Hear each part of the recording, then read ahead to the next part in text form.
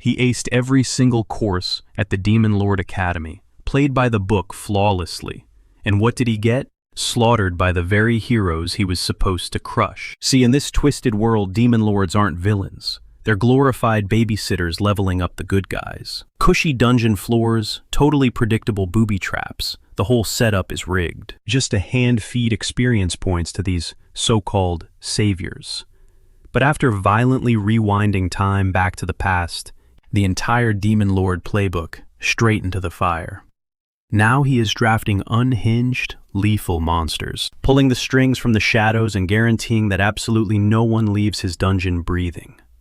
So what exactly goes down when a supreme villain finally decides to fight dirty? When a harsh truth slams into you out of nowhere, human or demon nature instantly hits the denial button. And that's exactly where Dias found himself when reality shattered his ego. His signature world-ending black flames. They barely scorched these puny humans. Why in the hell was the champion sword god currently driving a holy blade straight through his beating heart? His brain just short-circuited. He was the undisputed prodigy, dominating the elite Demon Lord Academy, crushing the competition as valedictorian and walking away with the highest honors. The sacred Demon Lord standards, the ultimate manuscript forged by the original Dark Sovereign, who built their entire empire.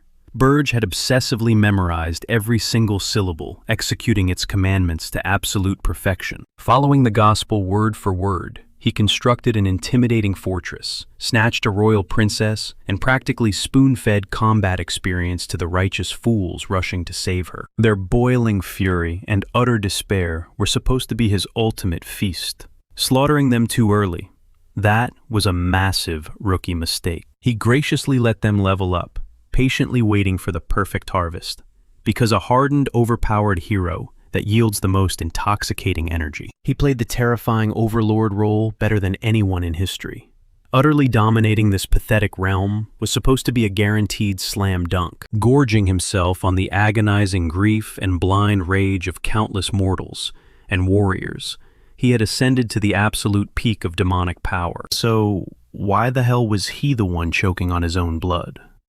Glaring up at the smirking champion, Burge gasped out a desperate, "How?" The hero just let out a dark chuckle. All these big bad demon lords always spit out the exact same final words. They literally dig their own graves. Why do you freaks always look so violently shocked when you lose? Burge's mind was spinning. It made zero sense. He spat blood, cursing the absurdity, while the hero casually mocked their textbook strategy. Royalty deliberately leaving breadcrumb trails for the good guys, practically begging a strike team to kick down their doors. The swordsman violently twisted the blade deeper into Burge's ribs, barking out a harsh laugh. Are you actually this brain dead? If it were me, I'd have butchered the reigning monarch on day one. That would have thrown the whole damn nation into pure anarchy. Burge internally panicked. Taking the king would trigger a massive political civil war, with greedy nobles fighting for the crown. But then their delicious hatred wouldn't be laser-focused on him. He'd completely lose out on the vital dark energy needed to evolve. That completely violates the sacred rules. The champion wasn't done ripping him apart. And it gets better. Whenever we ignored your little fortress, you'd conveniently dispatch just enough weak-ass monsters to our hometowns. Honestly, I should be thanking you for the free target practice. And when we finally raided your place, it was a complete joke. Floor 1 is packed with absolute garbage tier mobs. My entire squad got to grind levels at our own chill pace, maxing out our skill trees. Burge desperately rationalized his choices. The challengers couldn't die too early. He calculated every single variable perfectly, just like the manual preached. The hero brutally yanked his glowing greatsword free and kicked Burge squarely in the chest, forcing a breathless, agonizing gasp from the Demon Lord's lungs as he collapsed hard onto the cold stone. Standing over him, the champion smirked. Whenever this dungeon, we just casually wipe out the final boss. Then a fresh overlord spawns in, resetting our perfect little infinite farming zone. He glanced over his shoulder at his heavily armed party. Ain't that right, guys? The squad erupted into loud, obnoxious cheers, pumping them. They were literally shouting thanks to their murderer for power leveling them, calling him the absolute GOAT of demon lords. treating him like some generous, twisted sugar daddy who built them a 5-star obstacle course. They openly mocked him, expressing massive gratitude for all his back-breaking labor in setting up their personal sugar daddy. Berge's vision swam in absolute horror. His terrifying stronghold was nothing but a damn playground to these brats. The Gold casually remarking that the boss fight was actually pretty decent. Yeah, we lost a ton of party members on this run, but whatever. It skyrocketed my fame. With a sickeningly smooth motion, he brought the heavy steel, bidding a cheerful farewell to the broken overlord. Berge ground his fangs together so hard they cracked. How dare this arrogant little punk treat him like trash? To utterly humiliate an apex predator like this. If this was the result, then what the hell was the point of the There was absolutely no way he was fading out like some pathetic stepping stone. Scraping together every last drop of it, he roared at the top of his lungs. I am the demon. And in a spray of black blood, his head violently separated from his neck. As it spun through the air, he caught glimpses of the victor, the vaulted ceiling of his own throne room, and finally, the heavy iron boots of his killer. A silent, venomous promise echoed in his fading consciousness. His severed head watched as his decapitated corpse suddenly ignited with a blinding, terrifying aura. Meanwhile, the oblivious champion barked at his squad to back off, claiming the demonic horns as his personal trophy. But then he caught volatile crimson lightning violently sparking from the massive neck wound. With his final echoing thought, Berge swore that if he was going straight to hell, he was dragging every last one of these bastards with him. The smug smirk instantly melted off the hero's face into a panicked, shaky, nervous laugh.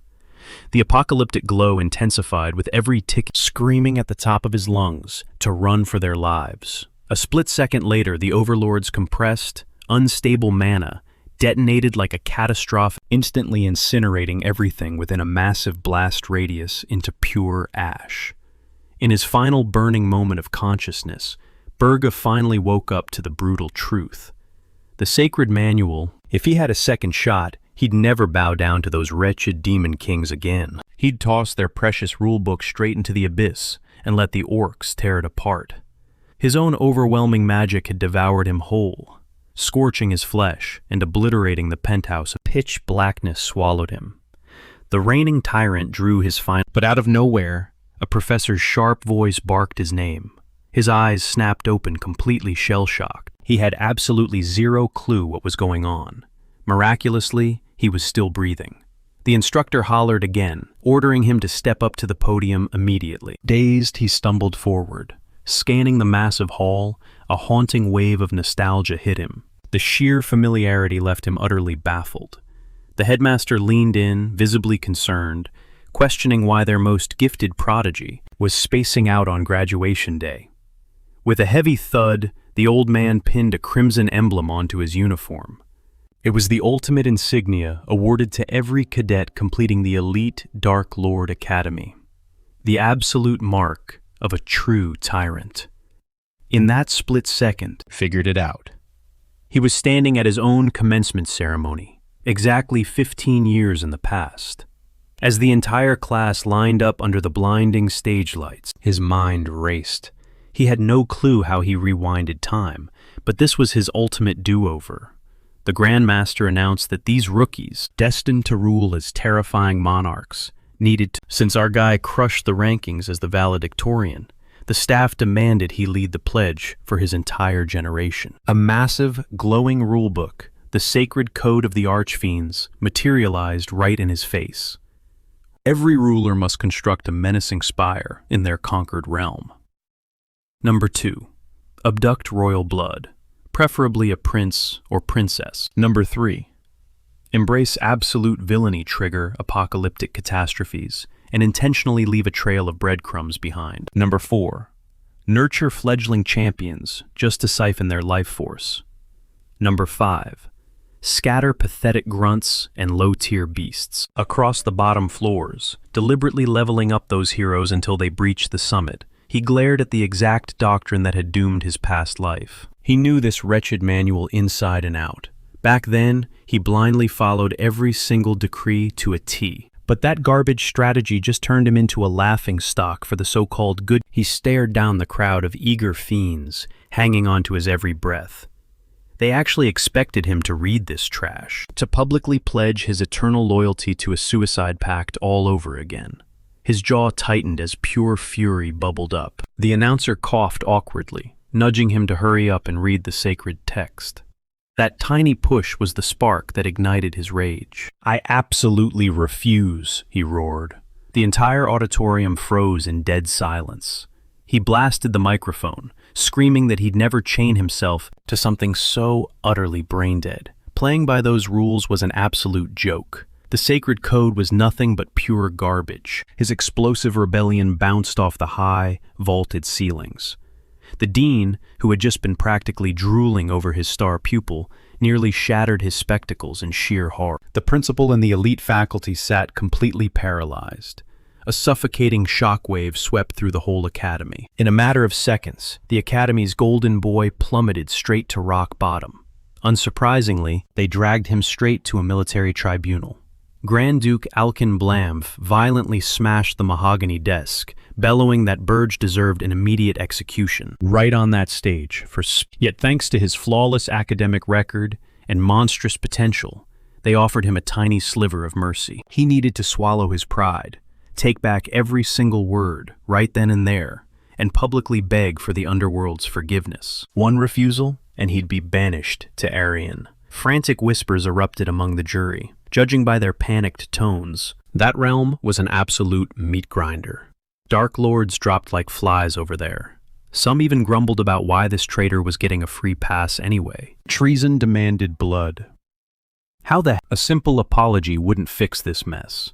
The towering Duke leaned in, growling that he fully understood exactly how brutal Arian was. It was a notoriously cursed battleground that had already swallowed countless tyrants. But Burge didn't even flinch. He fiercely doubled down, boldly volunteering for the suicide mission. Once he conquered that hellhole, he'd prove their precious manual was pure trash. The Duke roared that he was a lost cause and slammed the gavel. Banishment to Arian, effective immediately. He'd be stripped of every single elite perk given to high-ranking lords. Zero backup, zero troops. He wouldn't get a single underling to watch his back, and he was locked out of the abyss until he secured total victory. A violent magic portal sucked him in and spat him out thousands of feet above Arian. Plummeting through the clouds, he figured this exact punishment was inevitable after pulling that insane stunt. But the irony hit hard. He was back in Arian, the very same world swarming with the champions who previously slaughtered him. Even in his past life, he had hand-picked this nightmare zone. He was arrogant enough to believe that an absolute powerhouse like him deserved to crush a max difficulty raid. That toxic pride got him butchered, since the locals here ruthlessly exploit every single blind spot. Shattering the chains of the standard rules, he spread his wings and crashed down like a blazing comet onto the peak of Mount Everest in the northern continent. He made an ironclad vow. History would absolutely not repeat itself. In this life, he was going to weaponize the hero's own rules right back at them. Cut to Gordon Derrick. As the valedictorian of the Demon Academy, he was practically buzzing with electric. You see, while the Demon King Academy forges the ultimate rulers, the regular Demon Academy churns out their elite right-hand men. And the underworld operates on one golden rule. The absolute best servant bows to the absolute strongest master. Entering the grand ceremony hall, the silver medalist demoness flashed him an envious smirk. Lucky bastard. It pays to be number one, she teased. After all, Gordon had scored the ultimate jackpot. He was about to Nearby, the third-place graduate was kicking himself for slacking off, prompting Gordon to step in and toss out a bone of pity. Hey, your assigned masters are top tier too, he offered smoothly. Though in his head he gloated. But they aren't even a fraction of Lord Burge. Burge hailed from the terrifying demon-dragon bloodline, a once-in-a-millennium prodigy, destined to carve his legacy into the underworld's flesh.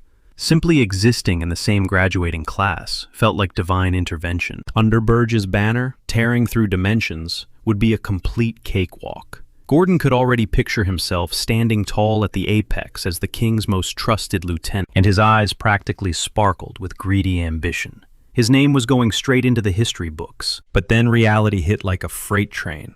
When Burge stood at the podium and flat out rejected the sacred Demon King guidelines, Gordon froze, calling centuries of tradition absolute garbage. His jaw hit the floor. Fast forward to the present, and Gordon found himself shivering deep within the unforgiving Urza's mountains. The best demon follows the best master.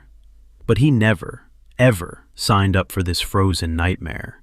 Burge glanced his way, casually mentioning how higher-ups claimed he'd be totally abandoned, yet here was one stubborn straggler. Gordon slowly pivoted toward his master, just as Burge offered a welcoming hand, genuinely glad to see him. But Gordon completely ignored it, blurting out the burning question tearing at his sanity. "Why the hell did you do that?" The king blinked, entirely unfazed. Gordon aggressively gripped his own hair, completely losing his cool.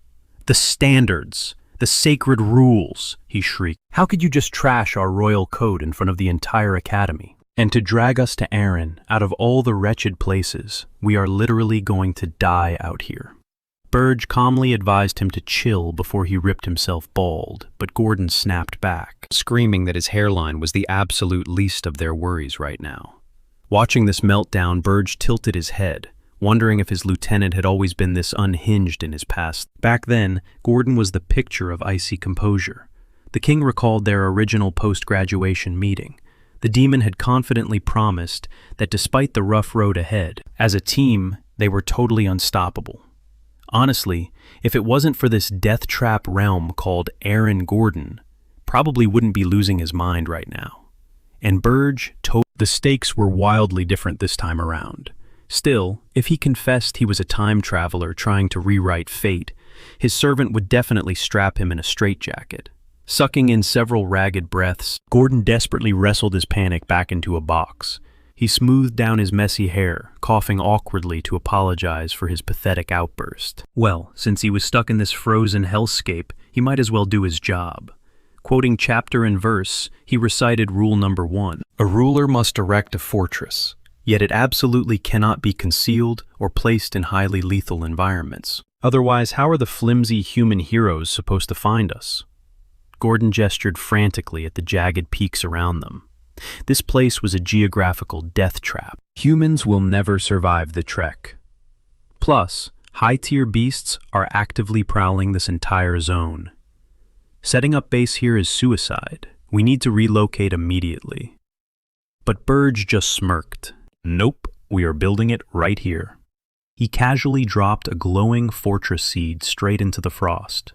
To sprout a demonic stronghold, the seed required soil and a heavy tribute of royal blood. Watching this, Gordon's eyes nearly popped out of his skull. His master was blatantly defying the sacred laws. "Are you seriously throwing our demonic pride straight into the gutter?" Burge honestly couldn't blame him for gagging. To any self-respecting demon, rebelling against instinct was like pulling teeth. It was practically impossible unless you had literally stared death in the face and crossed over. And he knew that better than anyone. Squeezing his fists so hard that crimson drops splattered into the snow, Burge locked eyes with his lieutenant. "Listen to me very closely. Those are nothing but suicidal garbage, especially in a meat grinder like Aaron." The moment the blood hit the seed, a massive shockwave tore through the valley. The object flared violently, shooting out a blinding beam to map out the foundation. The king continued his dark lesson. "It is garbage because this continent is absolutely infested with heroes." The glowing blueprint rapidly mutated into a colossal magic circle. Recognizing Burge's brutal mana, the demonic stronghold violently erupted. Burge laid out the grim reality. The sheer volume of holy warriors here meant constant slaughter for their kind. Over centuries of wiping out dark fortresses, humanity cracked the code. They weaponized the very Demon King standards to hunt them down like animals. But in this timeline, Burge was ripping up the script. Honestly, they should rename it the Hero's Hunting Manual, he scoffed. Gordon's brain was completely frying, trying to process this madness. Looking up at the now towering monolith, he realized the crazy bastard had actually done it. Gesturing to the ominous gates, Burge led the way in. Stepping onto the first floor, they were met with a cavernous, desolate void. Gordon scanned the massive hall, utterly bewildered.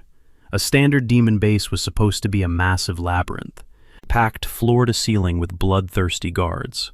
Yet this place was practically a ghost town, just a raw, brutalist fortress, stripped of all its a fittingly bleak castle for a king who rejected his own royal privileges. Ignoring the silence, they pushed upward until they breached the 5th floor. The throne, since every single level stood totally hollow, and the fortress was already constructed, he couldn't alter a damn thing. He figured he might as well stick to the second golden rule. A true sovereign of darkness absolutely has to snatch a royal heir, ideally the one next in line for the crown. That kind of high-profile target generates massive amounts of dark aura. Gordon spun around to face Burr, practically begging to offer some crucial guidance. "Listen," he urged. "The territory right next to the Urgus Mountains is Corzin." He pleaded with him to abduct their beloved princess, the direct successor to the throne. By feeding off the nation's boiling fury and crushing despair, he could skyrocket his power in no time. Deep down, Gordon braced himself for a flat-out rejection. But the attempt was mandatory. Yet shocking everyone, Burrs actually nodded, casually dropping that he already had a specific royal in his sights. Thrilled beyond belief, Gordon immediately volunteered to, but the rookie overlord shot him down, ordering him to defend the stronghold instead. A Dark Lord's sanctuary could never be left defenseless. Gordon practically beamed with pride, convinced that his master was the ultimate ruler after all. Perhaps the overwhelming stress of graduation had just messed with his head, and he could still be salvaged. Now the real game was finally starting.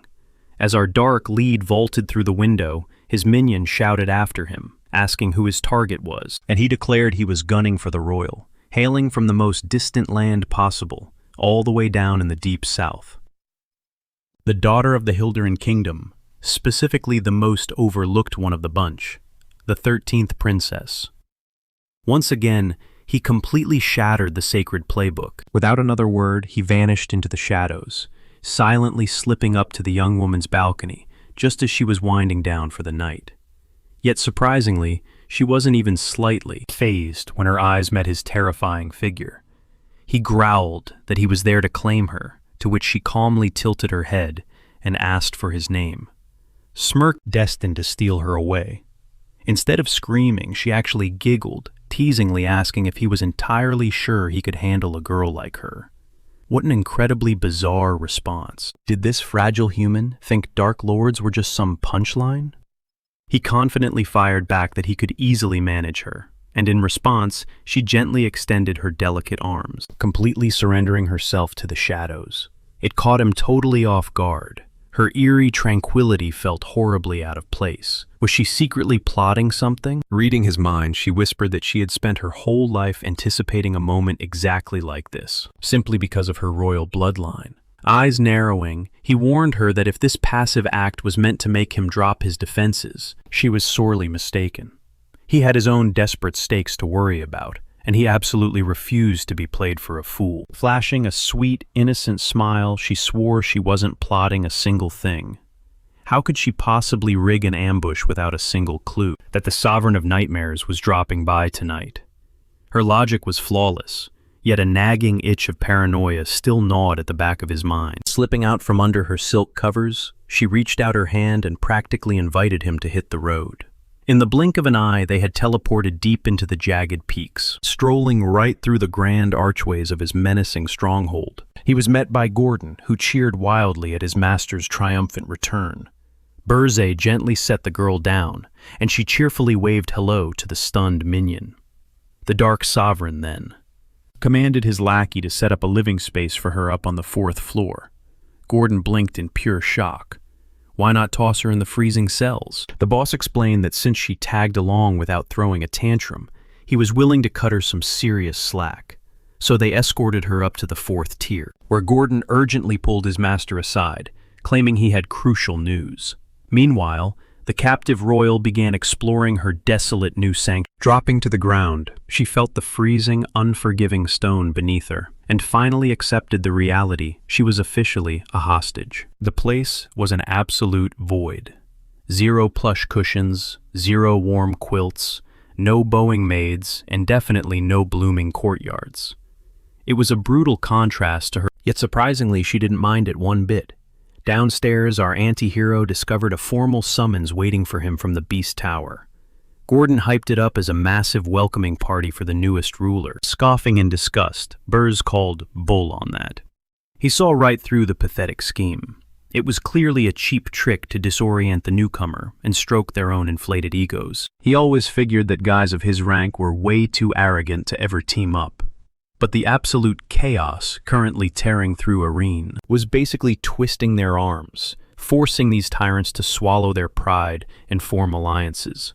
In the past, he'd just brushed them off as spineless cowards, but today, maybe he actually needed to play the diplomatic game. Striding straight into the savage territory, he came face to face with Draxon, the hulking beast demon king. The brute bragged about dominating the wasteland for 70 long years. Looking the newcomer up and down like a piece of meat, he demanded to know if this was the so-called fresh blood. Draxon sneered, mentioning rumors about a rebellious punk shredding the ancient rulebook. But honestly, the kid standing in front of him looked totally eyes cold. Our dark lead bluntly asked if the monster was begging to be slaughtered. Just as he suspected this meeting was a complete waste of oxygen, he really should have minded his own business. Draxon burst into a deafening roar of laughter, calling him hopelessly clueless.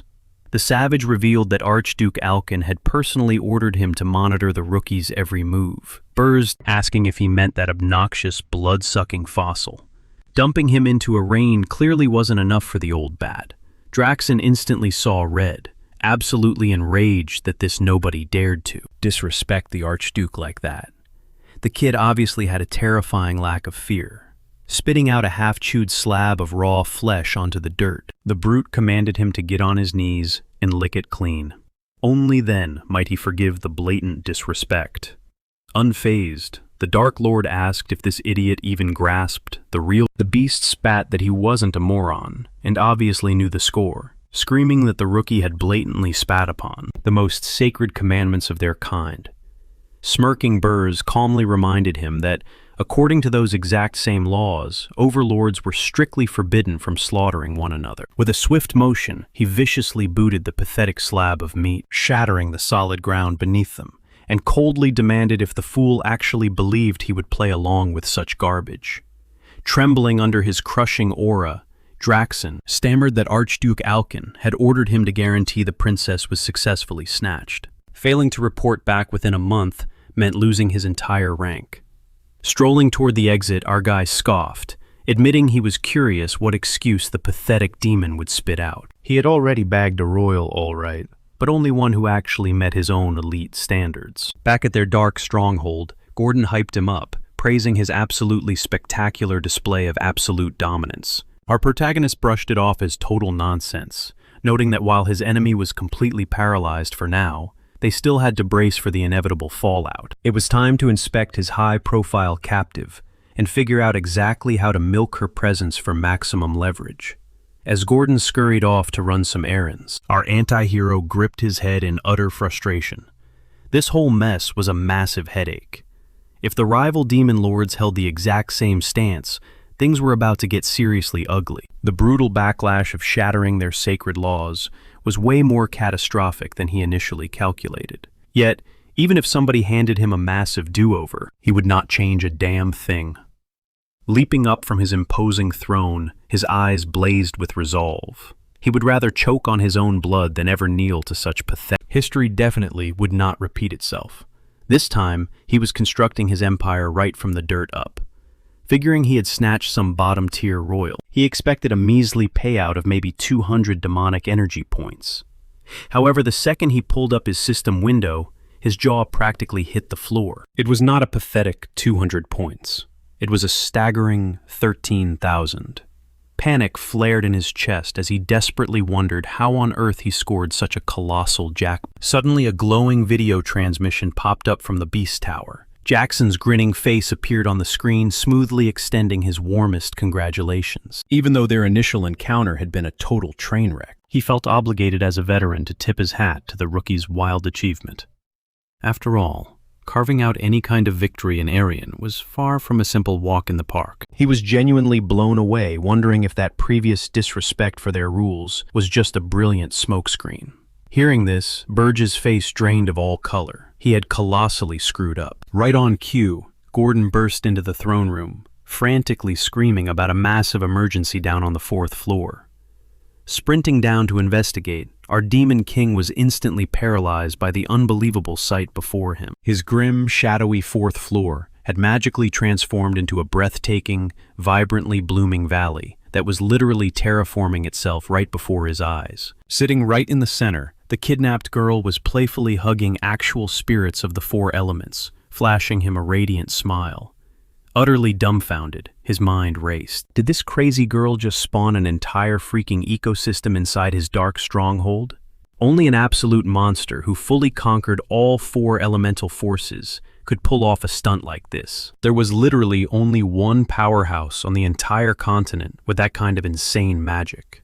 He stammered that he had specifically targeted the insignificant 13th Royal, but clearly he snagged the wrong girl. Chuckling softly, he totally mixed her up with Elena. Pure terror washed over his expression as a horrifying realization finally clicked into place, and with a sweet, innocent tone, she casually introduced herself as Ernie and Hildren. She was the legendary first princess of the mighty Hildren Empire. Meanwhile, back at the majestic royal palace, absolute pandemonium had erupted. The horrific news of her sudden abduction had finally hit. Blinded by explosive rage that some filthy scum dared to lay a finger on his precious little girl, the monarch immediately unleashed his most elite champions and commanded every single military unit to mobilize instantly. Their brutal mission was to rip the head clean off that suicidal Demon King's shoulders and drag his beloved daughter back home. Heavily armored legions of fiercely loyal knights were already marching out the massive gates. Back in the tower, Ernie smirked playfully, whispering that this exact scenario was why she warned him earlier about handling her. Gritting his teeth, our villain admitted he had caught rumors about a prodigy overflowing with endless mana, and his highly tuned senses simply locked on to her overwhelming. So how exactly did she bypass his flawless detection? Flashing a delicate band on her finger, she proudly revealed that this priceless royal heirloom allowed her. Slipping the artifact off, she tilted her head with a challenging glare, asking if that cleared things up. Did he want to furiously pack her bags and ship her home now? While his brain worked in overdrive. If he surrendered her now, he would be the absolute laughingstock of the underworld. A pathetic coward commands zero fear, which meant his entire demonic energy farm. He was strapped in for the ride. There was no turning back now. Suddenly, a sharp system ping alerted him to a massive wave of pure, concentrated hatred locking onto his terrifying currency stash had just skyrocketed to a staggering 19,000 points.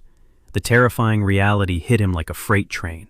His exact identity and location had already. So he stared her down, coldly, declaring that absolutely nothing was going to change, regardless of her flashy royal ranking. 1st or 13th, she was still securely locked down as his personal prisoner.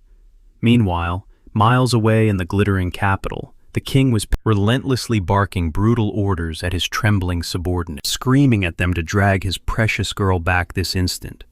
Sweating bullets, one of the top officials nervously interjected that they still lacked solid intel. He assured the raging monarch that multiple tracking units had already hit the road, so they just needed a little more patience. Veins bulging in his forehead, the king fiercely demanded they double their speed and dig up every. He screamed that his flesh and blood was violently stolen while they casually dragged their feet. Stepping forward, the royal advisor narrowed his eyes, pointing out a massive flaw in the enemy's logic. He reminded the court how that arrogant demon lord from the Lust Tower recently snatched a foreign prince. By pissing off way too many heavy hitters, that fool practically even with such a violently clear warning painted in fresh blood. Yet another suicidal villain had just swiped their top-tier royal. Did that not feel incredibly suspicious? The heavy silence in the room proved that every single person The king's knuckles turned white as he crushed his armrest, hissing through gritted teeth that a new demon king had officially risen. A breathless knight burst into the throne room, practically vibrating with excitement, as he reported discovering traces of teleportation magic. The magical signature pointed straight north, the likely origin. the freezing peaks of the REGRESSED mountains. Meanwhile, deep within that exact territory, Gordon warned his demonic master Burge that the Hildern... But Burge didn't even flinch. He just let out a low chuckle, totally waving off the threat. The Hildern. Kingdom forces could never actually reach them. Why? Because the REGRESSED mountains sat at the absolute northernmost edge of the continent, while Hildern was stuck way down south. It was a logistical nightmare. There was zero chance that every neutral country along that massive route would just let a foreign military march freely across their borders. No ruler in their right mind would permit that, leaving them with only one real option: hiring a hero from the guild. Cut back to the human king, realizing the impossible distance. He slammed his fist down, declaring they had to beg the Heroes Guild for help.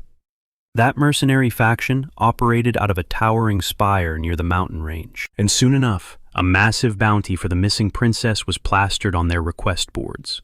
But the second the adventurers saw the destination was REGRESSED, every single one of them backed out. The region was a total death trap, crawling with nightmarish beasts, and they were far too terrified to risk their necks. Back in his stronghold, Burgess smirked, predicting this exact outcome. He knew those so-called saviors were completely driven by greed. They would never willingly walk into a slaughterhouse just for a rescue mission. That was exactly why he planted his fortress there. Gordon stared at him, absolutely blown away by his master's tactical genius. Burge played completely outside the rules, yet he understood the world of Aryan so perfectly, it was like he had lived a past life here. Days bled into weeks, and when the human king found out that the guild was dodging the quest like the plague, he exploded into a screaming fit, roaring about how useless these fakes were.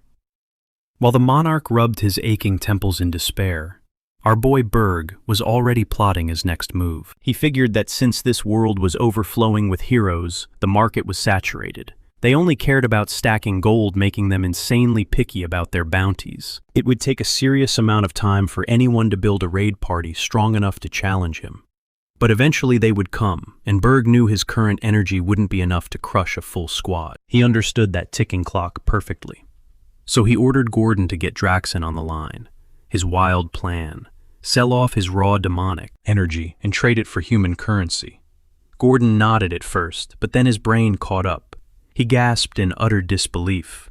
Why would he sell that power? That very same energy was the ultimate currency. It let a demon shatter their biological limits, upgrade the tower's defenses, and spawn terrifying monsters. And he wanted to pawn it off for human cash. Bergie simply stated that Draxen would cough up a massive fortune for it. Raw energy alone wouldn't stop the incoming raid. But if he weaponized that insane amount of wealth, he could easily flip the board in his favor. Stepping out of his lair, Berge traveled to Holton, a heavily fortified town at the edge of the mountains. The moment he strolled up to the gates, armored guards crossed their spears, barking at him to halt and state his business. Burge played it cool, claiming to be a wandering mercenary. The guards scoffed, asking what kind of lunatic would wander near REGRESSED solo. His eyes narrowed with heavy suspicion. But that skepticism magically vanished the second Burge flipped him a solid gold coin. Suddenly, the gate swung wide open. Stepping inside, Burge scanned the bustling streets, realizing that wandering blind was a rookie mistake. He needed a local guide. Meanwhile, inside the rowdy headquarters of the Scarlet Hawk Mercenary Guild, a nervous rookie tugged at his captain's sleeve, whispering that they should pack up and flee. The veteran captain laughed in his face. Why run? Life was a breeze. The local army did all the heavy lifting against the monsters, while they just scooped up the leftover loot. It was basically free money. But another merc chimed in, pointing out the terrifying rumor that a new demon king had literally just dropped a tower into the REGRESSED mountains. The captain just took a swig of his drink and smirked. It was pure garbage. He knew how demon kings operated. They always built their fortresses in totally accessible spots, so heroes could actually reach them. The anxious guy argued that this one, allegedly, snatched the Hildern princess, but the captain fired back, asking when a demon king had ever crossed an entire continent just to abduct some random noblewoman. The nervous merc pressed on, asking how he explained the Heroes Guild, flat out refusing the rescue mission. The captain slammed his mug down, declaring that the whole thing was just a pathetic publicity stunt. The princess was the golden child of a filthy rich family. The guild was obviously faking cowardice, just to extort a higher payout. They were mercenaries. They knew exactly how that greedy game worked. But right then, a chill filled the room, as Bergie materialized directly. "Oh, is that how it is?" the captain shrieked, tripping over his own boots and scrambling backward across the floor. He panicked, screaming, "Who the hell are you?" Our boy flashed a wicked grin, noting that they seemed incredibly well connected. They were the perfect candidates for his new tour guides. He casually ordered one to stay and told the rest to get lost. Enraged, the mercenaries drew their blades and lunged, roaring that nobody disrespected their guild, and walked out, breathing. Burge didn't even blink. He blitzed through the room in a blur of motion, casually snapping bones and dropping bodies like sacks of dirt. A massive brute, wielding a warhammer, leaped into the air, bringing the crushing steel down with everything he had. But Berga just raised a single hand and caught the devastating blow mid-swing, leaving the giant absolutely paralyzed with fear. Up on the second-floor balcony, a squad of crossbowmen locked their sights on him, but Burge just tossed the hulking brute aside like a rag doll, smashing him through a row of wooden tables. Watching his entire crew get dismantled in seconds, the captain huddled on the floor, realizing with sheer terror that this guy was. A massive crash shook the guild's exterior, but the locals just brushed it off. They figured it was just another typical tavern brawl, not even bothering to poke their heads out. Inside, Burz had already wiped the floor with the entire crew. He casually strolled up to the trembling mercenary captain, whispering to him to just relax. The deal was simple. Answer a few quick questions, and he gets to keep his life. The captain instantly dropped to his knees, frantically pleading for mercy.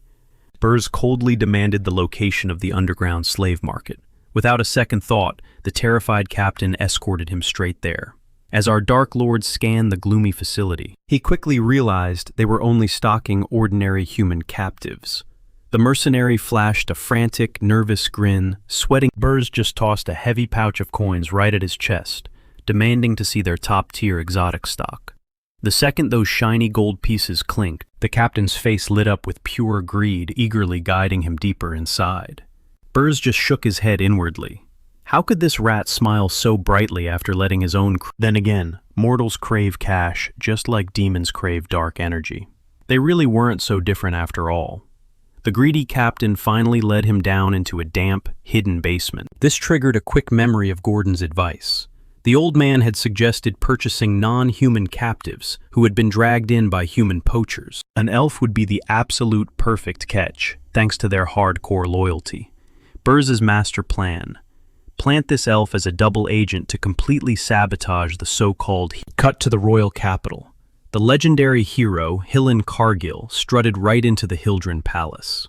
The king practically rolled out the red carpet, beaming with joy, as he bragged that he knew the hero would take the job. Playing the perfect knight, Hillen boldly declared that he would rescue the darling princess. Back in the murky basement, a shady trafficker slithered up to Burz slickly, asking what kind of exotic pet he was hunting for today. He flatly stated he was here for an elf.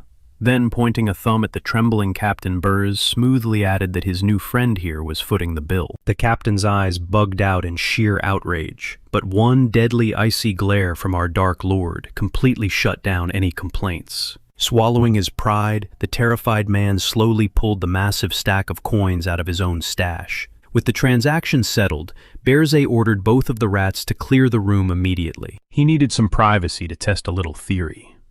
The slimy traitor hesitated, stammering out a warning that the captive elf was completely feral, and Berze just waved him off. If the pointy-eared guy wrecked the place, his generous mercenary buddy would cover the damages. The captain angrily clicked his tongue, but dragged himself out alongside the trafficker anyway.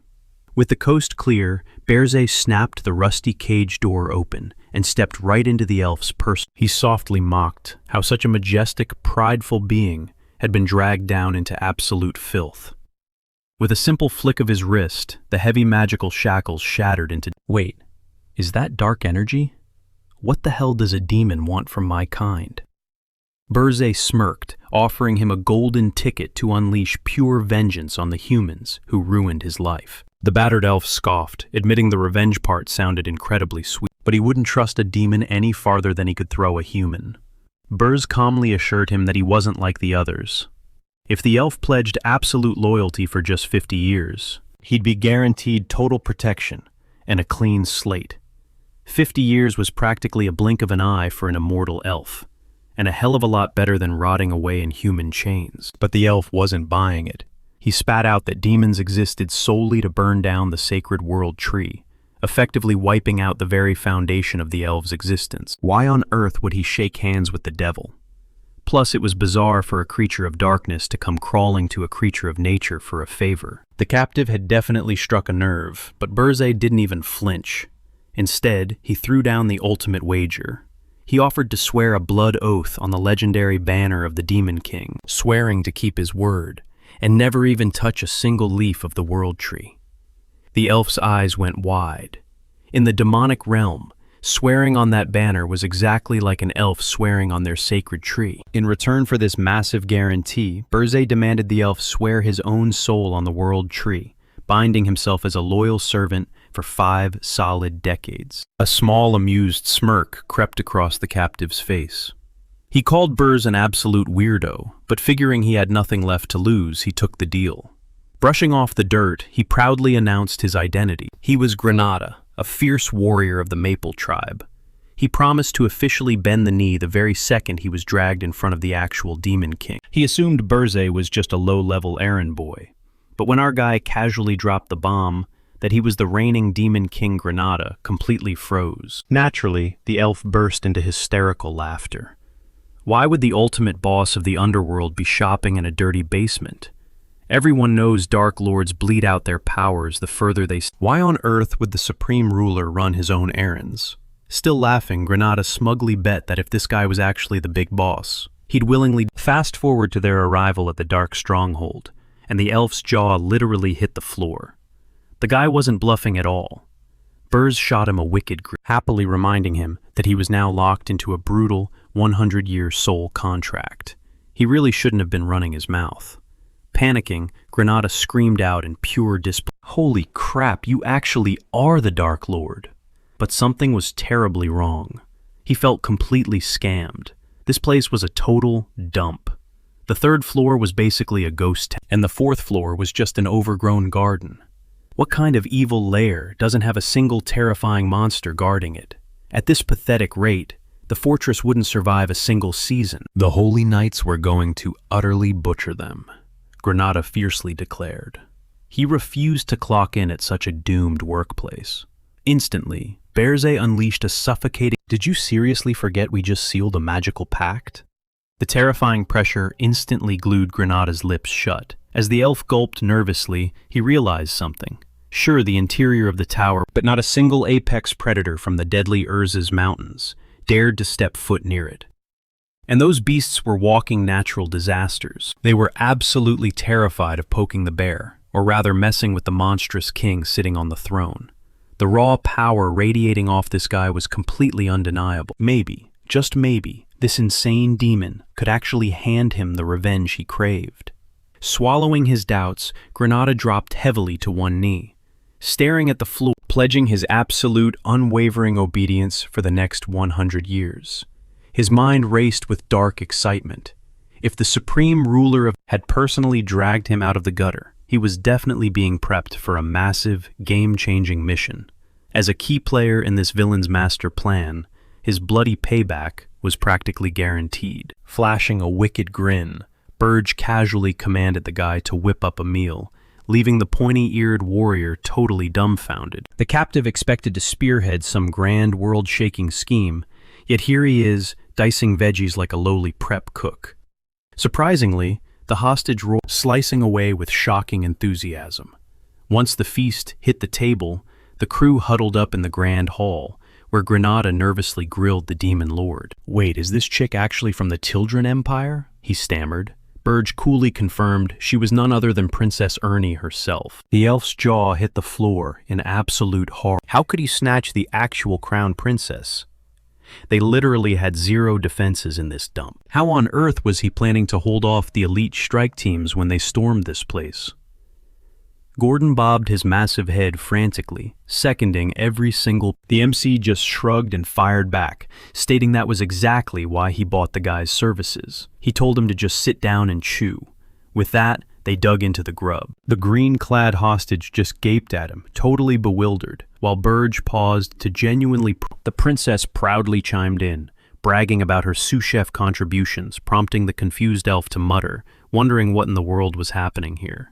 Right after wiping the Granada nervously questioned if he was expected to clash with the incoming champions right on this floor.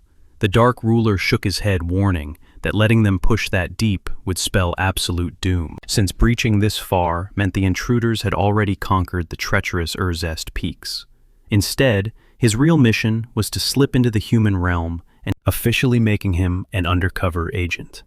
Burge laid out the terms, but declared that before any of that went down, a brutal combat trial was mandatory. Flashing a cocky smirk, he dared the guy to strike, only for Granada to scoff, claiming that taking down the Demon King inside his own stronghold was a guaranteed game over. To level the playing field, Burge offered a crazy handicap. He would fight one-handed without tapping into a single ounce of dark magic. Plus, if the elf managed to win, his forced servitude would be slashed down to him. Instantly sparking his aura, the captive warned the boss to keep his promise, fiercely swearing he was going to knock his head right off his shoulders. That meant holding absolutely nothing back. He blasted off the ground, charging straight at Burge, while hurling massive boulders of solid rock right at his face. The demon effortlessly swatted away the barrage, visibly impressed that the guy remained so violently agile despite his long captivity. Was he siphoning the raw energy, flooding level 4, or just flexing insane natural buffs? It was a beautifully savage combat flow textbook for an elite forest warrior. Granada barked back that standard elves could never pull off moves like these. He taunted the boss, claiming he sealed his own doom by picking the wrong fight on the wrong turf. Thick rage tightly around Burge's ankle, instantly catching his attention. The attacker lunged forward with a savage sneer, roaring that his opponent left his guard wide open. Now he was coming. The MC chuckled dangerously, admitting the trap was clever, but coldly reminded the fool exactly who he was dealing with. He flared his terrifying presence, calmly assuring the panicked elf not to sweat it. He promised he wouldn't actually unleash his true darkness, swearing to pull his punch just enough to avoid finishing the guy off. Utterly terrified, the attacker screamed for a timeout, right before an earth-shattering boom violently rocked the entire fortress. Sometime later, inside the grimy local hub of the Scarlet Hawk mercenary crew, the greedy commander's eyes turned into dollar signs as he happily welcomed Burge back to the fold. The boss casually dropped that he wanted to lease the entire strike force for a full 12 months.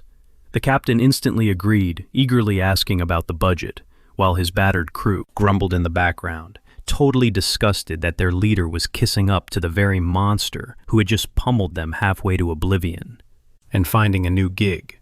But the second the MC slammed a massive sack of gold down the exact same grunts, shamelessly declared they would follow him to the grave. Loyalty is the absolute core of the mercenary code, so who cares if he beat them senseless?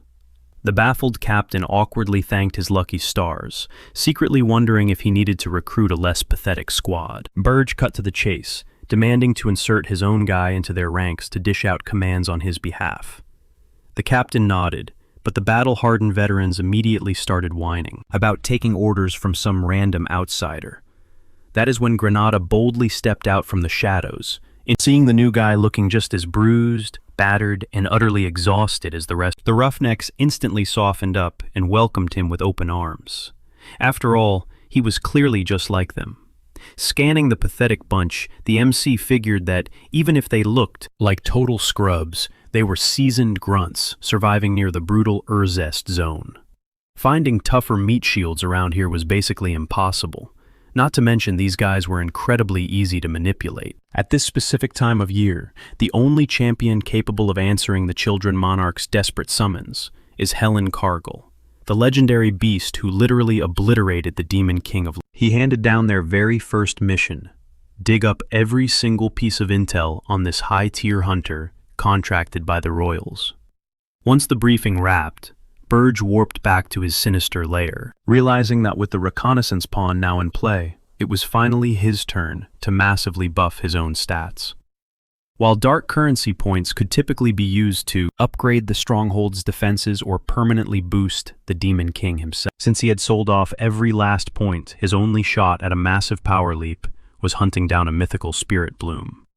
This ultra-rare mana gem crystallizes after gorging on pure, untainted, natural out in the savage Urzest range, where lethal magical blizzards rip through the air and nightmarish beasts roam free. The wilderness remains totally untouched by human hands. Because of this perfect isolation, these mystical blossoms soak up nature's magic for decades, brewing an insanely potent, crystal-clear energy. Scoring one of these legendary relics out here would be the ultimate jackpot. Sure, for a creature of darkness it wouldn't hit quite as hard as absorbing pure dark aura, but a buff is a buff. He casually informed Gordon that he was heading out into the wild to track down the mystical flower, prompting a very serious warning from his massive heading out blindly was a massive gamble, basically hunting for a single needle across a barren wasteland. Out there, those monsters were nothing more than mindless predators. They'd rip him to shreds the second he dropped his guard. The Demon King brushed off the threat slaughtering them was child's play, but tracking down that elusive spiritual blossom, that was the real nightmare. Gordon had to agree. If they wanted to find it, they desperately needed a top-tier mana tracker. Suddenly, a soft tap echoed through the heavy doors. Ernian peeked into the grand throne room, nervously asking if the king was tied up. In a flash, it hit them both. The princess was the ultimate magical radar. No time to waste, they were moving out.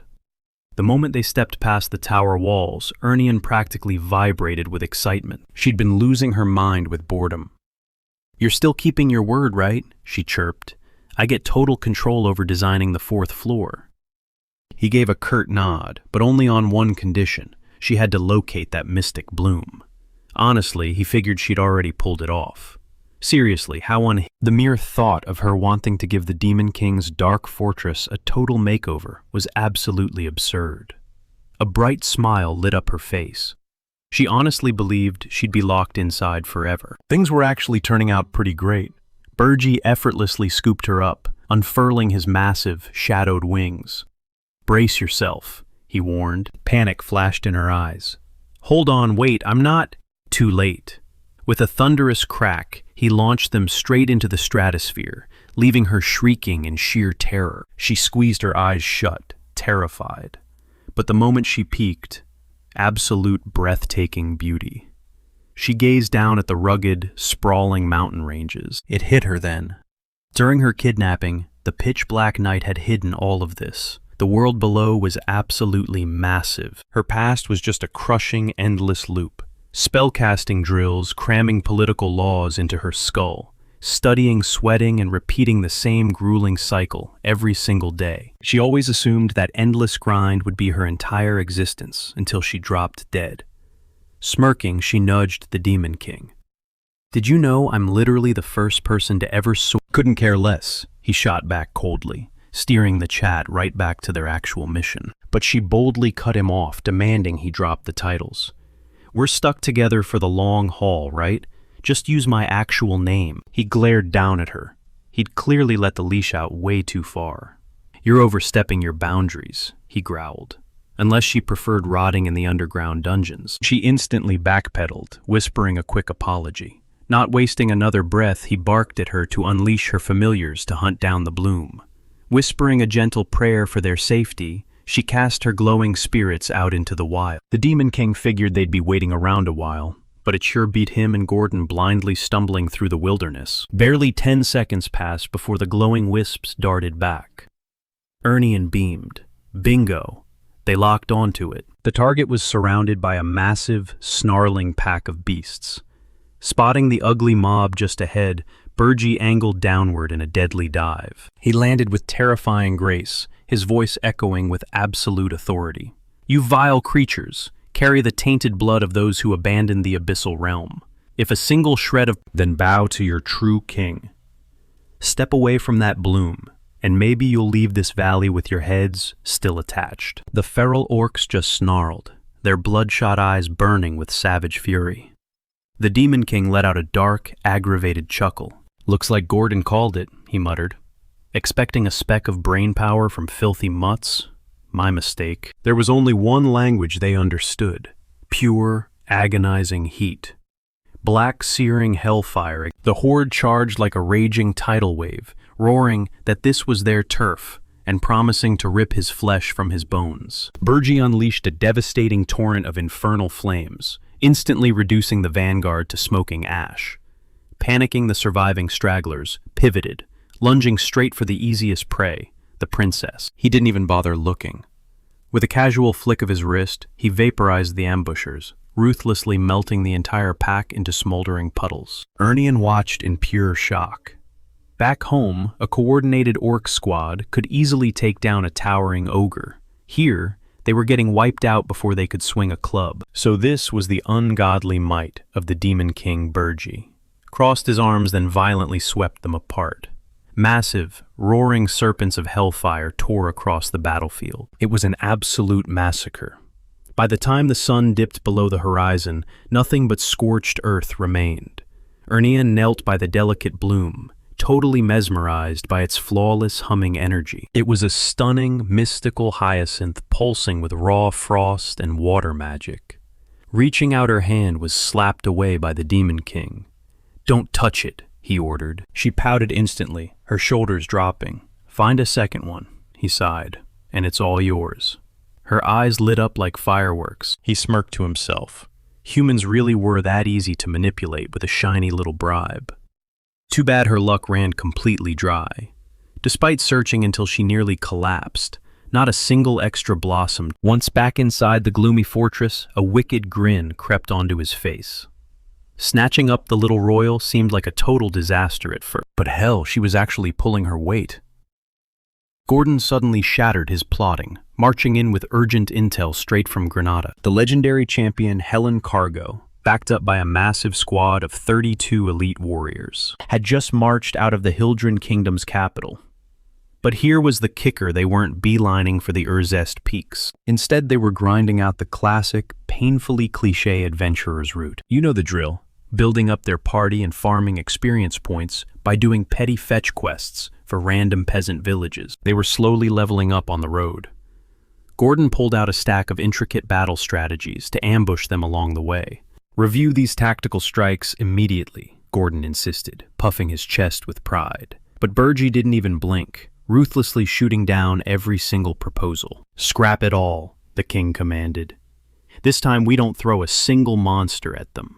We don't lay a single trap. Throwing weak fodder at them would just power them up faster." "Send Granada a new directive," Burji sneered.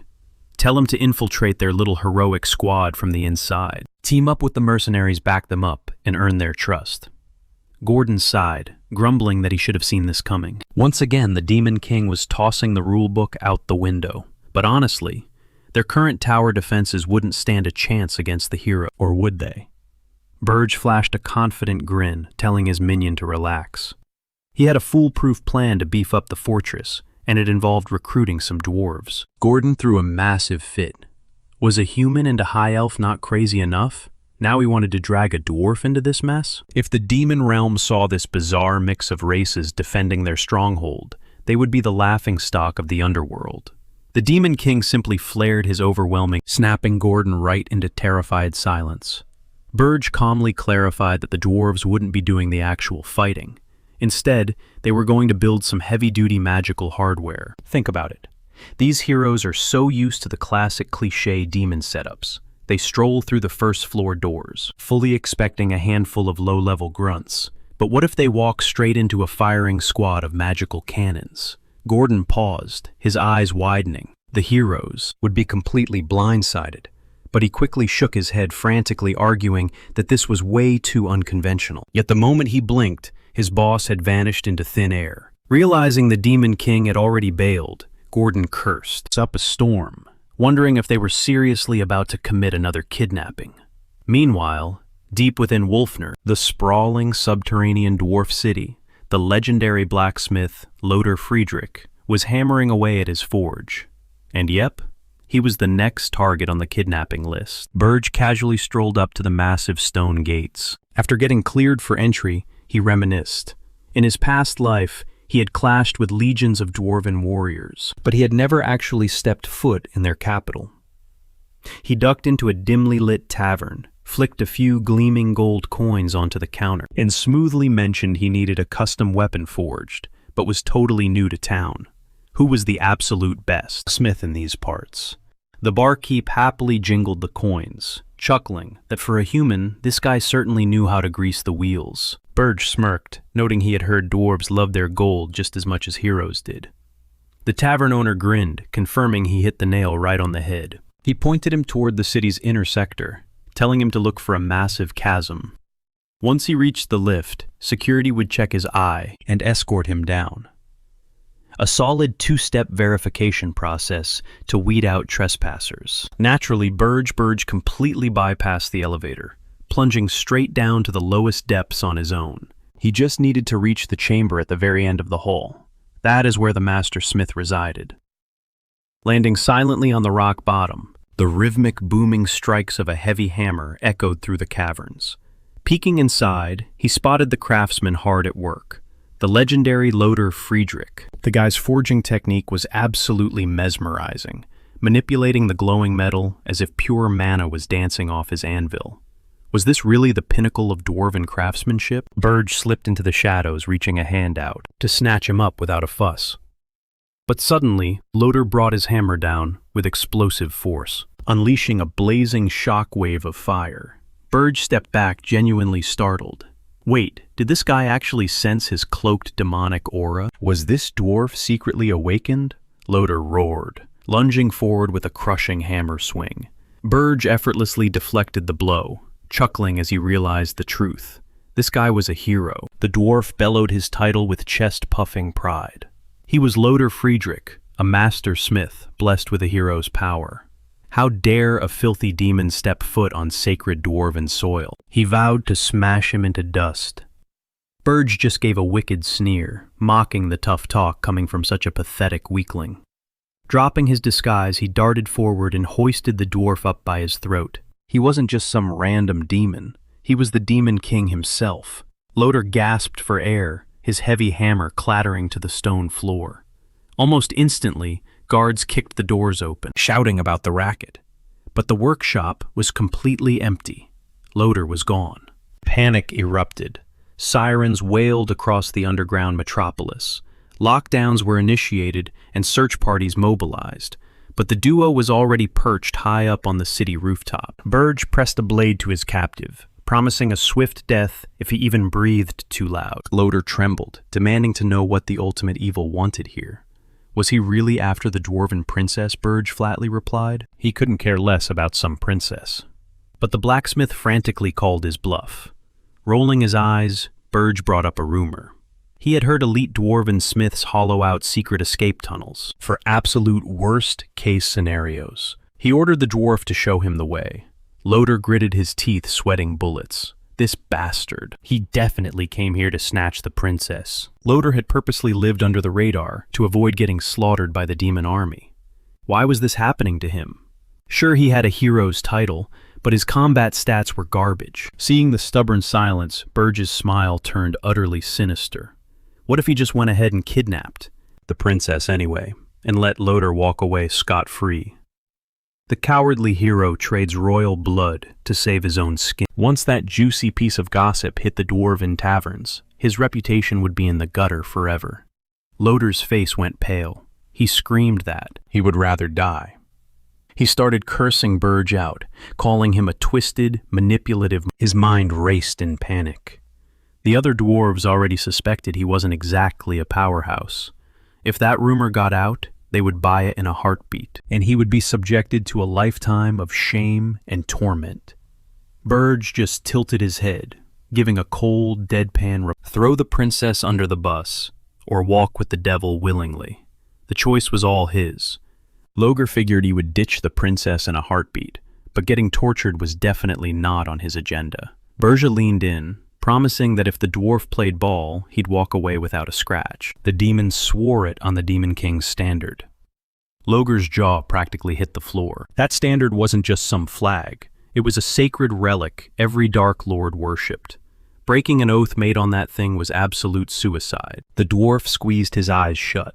It was a hell of a gamble, but he finally swallowed his pride and made the call. Slapping on a greasy grin, he told the Demon King he'd show him the way to the underground tunnels. Berja just scowled, demanding to know what was up with that punchable look on his face. It was seriously getting on his nerves. Meanwhile, heavily armed guards swarmed Loger's and whined, demanding to know where her blacksmith ran off to before finishing her weapon. A terrified subordinate stammered that they suspected a kidnapping, and she snapped, screaming at him to shut his mouth. Loger was a hero. Since when do legendary heroes just get snatched off the street? The guard nervously pointed out that he was a blacksmith first, which kind of explained his combat skills. Louise just swatted the excuse away, barking at them to hunt down the culprit and drag him before her right this second. The guards scrambled like terrified mice to execute her command, flashing a deeply unsettling psychotic grin. She would personally rip their heads from their shoulders. Cut back to our unlikely duo squeezing their way through a pitch-black hidden corridor. For the entire trek, the dwarf's backside was wiggling right in Berja's face, driving him absolutely insane. The Demon King's patience was wearing razor thin, and sparking his dark flames he growled, asking how much longer he had to stare at this gross monstrosity. The dwarf panicked, babbling that the tunnel was just too tight, but they were practically at the exit, so he begged the Dark Lord to just hold on a little longer. Berja barked at him to pick up the pace, and finally, they spilled out of the secret exit far beyond the city walls. Dusting himself off with a smug smirk, the dwarf declared his end of the bargain fulfilled. He pointed out the underground route and told Berja he was flying solo from here on out. The Demon King's eyes darkened chillingly, asking what kind of absolute garbage he was spouting. Loger recoiled in pure terror, shrieking about the sacred oath on the Demon King's standard. He frantically reminded him of the promise to keep him safe. Berja coldly replied that he couldn't care less about that useless piece of cloth. Loger's mind short-circuited. Just what kind of twisted Demon King was this guy? Looming over him like a shadow of death, Berja pondered aloud what to do with his little guide. Stumbling backward in sheer dread, the dwarf realized he really should have just thrown the... Dropping to his knees, Loger started desperately bowing, swearing up and down that he was incredibly valuable. He bragged that his metallurgy skills were totally unmatched.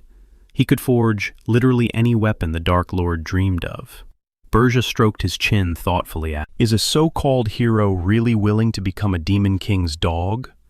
Loger let out a shaky, pathetic laugh, insisting the boss shouldn't doubt his loyalty for a second. He offered himself up on a silver platter, even volunteering to be a double agent.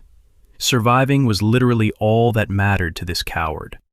Smirking, Berja stated that if he swore absolute loyalty, he might just show him a sliver of mercy. Loger kissed the dirt, raining praises and gratitude upon his new master. But deep down, he was laughing at how stupidly gullible this demon was. Did this idiot seriously think he would play the loyal spy? Not a chance in hell. The second he created some distance, it was game over for the Dark Lord. He was going to rally a massive hunting party and make sure the demon regretted sparing him for the rest of his miserable life. But then, blink. He jolted awake inside the dark tower, his brain utterly scrambled by the sudden change in scenery. Nearby, Gordon was gripping his hair in disbelief, asking his liege, "Did you seriously drag the dwarf back here? The guy is literally a hero." Berja casually told him to chill out. Right on cue, Granada beamed in with a magical transmission ready to report. Spotting the new arrival in the background, even Granada sounded totally baffled. "Wait, did you kidnap a dwarf?" Berja brushed him off, saying he would drop the full briefing later. And while Gordon was busy having a full-blown panic attack over this chaotic hostage situation, Ernian wandered over to the captive. "Did you come to rescue me?" she asked softly, before muttering, "Though I highly doubt it." Loger was still completely out of it. His brain was struggling to process reality. Slowly he spun around to face the Demon King, screaming, "Why the hell am I here? You promised to let me walk." Berja just raised an eyebrow. "I literally never said that." He coldly reminded the dwarf of his exact words he promised to show mercy. Berja nodded smugly. Sparing his life was the mercy. Panic-stricken Loger demanded to know how he got dragged all the way. The Dark Lord bluntly stated that he just knocked his lights out and carried him over. It was the most logical play, considering he couldn't trust the sneaky little blacksmith any farther than he could throw him. Hearing the cold, hard truth, Loger started chuckling, a sound that quickly spiraled into unhinged, hysterical laughter as his doom finally set in. Smirking Berja asked if he was really that thrilled to become his newest minion. Tears actively streaming down his desperately smiling face, the broken dwarf choked out that yes, he was absolutely overjoyed. Berja gave him a mocking pat on the back for his stellar attitude, and immediately dropped his first assignment, rigged the entire first floor with heavy cannons to blow any invading hero. Fast forward a bit. Over at Ernest, the forward operating base for the hero coalition Granada slipped out onto a quiet balcony, establishing a secure, silent link to his king.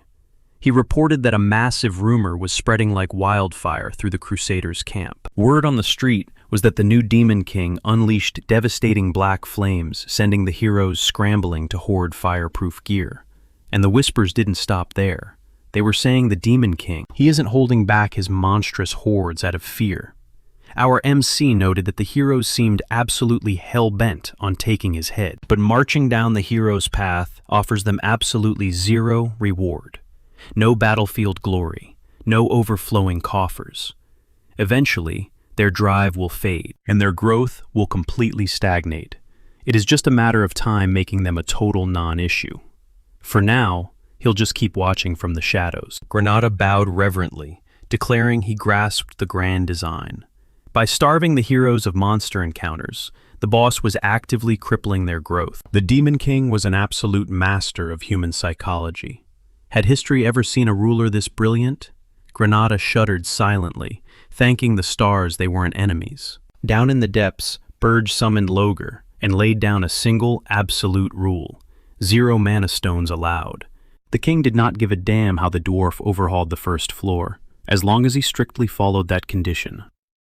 Loger immediately pushed back, stammering that setting up lethal traps without magical cores would be completely useless against seasoned heroes. Burge coldly replied that he already knew that, which was exactly why the blacksmith had to invent a workaround. Heroes are the darlings of this dimension, hypersensitive to the slightest shift in magical energy. Plant a mana-infused snare, and they will sniff it out, miles before the mechanism even triggers. When Loger tried to argue again, the MC's voice dropped to a menacing growl, murmuring that he thought he had kidnapped the absolute best blacksmith in the realm. Clearly, he was mistaken. He would just have to butcher him and find a competent replacement. Panicking, the dwarf squeaked out that there was, in fact, a brilliant workaround. Burge smirked, noting that this was exactly what he wanted to hear from the very start: sweating bullets. Loger frantically explained he once engineered an artifact that completely masks magical signatures. It takes 3 solid years to forge, but miraculously he had a spare stat. Burge's eyes narrowed dangerously. Was this just some pathetic ploy to orchestrate an escape? The dwarf desperately swore on his life that he was. The Demon King softly agreed to play along, but as a lethal guarantee he clamped a heavy steel collar around Loger's neck, casually mentioning it was a cursed item, designed to pop his head right off his shoulders, requiring nothing more than a simple snap of his fingers. The blacksmith trembled like a leaf in a hurricane, as Burge slapped a tight mask over his features, completely concealing his identity. If that mask came off for even a second, it counted as treason. Loger shrieked that it would stay glued to his face forever, and with that the dark duo hit the road. Our MC toured multiple neighboring kingdoms, discreetly stockpiling vast provisions and rare magical materials. It took roughly 4 weeks to hoard everything he needed, vanishing every single purchase into a dimensional pocket. Finally, they slinked back into the bustling city of Wolfner. Slipping into a hidden, subterranean tunnel, they made their approach. Up above, Princess Louise was utterly tearing the blacksmith's workshop apart. She hurled a shrieking that 6 whole weeks had ticked by, and her prized blacksmith was still missing in action. They were all a bunch of incompetent, utterly useless trash. How much longer was Her Royal Highness supposed to sit around waiting? A battered dwarf guard whimpered that the craftsman had excavated way too many underground, requiring a painstaking search for each one. He nervously added that the phantom intruder and Loger had likely fled the city boundaries entirely. She exploded, screaming that, obviously, they were long gone. Only a total brain-dead moron would stick around after staging a kidnapping. Surging forward, she violently hoisted the terrified guard right by his scalp, snarling that she was giving them exactly 14 days. Bring her the culprit, or their heads would literally roll. The trembling guard shrieked a desperate promise to track them down, prompting her to violently banish everyone from the room, demanding they seal up every single dirt tunnel the blacksmiths had ever carved out. The guards scrambled away like roaches. Left alone, the fiery princess panted heavily, her furious gaze locking onto a warped, unfinished blade. With a terrifying crunch, she crushed the solid steel right in her bare hands. That pathetic runt had absolutely no right to die before forging her ultimate weapon. Suddenly the floorboards groaned. A hidden metal hatch swung wide, and she whipped around. It was Logar, his terrified features buried under a heavy iron mask. She hissed that this specific passage was his personal secret, meaning only the owner knew it existed. Was it actually him? The dwarf gave a shaky, awkward smile, completely paralyzed for words. Clenching her fists until her knuckles turned white, Louise let out a dark, manic chuckle. The little rat so he pulled this massive vanishing act just to dodge his royal commission. That was his grand master plan, was it not? Logar burst into hysterical, panicked tears, sobbing that this was one giant, horrible misunderstanding. But the enraged princess stalked toward him like a hungry predator, snarling that she understood. How dare this dirt-grubbing peasant spit on royal authority? From this very second forward, his freedom was permanently revoked. He would be chained to the anvil, churning out her armory until he took his dying breath. Panic-stricken, Logar scrambled backward into the dark hole. Louise ripped the trap, cocking back a devastating right hook. She roared that his brutal punishment for running away started right now. As the pathetic dwarf wailed for a shred of mercy, a massive shockwave of pure energy erupted from the darkness, violently blasting the furious princess across the room. Skidding to a halt, she screamed, "Who the hell are you?" Out stepped Burge, calmly instructing his terrified captive to pack up the necessary gear. Boiling with murderous rage, Louise shrieked her question again. Who was this arrogant intruder? Why was he protecting her useless pawn? The Demon King coldly replied that he was the true master of the brilliant craftsman she had been blindly torturing.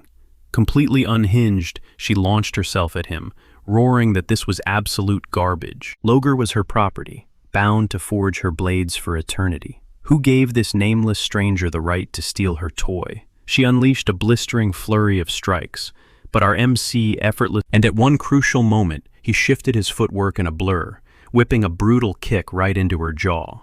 But insanely, she caught his boot mid-air. Spitting, Burge's eyes widened. He truly did not expect the royal brat to tank a hit like that. Seizing on his split-second shock, she violently hurled him into the solid stone wall and sprinted, screaming that the dwarf was next on the chopping block. But the Demon King instantly recovered his footing, flashing right behind her and clamping an iron grip right over her. The workshop instantly transformed into a chaotic battlefield as the two powerhouses blurred across the room, desperately trading bone-crushing blows. The second princess of the Dwarven Empire. She might bear the title of a hero, but she still possessed the monstrous, raw physical strength she held long before his regression. Back in her prime, she ranked among the absolute strongest leagues, above the power she wielded right now. Sure, he could easily crush her before she even hit that insane power spike. But pulling that off meant detonating all his pent-up demonic energy a huge risk, since his current body was pathetically weak compared to his past life. On top of that, an all-out attack would attract the guards like a magnet. And since he'd already flashed his raw, while the battlefield turned into a total war zone, Logar was sweating bullets, frantically hot-wiring the heavy machinery. Out of nowhere, Berze slammed into the dirt right beside him. The dwarf practically jumped out of his skin as Berze growled, asking if he'd packed up the stash. Shaking, Logar stuttered that he was still tearing it down. Turns out, this legendary mana-cloaking rig, the Mana Phantom, was an absolute behemoth. Glaring daggers, the MC snarled. "You got a death wish? You have 1 minute or you're dead meat." Logar shrieked in absolute terror and kicked into overdrive. Suddenly the crazy princess charged at them, flashing a spine-chilling grin. "Who gave you permission to touch my toys?" she shrieked. Burzy barked at the trembling dwarf, swearing he'd ditch his pathetic hide right there if he choked. Tears streaming down his face, Logar whimpered that he was already working as fast as humanly possible. Bracing for impact, gritting his teeth, he wondered just how long he could survive this brutal onslaught without tapping into his true, pure, demonic essence. Their auras collided with a bone-rattling shockwave. The crazy princess cackled, screaming that she didn't care what hole he crawled out of. He was leaving in a body bag. She swore she'd shatter Logar's kneecaps into dust so he'd never walk away again. Burzy scoffed, mocking her for sounding more like a sadistic demon king than he did. He told her to stand down because he was snagging the and the rig, whether she liked it or not. Finally, with a loud hiss of steam, Logar yanked the last hose off the Mana Phantom and screamed to Burz that they were good to go. Absolutely livid, the psycho princess called him a brain-dead moron and shrieked at the top, "You crawled back here for a hunk of scrap metal. You seriously think I'm that easy to brush off?" Catching her blind spot, the MC seized the golden opportunity and violently hurled her across the room. She slammed into the solid stone wall with a sickening, deafening crunch, while Burz ripped open a swirling dimensional pocket and barked at Logar to get out of the way. Louise instantly vaulted out of the rubble, screaming like a banshee. That cheap tricks wouldn't put her down, but she was yelling at thin air. The duo had completely vanished. Clueless dwarven guards swarmed the wrecked workshop, demanding to know what. She ripped into them, calling them useless idiots who wouldn't even show up for her own funeral. Realizing Logar had actually slipped through her, she ordered the guards to storm the dark tunnel immediately. But right on cue, a massive explosion ripped through the escape route, sealing it shut. Dropping her psychotic rage, she suddenly put on a twisted, innocent pout. Aw, did he cave in the tunnel? Was he really that scared of finishing my beautiful weapon? Grinding her teeth, she hissed maliciously that this twisted game was getting seriously entertaining. She screamed into the dust that she would hunt him down herself. Even if she had to tear the entire continent apart barehanded, she swore she'd make him regret the day he crossed her. Cut to a while later, the runaway duo smoothly touched down at the villain's tower, instantly dumping the massive rig right in the main lobby. Gordon's jaw dropped. What on earth is that monstrosity I just mopped the floors up? The resident princess gawked at the colossal machine, totally speechless. The MC coolly explained it was a top-tier magical artifact, designed to completely blindside the pesky heroes, panting that the Mana Phantom was fully hooked up and ready to rip. Burzy commanded him to fire it up immediately, groaning with pure annoyance that after dragging this heavy junk across enemy lines, it had better deliver the goods. The dwarf chuckled nervously, wiping away sweat, and promised it was absolutely worth its weight in gold. With trembling hands, he slammed the activation switch on. A blinding shockwave of raw mana exploded outward, whipping up a fierce indoor gale. Suddenly, the tower's automated system pinged. The Demon King, the Mana Phantom, had been syncing with the mainframe requires 10,000 points. Proceed. Burz blinked in shock. He had zero clue this hidden feature even existed. Shrugging it off, he authorized the link-up immediately. The cold robotic voice chimed in again, confirming he only had 1,000 points left. The Mana Phantom acknowledges the Demon King as its absolute master.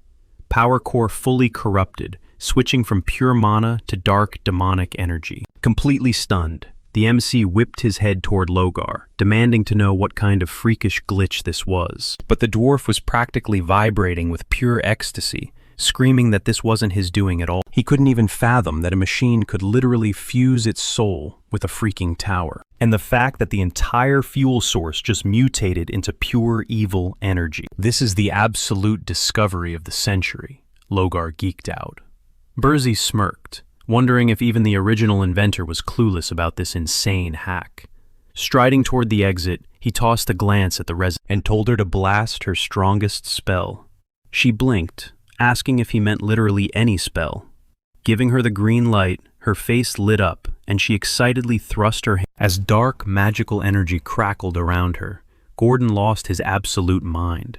He literally just walked out, he screamed desperately, clutching his head and begging her to stop this crazy Stepping out into the cool air, the MC pondered. Normally, unleashing a catastrophic blast of that magnitude inside the base would be glowing like a neon sign from miles away. But the second he stood outside and stared back at the towering fortress, his jaw dropped. Total dead silence. Not a single spark, not a sound. It was like staring into a pitch-black void. Honest, he couldn't even sense a single heartbeat from inside. Was this the insane stealth capability of a tower perfectly synced with the mana? Phantom smirking wickedly. He decided to push his luck and test the limits. He linked his mind to the tower's core, and the second he channeled a pulse of demonic energy, the entire colossal structure vanished into thin air right before his eyes. Blinking in disbelief, he surged his energy again, and boom, the tower popped right back into existence. Wait. Does this mean I can toggle this mass? It was an absolute game changer. Sure, cloaking it burned straight through his demonic. Losing 137 points in a single flash left him totally drained. Tapping into that power right now. Not gonna happen. Still keeping that ace up his sleeve for later was a no-brainer. When he finally stepped back into the tower, he caught Loger practically vibrating with hype. The crazy engineer begged for the green light to tear the machine and the entire tower down to their nuts and bolts. He was itching to dissect every single gear. To him, this tech was a total myth, unseen and unheard of in all recorded time. Burge smirked, noting the guy looked like a bloodthirsty fiend gearing up for war. He tossed out a deal. If those traps could wipe the floor with the heroes on level 1, then Loger would get a free pass to wreck. Swearing up and down that he'd vaporize those trespassing do-gooders, he actually skipped back to his workbench, giddy as a kid. Meanwhile, our guy cornered the princess with a wild pitch. How about she acts as the welcoming committee for the heroes clawing their way to the 4th floor? Her jaw dropped. Hello, she was royalty. He smoothly reminded her that she was also a prodigy spirit caster who'd rather eat dirt than go back to her golden cage. That shut her down real quick. He had nailed it. For a split second, he second-guessed himself. Was tossing this sheltered, starry-eyed girl onto the front lines a massive mistake? Asking her to stab her own people in the back seemed incredibly brutal. Turns out he was dead wrong. Her gears were already turning, racking her brain over which spells to blast them with. He waved off her battle plans, explaining she just needed to play mind games. Just flash a villainous grin and play the bad guy. Pull this off, and he'd hand over her ultimate prize. She nodded, promising to strike at the perfect second, but slapped a single demand on the table. He had to officially dub her the Demon King's loyal henchman, tossing her royal title in the trash. He arched an eyebrow at her weird flex, but gave the nod, sending her over the moon. Giggling, she immediately plotted her strategy.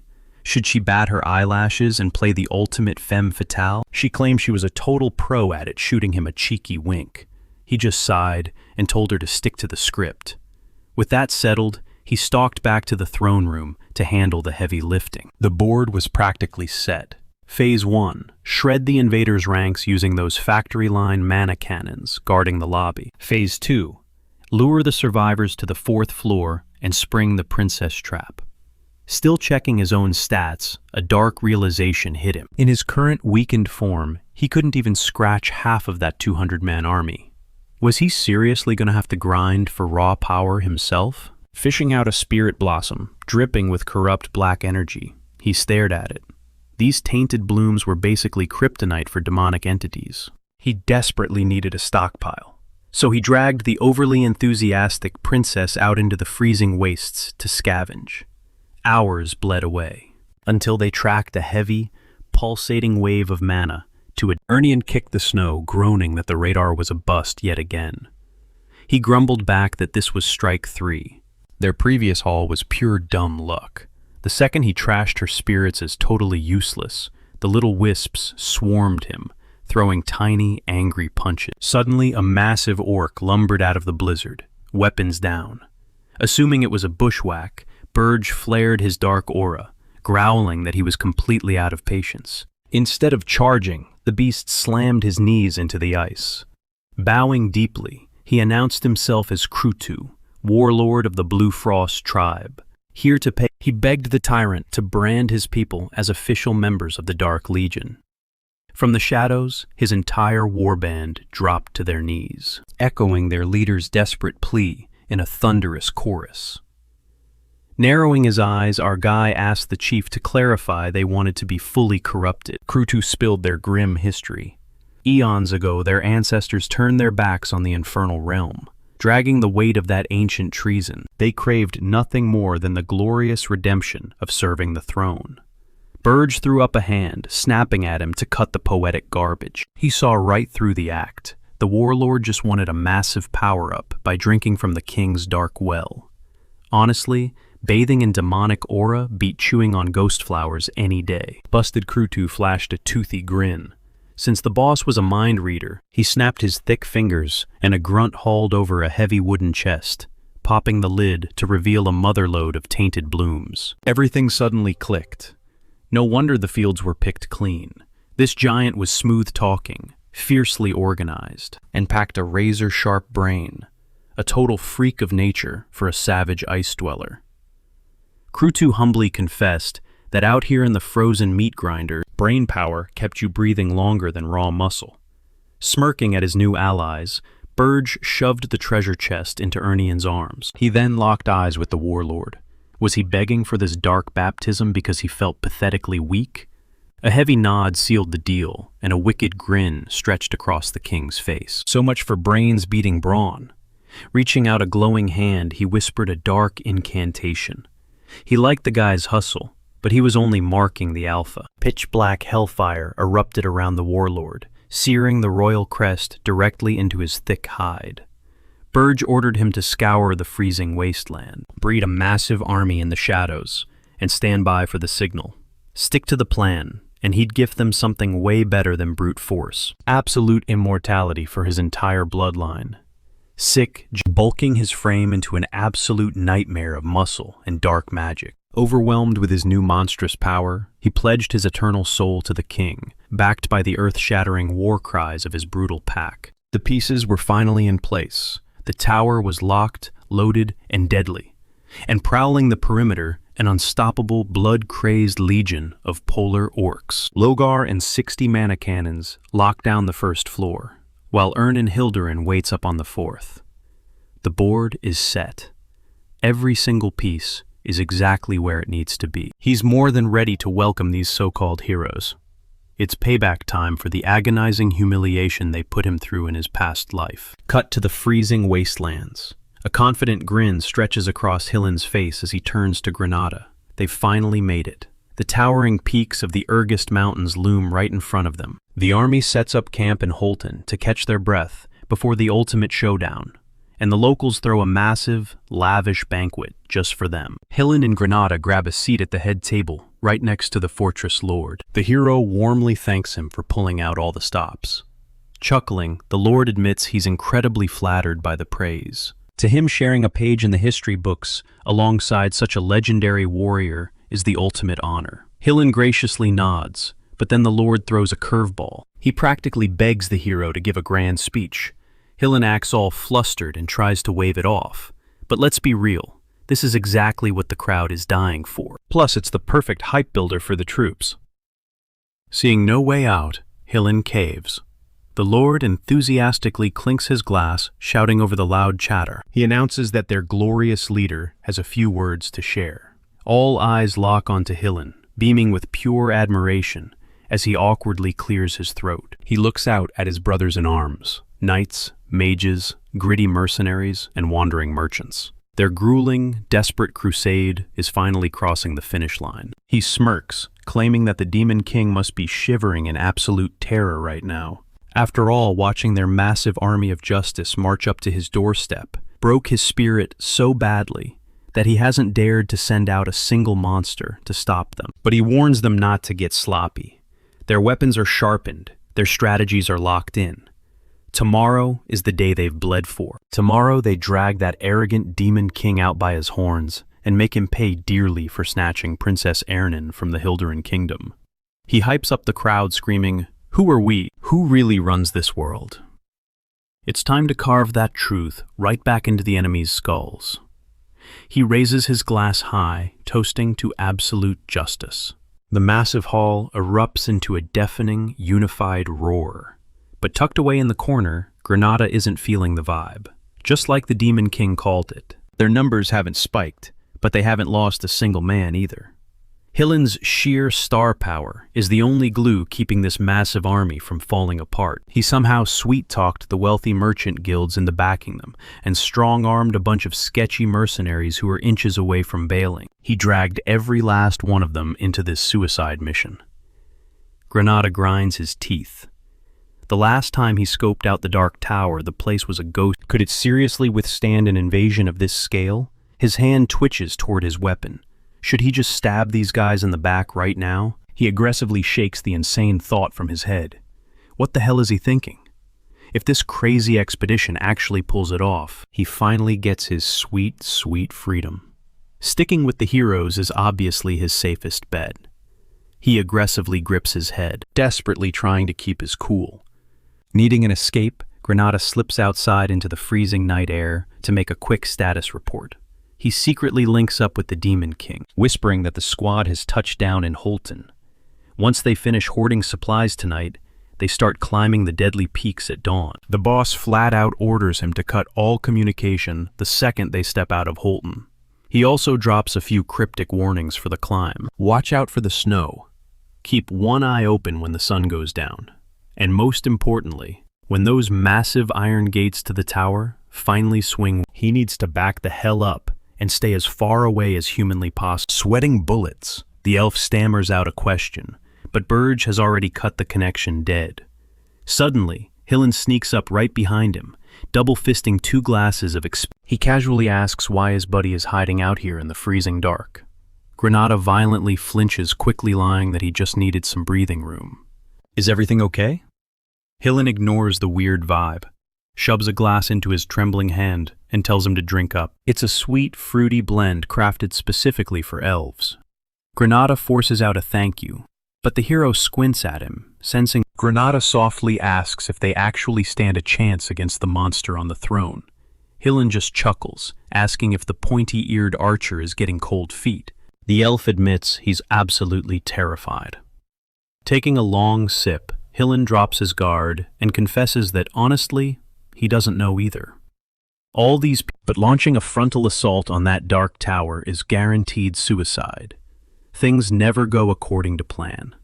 Trying to lighten the mood, Granada flashes a smile, reminding him that he literally slaughtered the Demon King by eating up all his demonic power. Compared to that nightmare, this new guy should be a total walk in the park.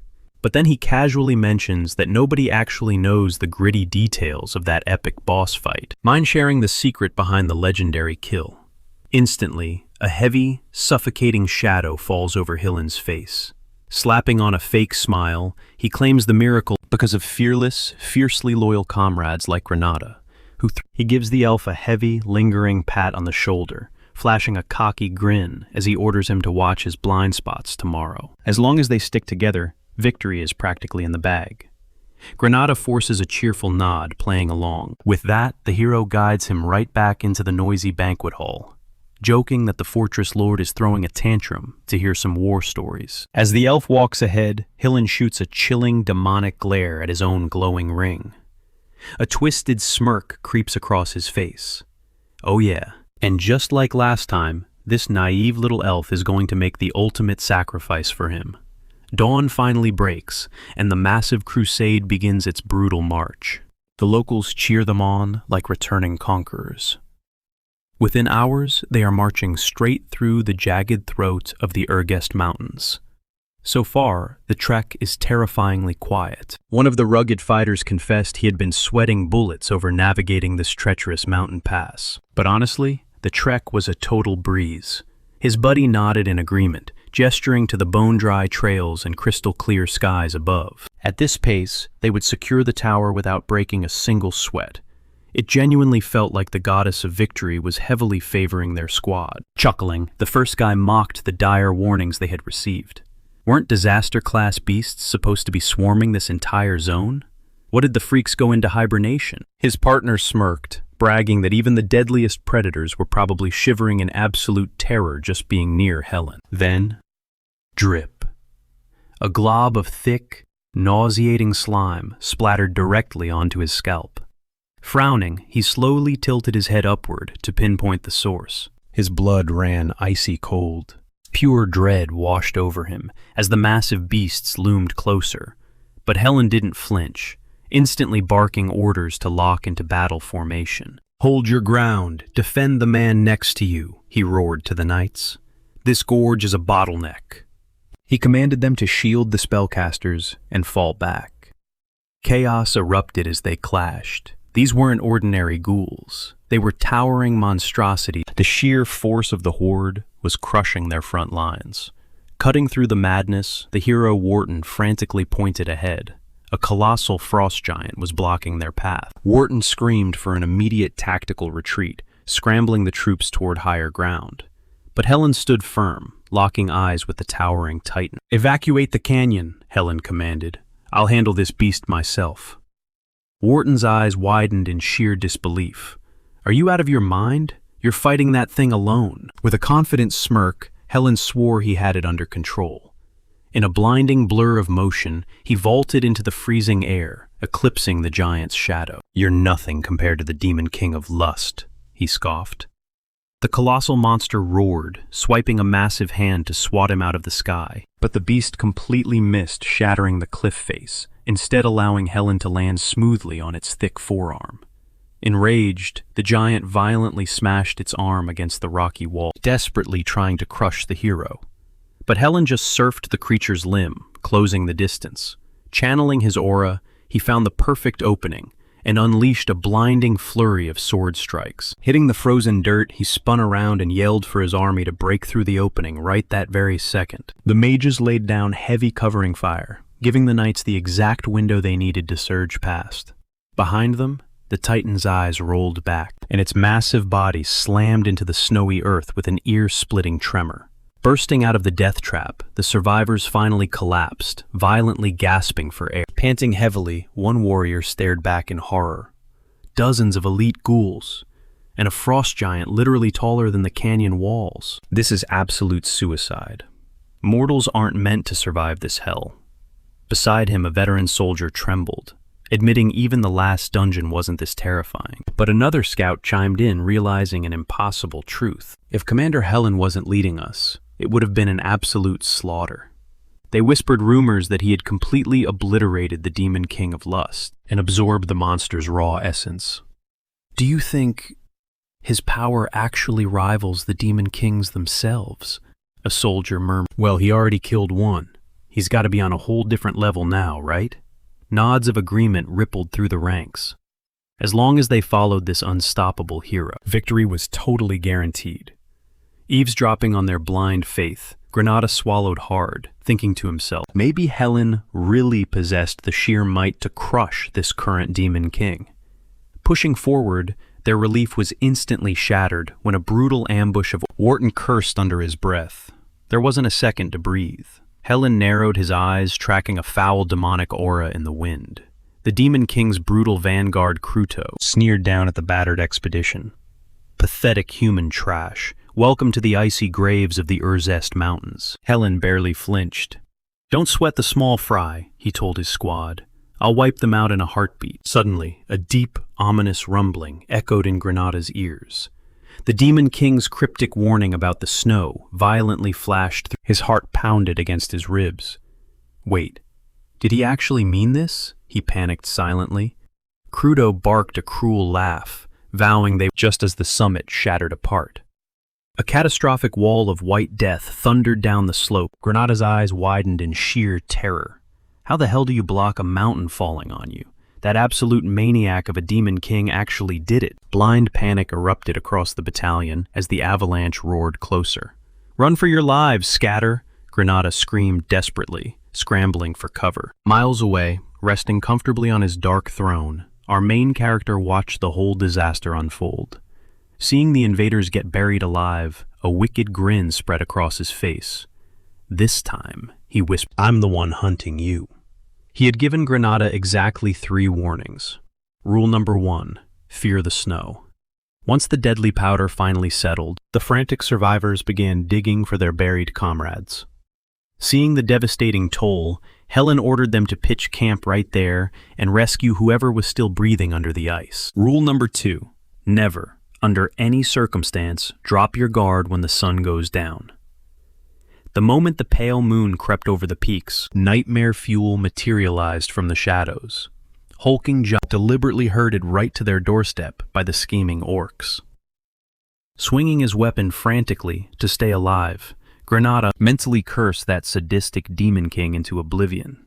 Back in his stronghold, the MC just chuckled at the delicious chaos. The strategy was flawed. Devastating avalanches crushed their spirits, and by night, endless monster waves bled them dry. It was a relentless, infinite meat grinder. Just 3 days into the brutal Urzest mountain range, the expedition force was practically decimated. Their ranks plummeted from 511 down to a pitiful 256. A battered strike force finally dragged themselves to the highest summit, only to stare at empty skies. The dungeon tower was nowhere in sight. Bewildered shock set in, and Helen erupted in pure rage. What the? Right at the very top, for us to find. Where is it? Defeated and broken, Wharton finally dropped his weapon. Helen snapped his head back, absolutely stunned. This campaign is a complete failure, the knight confessed.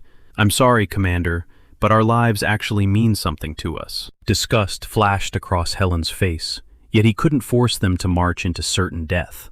Fast forward to day 6 of this icy purgatory. The crumbling remnants of the army finally spotted the Demon King's stronghold, cowardly tucked away in a sunken basin.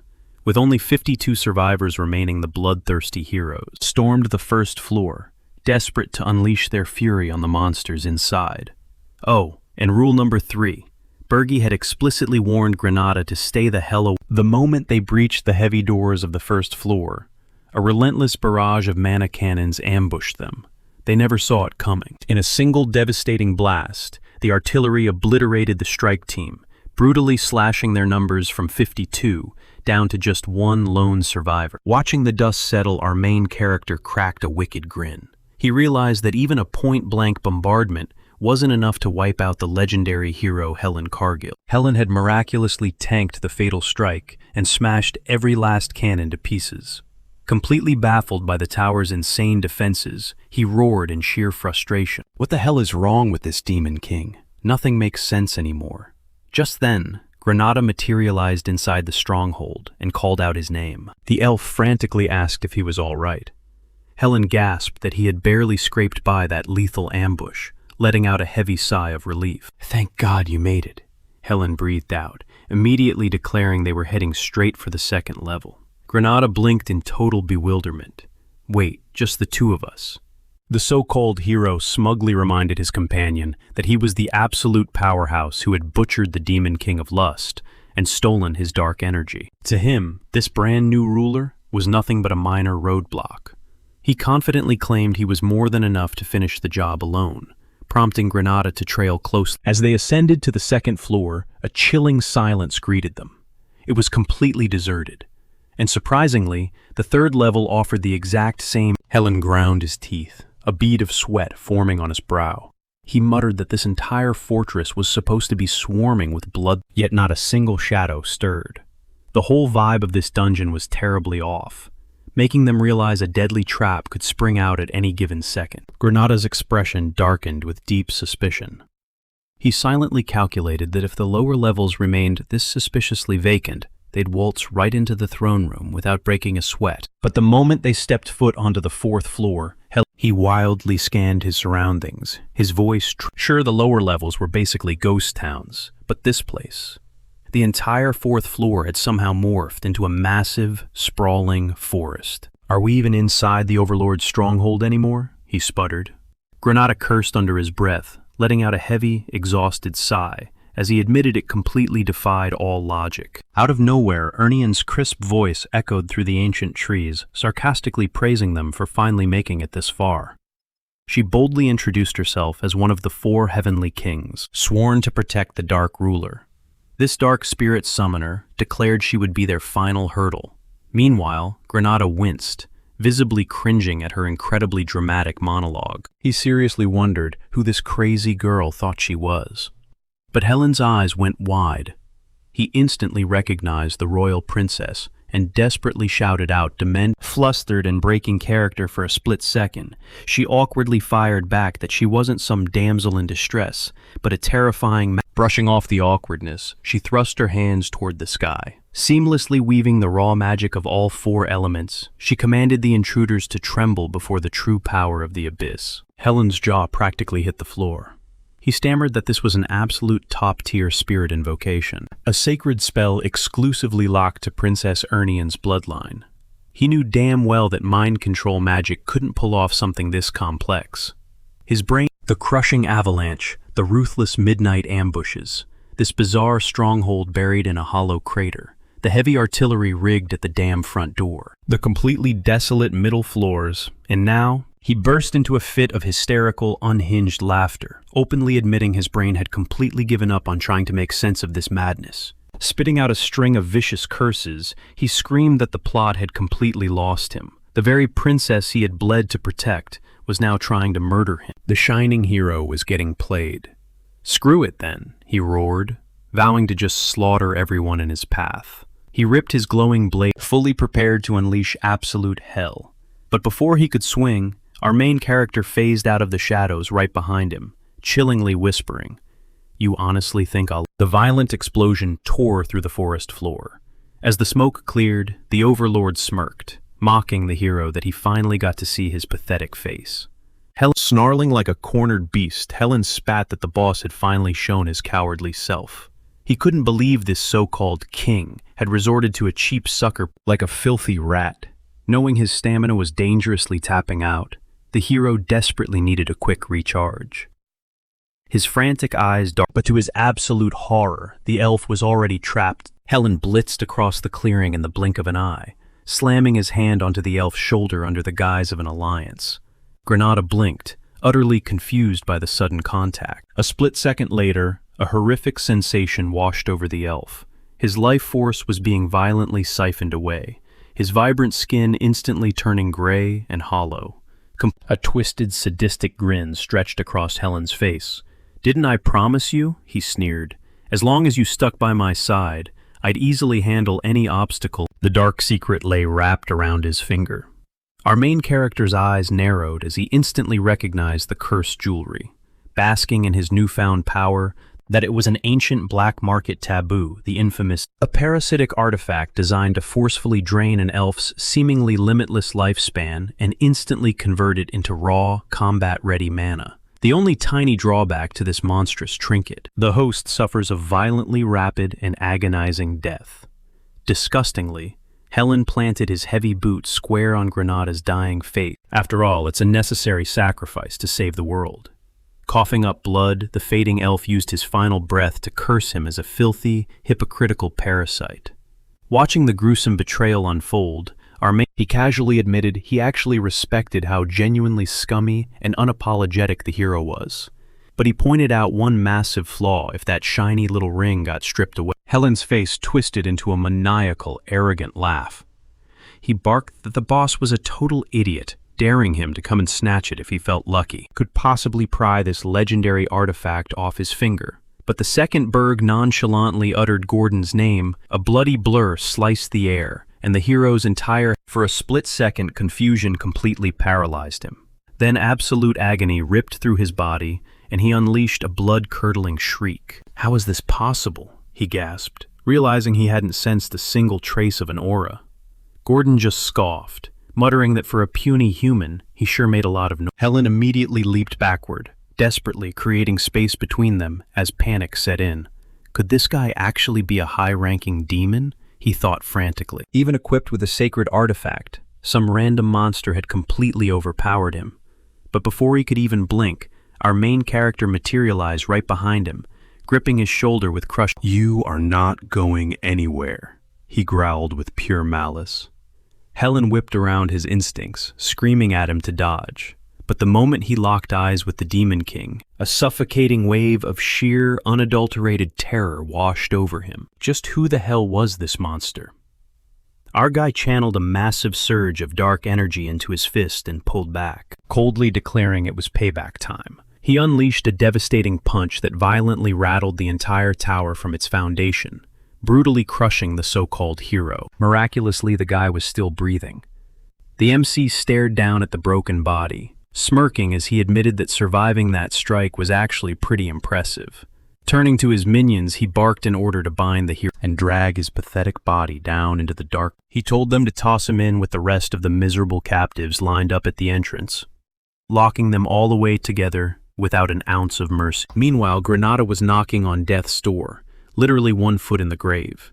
Seeing this, Urge gently fed him a rare spiritual flower, praising the demon for a job flawlessly executed. The second that raw mana flooded his veins, Granada's eyes snapped open. He gasped in pure shock, realizing his horrific wounds had completely vanished. He immediately looked over at the Demon King, who was casually handing another priceless spirit flower to the princess, and his mind raced, trying to... Did his boss seriously just burn through such a legendary item like it was candy? Ignoring the stares, the MC telepathically linked up with Loader, telling the dwarf he had busted his butt today too. As a massive reward, he officially gave him the green light to completely dismantle the tower. The dwarf practically exploded with joy, showering his master with endless... With that settled, our guy announced to his loyal vassals that the battle was officially over, ordering them back to their respective floors for a massive cleanup. As he turned and walked away, Granada just stared at his retreating back, marveling at how perfectly calm and collected his master looked. Even after such a bloodbath, he projected the absolute untouchable majesty of a true demon king. Ernian, however, thoughtfully tapped her chin with a puzzled expression. Catching this, the elf curiously asked if something was bothering her. She quietly murmured that their lord actually seemed completely exhausted, and she was dead right. The absolute second the heavy doors of the throne room slammed shut, the MC collapsed flat. He was panting heavily, his heart pounding out of his chest as he realized just how insanely close that call really was. He could never show his followers a single drop of weakness. Was a completely different beast. The guy possessed the terrifying might of a 10-star. We are talking about the top 10 most ridiculously overpowered heroes on the entire continent, and Helen Cargill was proudly sitting on that. Crazy enough, though, he was widely considered one of the weakest of the bunch. The terrifying truth was, in this current timeline, our guy had barely invested a single demonic energy, mainly because his energy reserves were practically running on fumes. Let's be real, if Helen had walked into that fight at 100%, our MC would have been brutally slaughtered. The only reason he won was his psychological warfare. He systematically drained the hero's stamina, shattered his mental focus, and pushed him into a blind panic. All that chaotic stress clouded Helen's judgment, leaving a massive, glaring opening in his defense. And our MC capitalized, landing that bone-shattering... Against all odds, he had just pulled off an absolutely flawless victory, completely tossing the traditional Demon King playbook right out the window. This kind of insane upset had never happened in the history of this world. He had literally just rewritten his own tragic destiny. Now he held the power to shatter the future itself, and he was going to rain down. Meanwhile, back in human territory, Jackson received the devastating report. The vanguard of heroes had officially surrendered, simply because the demonic tower was completely untraceable. The press immediately swarmed the Wharton hero, viciously bombarding him with microphones. "Who is taking responsibility for this massive catastrophe?" they roared. Sweating bullets, the hero stuttered into the cameras, desperately insisting that they hadn't lost the war just yet. He begged them to keep the faith, swearing that the legendary Sir Helen Cargill and the Great Champion were still out there, tirelessly hunting down the Demon King's stronghold. He frantically pleaded with the public to just give them a little more time, promising that a glorious victory was right around the corner. But the terrifying rumors of this brutal new Demon King were already spreading like wildfire across the entire continent. Back at the capital, King Hildren was foaming. That arrogant knight had talked such a big game, and look where it got them. The king roared that if Helen failed to drag his precious princess back home, he would personally order him. Hilariously enough, the dwarven princess couldn't care less. Her heart completely belonged to Loader now. Because of this massive disconnect, the truth got totally warped, burying the real story under a mountain of whispers. Echoed through the streets that Sir Helen Cargill had vanished without a trace, with most people assuming he was already a rotting corpse. A heavy, suffocating blanket, and because humanity was practically drowning in fear, Urge's demonic energy points began skyrocketing at a highly explosive rate. Shortly after, the panicked Wharton hero was dragged straight into the ultra-secure. The top brass needed a full debrief on this catastrophic campaign. They stared him down, demanding to know if his media statement was actually factual. Terrified, he swore on his very life that every single word he said was the senior council members exchanged grim looks. Slowly, things were rapidly spiraling completely out of control. But since the true identity and power level of this new Demon King were completely shrouded in mystery, charging in blindly was a massive suicide mission. After all, Helen Cargill was a legendary 10-star. Wiping him out was practically impossible for a normal monster. They coldly decided to give him exactly 10 more days to check in. If they heard nothing but radio silence after that deadline, the guild would authorize a continent-wide apocalyptic crusade. Every single awakened hero, all 4,728 of them, would be unleashed in a mass and obliterate the newly crowned Demon King. Meanwhile, our MC descended into the damp, shadowy depths of the underground dungeon. Stopping right outside Helen's iron-barred cell, he casually checked if the guy's healing factor was absolutely off the charts. Slowly lifting his battered face, Helen locked eyes with him and rasped that sparing his life meant only one thing. The demon boss needed a cut the crap and get straight to the point. A wicked smirk crept across our MC's face as he praised the hero's sudden willingness to chat. The pitch was simple: swear ultimate loyalty and become his personal lapdog. Helen scoffed, shooting back a look of pure bewilderment, asking if this was some kind of twisted joke. Without missing a beat, our MC tossed a heavy, jingling sack of gold coins straight at the iron ball and mocked, "Playing the hero doesn't come cheap, does it? You've got to feed an army, hire mercenaries, book fancy inns, pay guild dues, craft legendary gear, and chug top-tier healing potions. And all that massive overhead, it's completely bankrolled by greedy merchant tycoons and stuck-up nobles. Slay the Demon King, and you're set for life, basking in eternal glory. But crash and burn. You're drowning in an ocean of crippling debt. That's the harsh reality for these so-called saviors living off borrowed coin. And for this specific raid, every single penny was dumped into the lap of one guy, the Grand Captain of the Hero Vanguard, Helen Cargill. Deep down, Helen knew the demon was dead on. Even if he managed a miracle escape, his reputation was totally trashed. He'd spend the rest of his miserable life dodging ruthless debt collectors in the shadows. He gritted his teeth, demanding to know how the monster dug up his financial nightmare. Right on cue, Granada stepped up, happily bragging that he spilled the beans. Helen exploded in absolute fury, roaring that he was a backstabbing traitor. But the rogue fired right back, spitting venom, as he asked how Helen had the nerve to play the victim after treating him like complete garbage. The guy was nothing but a cheap scam artist anyway. And to make matters worse, stepping casually into the damp cell, our MC looked down at the broken hero and laid out the brutal truth behind this epic failure. They had simply never faced a mastermind like him before. Just as he had completely shattered the traditional rulebook of the demon realm, humanity would eventually adapt and figure out a strategy to conquer the tower. But what if a top-tier champion was actively sabotaging their raids from the inside? Would humanity ever actually win? Suddenly he pulled out the ominous Armani sphere. Helen's stomach dropped in sheer terror, frantically asking what that glowing orb was. The MC coldly explained that it was a high-grade magical bugging device. The second it slides down your throat, it latches directly onto your brainstem.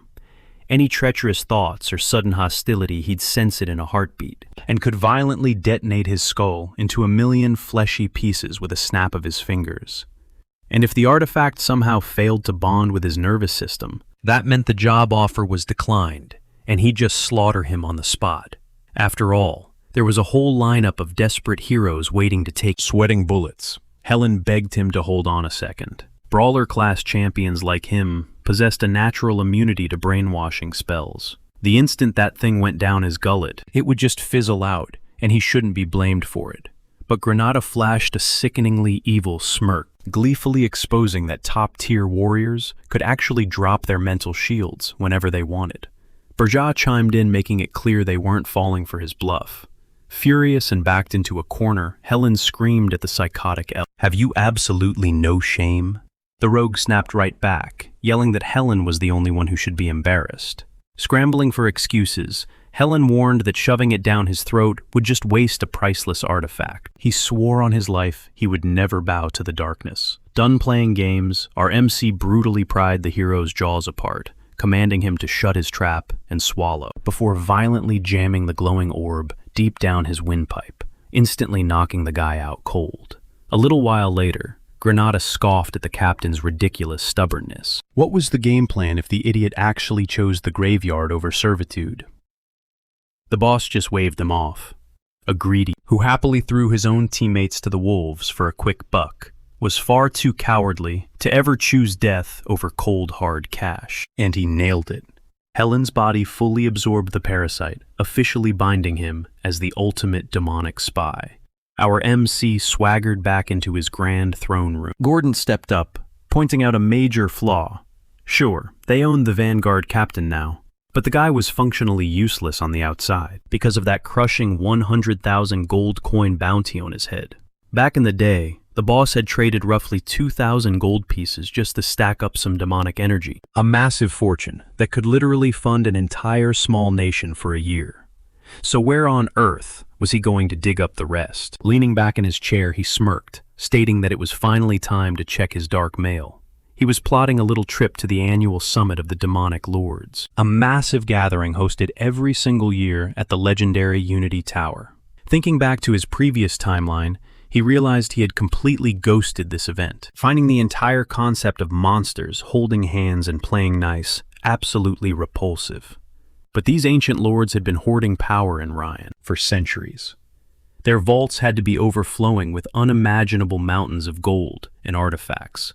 Hearing this, Gordon gasped in sheer disbelief, realizing his master was actually planning to convert his precious demonic essence back into mortal cash. Historically, such an idea would be utter blasphemy, but after going toe-to-toe with humanity's finest, Gordon finally understood reality. If they kept playing by the rigid, old-school villain playbook, they would eventually get wiped out by the heroes, and he swallowed his pride to accept it.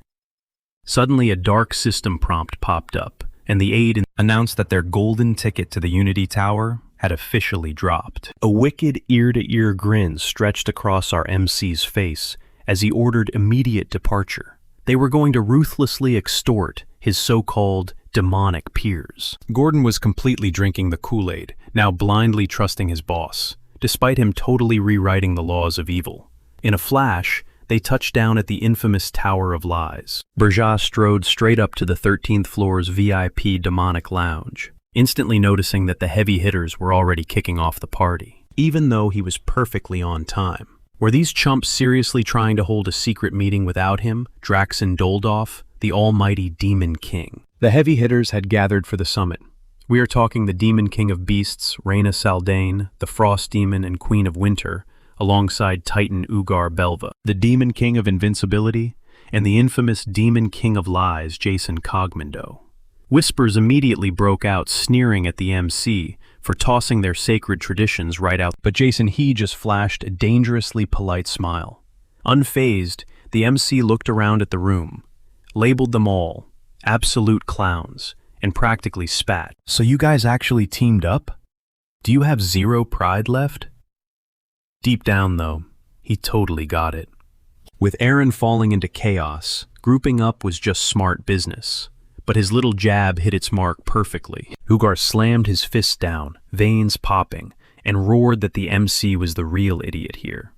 How dare some rookie shove his nose into their territory? What the hell did he even know about the Aaron crisis? Our guy just smirked inwardly. 2 sentences. That is all it took to read this meathead like an open book. The bloodlust was practically choking the room. He stared Ugar down and scoffed, calling me a fool. I'm the only one in. Snapping completely, Ugar growled that if the kid was begging for a gruesome death, he would be more than happy to deliver. The MC just threw him an icy grin. "Come on then, make your move." Suddenly a sharp clap echoed through the room. Jason had instantly stopped them both in their tracks.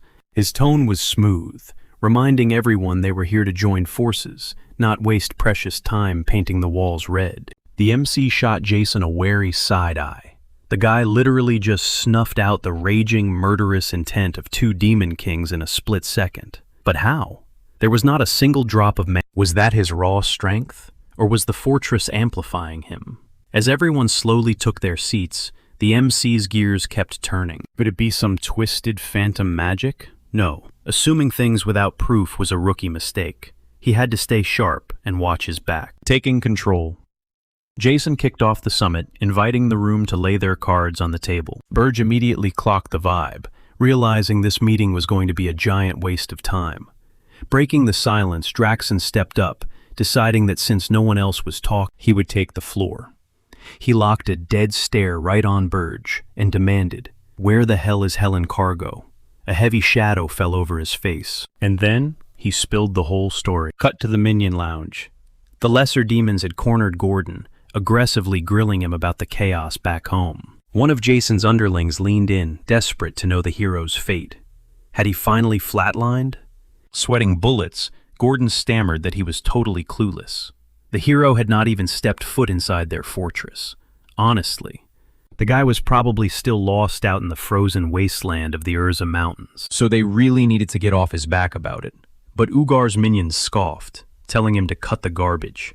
Anyone with functioning eyes would spot a demon tower from miles away. Gordon furiously shook his head, denying the whole thing, causing a nearby demoness to gasp. Wait, are the crazy rumors actually real? Had his boss completely trashed the grand villain playbook? Gordon nervously swallowed, realizing his master's script was playing out perfectly. Play dumb about Helen, admit nothing, keep up the perfect cover as an inside man. Going completely under the radar was mission critical, but the whole vibe still felt super sketchy. He knew his boss's logic was rock solid, but his stress levels were through the roof. Finally snapping under the pressure, Gordon let all his bottled-up rage explode. He started ranting like a madman, screaming that this demon king was just a stubborn, toxic punk who absolutely refused to take advice. I blink for 2 seconds, and he is already diving headfirst into disaster. If he is so smart, why not just run the whole empire solo? Pausing to catch his breath, a massive grin broke out across his face. Venting that frustration felt like ripping off a heavy backpack. But the real shocker, the whole room of elite minions started nodding in furious agreement. Every single one of them was dealing with the same toxic boss energy. Hearing their tragic workplace stories, a single tear rolled down Gordon. He finally found his support group.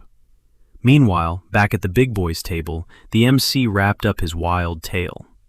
Ugar crossed his massive arms and growled, "Do I look like an idiot?" He refused to buy that Helen Cargo missed the base, just because our guy did not build it on the absolute peak. Was this some kind of sick joke? The MC just shrugged, stating he could drop his castle wherever the hell he pleased. Jason chimed in, noting that if the heroes were still prowling around his turf, it was absolute madness to ditch the base undefended just to attend this summit. Surely the supposed top student knew the brutal fate waiting for a king who lost his throne. The MC waved off the concern with zero hesitation. "Do not sweat my defenses." He fired back. "I am protecting it my own way." The sheer arrogance was visibly ticking Jason off, but keeping his plastic smile, he smoothly replied that he would drop the subject. Draxon then leaned forward, testing the waters. "You really think Archduke Alkin is going to sign off on this circus?" Burge did not even blink. Who gives a damn what that old relic thinks? Draxon practically choked on his fury, shouting that the kid was way out of line. But Burge just tilted his head, asking if he told a single lie.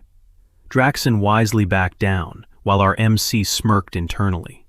Even if they smelled a rat, they had zero proof to call his bluff. Let them squirm with suspicion. It was infinitely better than exposing his actual playbook. He needed to keep his eyes on the prize. He was only crashing this party to bag 100,000 gold coins. And with that, the tension broke and the sinister summit rolled on. Rather than bickering, he paid close attention to their chatter. It turns out, even among demon kings, a strict pecking order absolutely exists, and the King of Lies undeniably sits right at the top of that food chain. He kept his ears open, quietly soaking up every drop of intel, while piecing together exactly which monarchs were burning through their demonic power. Right then, Raina locked eyes with him, and he instantly caught her drift. They slipped out to the balcony where he didn't waste a second asking what was on her mind. She brushed off any grand conspiracies, admitting she just wanted a moment away from the crowd to chat one-on-one. Ever since his name crossed her radar, she found herself nodding along with his stance on a few key matters. That definitely caught him off guard, making him wonder if her past incarnation shared the same sentiment. Reyna quickly clarified that they weren't exactly, and she didn't throw the rules out the window. If anything, she swore by them. However, she firmly believed those rules needed a lighter touch, especially in a tricky place like Orion. That was the whole reason she pulled him aside. She figured a quiet, private chat would yield way better results than trying to hammer sense. A smirk crossed his face as he asked for her honest impression of him. She coolly noted that he wasn't half bad, and certainly easier on the eyes than she had picked. He stood there blinking, totally unsure if he had just been praised or subtly roasted. She then tossed him a personal comlink, giving him a direct lifeline to her whenever as long as he didn't completely trash the Demon King code while she was around, she promised to watch his back. She had finally found someone with half a brain to converse with, and genuinely hoped he wouldn't kick the bucket anytime soon. Just as she turned to head back inside, he fired off a question. What was her take on the Demon King of Lies? She bluntly confessed the guy was a total black box, completely unreadable. Yet he was still a massive step up from those two morons. She strolled away, leaving him alone in the cool night air. Still, she was a pretty sweet, unexpected ally to gain.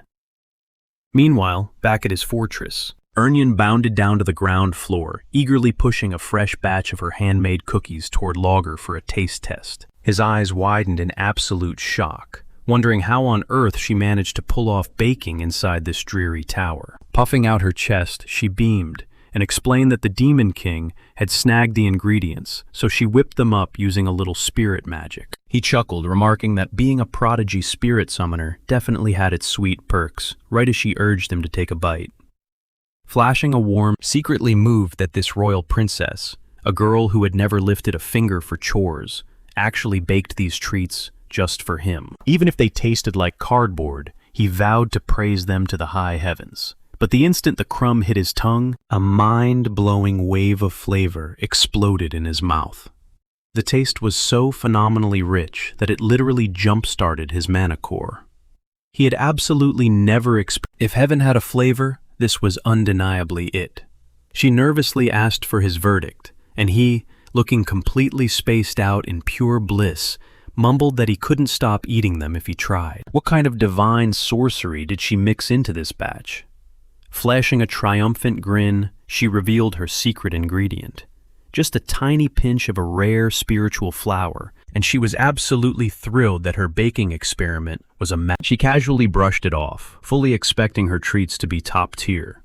His jaw practically dropped as he asked why she would waste such an ultra-rare ingredient on a simple snack. No wonder his magical reserves were practically bursting.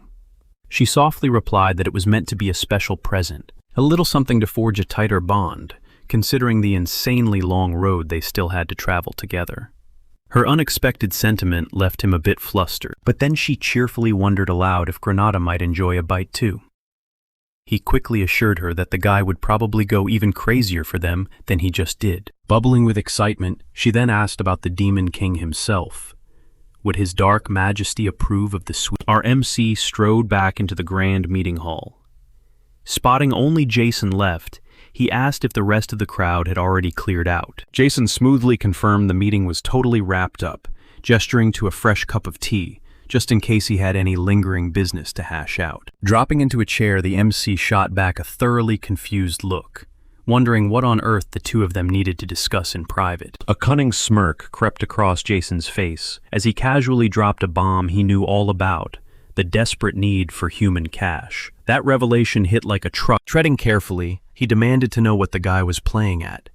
Jason just scoffed, telling him to drop the clueless act, because playing dumb was... Draxon had already spilled the beans, so Jason proposed cutting through all the tedious psychological warfare to hammer out a real mutually beneficial deal. He was more than willing to hand over mountains of human gold, provided he got a steady stream of demonic energy points in return. Burge didn't rush his answer, coolly demanding to know what the catch was and how this benefited Jason.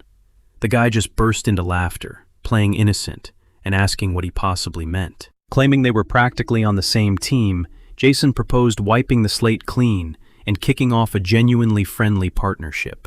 Soon after, the MC hauled several heavy sacks of he ordered the man to grab his promised 100,000 gold pieces, leaving him utterly stunned by the realization that his boss was suddenly filthy rich. But the MC sternly warned him to launder the cash flawlessly, stressing that the true origin of this sudden wealth absolutely had to remain a buried secret. In his mind, the math was simple. If Jason ever managed to trace those coins, he would before uncovering the guy's actual endgame. Our Demon King knew he had to tread lightly. Gesturing toward the battered warriors, he revealed that the survivors from the epic assault on his tower were now rebranded as his personal dark knights and mages. Pointing dead center, he singled out Amon, a high roller tied directly to the infamous Golden Moon merchant guild. Our boss had dug up that little secret during their contract signing. He casually handed them over, telling Hillen to use these pawns to skyrocket his initial investment, promising they would blindly follow his every command. The warriors, however, were shaking in their boots. The horrific reality of becoming the Demon King's lapdogs was still sinking in, and they silently pleaded with Hillen to drag them out of this living hell. But the hero just shrugged, declaring that since they all made it out breathing, this little mountain trek wasn't a total disaster. He promised to wipe his massive debts clean. Did this mean his glory days as a hero were still on the menu? Flashing a cocky grin, he actually reached out to shake the Demon King's hand, boldly calling him a partner. He casually added that considering the massive mess they were in, things could definitely be worse, and he couldn't wait to team up again. The warriors practically choked on their own spit hearing this absolute madness. But our MC he was absolutely furious at the sheer disrespect. With a mere thought, he triggered the curse in the hero's skull, sending the guy crashing to the floor, convulsing in agonizing pain. Delivering a stone-cold reality check, they were never partners. Hillen was nothing but a slave, and he was the absolute master. The traumatized warriors couldn't help but smirk at the instant karma, while Hillen, gasping for air on the cold stone, forced out a twisted chuckle, mocking the Demon King for having such messed up tastes and dominance. He didn't give a damn about his fake loyalty. He ordered his men to release him. As the terrifying overlord swept out of the room, leaving the hero to catch his breath, the royal princess quietly stepped out of the shadows. She handed over a sealed letter begging him to sneak it to her little sister, Elena. Hillen raised an eyebrow, double-checking if she meant the 13th princess. He scoffed, noting it was doable, but demanded to know why a royal suddenly sold her soul to the dark side. Surely she realized he was trapped in this nightmare entirely because of her, right? Her eyes dropped as she softly begged for his forgiveness, admitting she had absolutely zero intention of ever crawling back to that cursed kingdom. She locked eyes with him, certain a top-tier hero already knew the filthy skeletons hiding in the royal family's closet. Hillen's mind raced. He had heard the dark whispers, but never imagined the twisted rumors were actually real. If the terrifying gossip, her treason suddenly made horrifying sense. Flashing her a knowing nod, he grabbed the letter and vanished. Cut to the dark throne room where Gordon approached our MC, nervously questioning if they could really trust this so-called hero to follow orders. The king leaned back, explaining that Hillen wasn't just some cheap mercenary chasing a pay. Sure, he played the greedy fool perfectly, but there was no actual hunger for gold in his eyes, though he was far from a shining knight in armor either. Our boss saw right through him.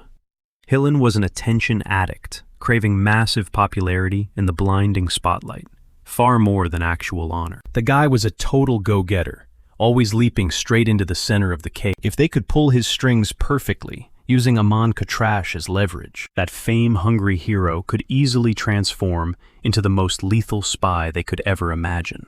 Gordon was absolutely floored by his master's terrifying insight into the human mind. The Overlord smirked, picturing the absolute masterpiece of irony, humanity's golden boy tearing down their precious society from the inside out, as his loyal lapdog. It was going to be an insanely entertaining blockbuster to watch. His trusted general nodded eagerly, just as a soft knock echoed through the massive chamber. The runaway princess peeked her head in, offering the fearsome king a fresh batch of her handmade cookies. He glared, pointing out she was making a dangerous habit of wandering into his throne room. Fixing her with a deadly stare, He warned she was getting locked in the pitch-black dungeons for an entire month. Unfazed, she flashed a cocky grin, daring him to take a bite before passing judgment. So he cautiously snapped a piece off. Expecting typical human trash, his brain practically short-circuited at the mind-blowing burst of sweetness. Ernan watched his eyes widen instantly, flashing back to Logar's exact, and smugly thought she completely nailed the reaction she was hunting for. But our prideful MC desperately fought to swallow down his joy, choking back a moan of delight as he tried, casually muttering that it wasn't half bad for a measly human.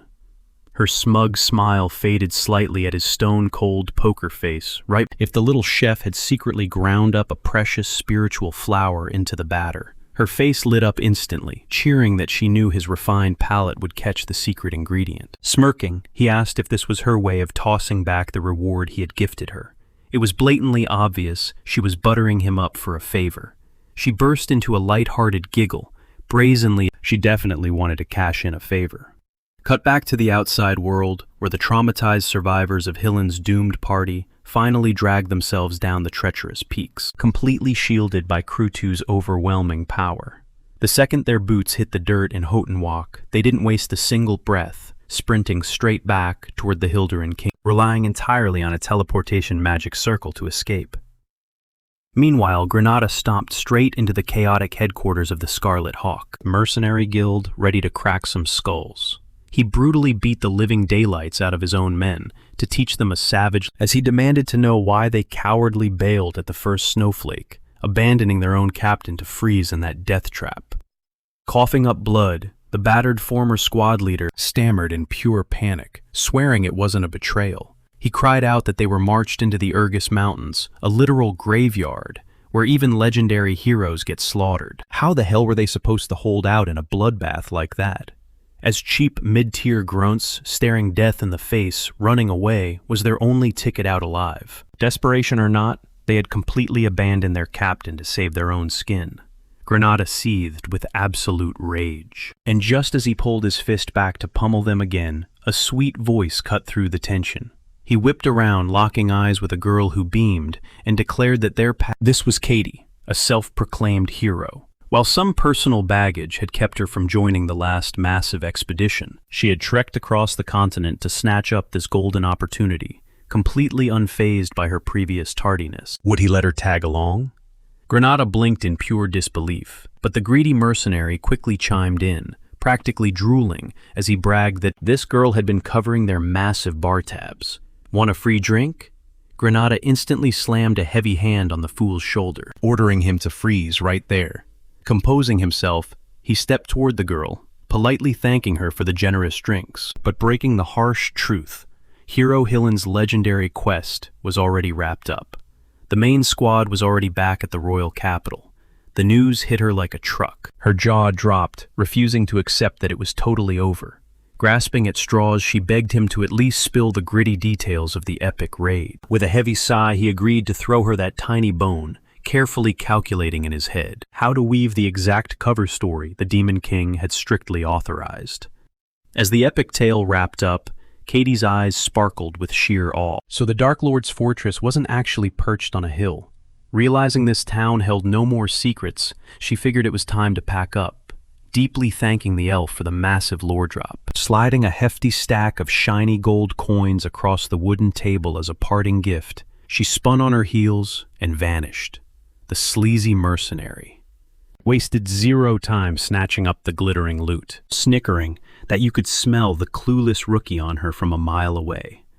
She had absolutely no idea how this cruel world actually operated. She'd be incredibly lucky if her own party members didn't completely stab her in the back. Granada shot him a deadly glare, barking an order to drop the damn cash right now. Meanwhile, Katie was casually strolling down the cobblestone streets, away from, totally oblivious to the heavily armored knights tailing her from the shadows. Granada's sharp senses flared, and he silently melted into the alleyways to track them. The royal goons swiftly cornered the girl in a dead end, desperately begging Her Royal Highness to stop this nonsense and head home. Her noble fiancé was waiting. Katie fiercely dug her heels in, shouting that she was destined to live the thrilling life of a hero. hiding perfectly behind a crumbling brick wall. Granada tapped his magical mask, activating its stealth and realizing exactly why his gut had warned him. These guys moved with absolutely zero sound, even while decked out in bulky full-plate armor. Mind blown. The plucky newbie hero was secretly the runaway princess. Figuring royal drama was way above his pay grade, he decided to quietly bounce. But the second he shifted his weight, cold steel pressed hard against his throat. A hulking knight demanded to know who this stalker was accusing him of using highly suspicious dark magic. Cold sweat dripped down the elf's face. His mask was a direct gift from the Demon King himself. If they confiscated it, his secret identity as a demonic vassal would be blown wide open. The royal guard snarled, asking if he was a filthy foreign spy, fully ready to execute him on the spot. Panic skyrocketing, Granada frantically prayed through his mental link, begging his dark master for a miracle. He was totally busted. Suddenly, boom! A deafening blast shattered the alleyway. Granada sprinted out of the shadow, and the guards instantly whipped their heads toward the chaotic shockwave. The knight holding him hostage tanked the explosive force, charging straight out of the thick, choking smoke, screaming that a deadly assassin was in their midst and absolutely could not escape. Shields went up instantly, forming an unbreakable iron wall around the royal heir. Granada gritted his teeth, realizing he was the lone elf in the crossfire. If he unleashed his racial magic now, his cover was permanently blown. But if he held back, he was dead meat anyway, as the guards formed a tight protective ring. Ordering the princess to fall back, Katie boldly ripped her longsword from its scabbard, roaring that she was a warrior capable of fighting her own battle. The vanguard lunged at the mysterious attacker. Cornered and desperate, Granada braced himself, realizing they had forced his hand. Secret identity or not, he had to unleash his full power to survive. But a split second before his mana erupted, Burge casually materialized out of thin air, sighing about how his minion was running insanely late. With a lazy flick of his wrist, the Demon King instantly turned the charging and smirked, asking if the elf was enjoying his little playtime. Granada snapped back furiously, pointing at his battered body. Did this look like fun to him? Berg just rolled his eyes, mocking him for crying over paper cuts that a pathetic bottom-tier spirit could patch up in seconds. Spotting the overwhelming aura of the Dark Lord, the remaining royal guards charged forward in a suicidal rush, ready to lay down their lives to shield their future queen. But Katie screamed for them to stand down. Her eyes burned with fierce determination. This was her golden ticket to capture the ultimate prey. Genuinely shocked that actual royalty was hiding in this filthy alley, the knights aggressively leveled their weapons straight at his chest, spitting that he was a terrible liar. Why else would this monster be lurking here if not to kidnap the princess? Honestly, Granada thought that was a damn good question. Seriously, what was the boss doing here? Bergie shrugged with brutal honesty, explaining he was literally just running errands nearby and got sidetracked. The knight's jaw dropped in absolute outrage. The Demon King just happened to be out running errands and stumbled across the princess' pleas. What an absolute load of garbage. Flashing back to a while ago, right when Princess Yurnian dropped off a fresh batch of cookies, he bluntly demanded to know what she really wanted. She sheepishly admitted she needed some Senuel powder. Squinting at her, he questioned if she was trying to forge a pact with elemental spirits. A quick nod confirmed his suspicions. His mind instantly drifted back centuries. An elf named Senuel pledged her absolute loyalty to the human monarch. The king commanded her to invent a catalyst that would shortcut the grueling process of mortals binding themselves to spirits. Boom. Senuel powder hit the market. Snapping back to reality, he stared Ernian down, bluntly stating, "She didn't need a crutch like that." "Am I wrong?" he challenged. Dropping her gaze, she let out a heavy sigh, muttering that he was seriously the air inside the tower was completely dead, totally drained of mana, and without that magical powder, her current spirits were visibly wasting away. But he saw right through the act. Cut the crap. She wasn't just maintaining her old summons, she was gunning for a brand new high-tier spirit. "Nailed it, didn't I?" he smirked. She nervously shifted her eyes, quietly confessing that, yeah, maybe he hit the nail on the head. He instantly knew he was right. In his previous timeline, Princess Ernian had successfully bound a colossal high-tier spirit at the exact age of 27. That bombshell had completely paralyzed the entire continent, since taming a grand spirit was essentially a myth. But this time around, she was trying to snag one a full 7 years early. Did ditching the royal palace for a few measly months actually trigger this massive shift in her destiny? Whatever. It just meant his own tower's defenses would get a massive upgrade. Tossing her a bone, he complimented her baking skills and told her to sit tight until he got back.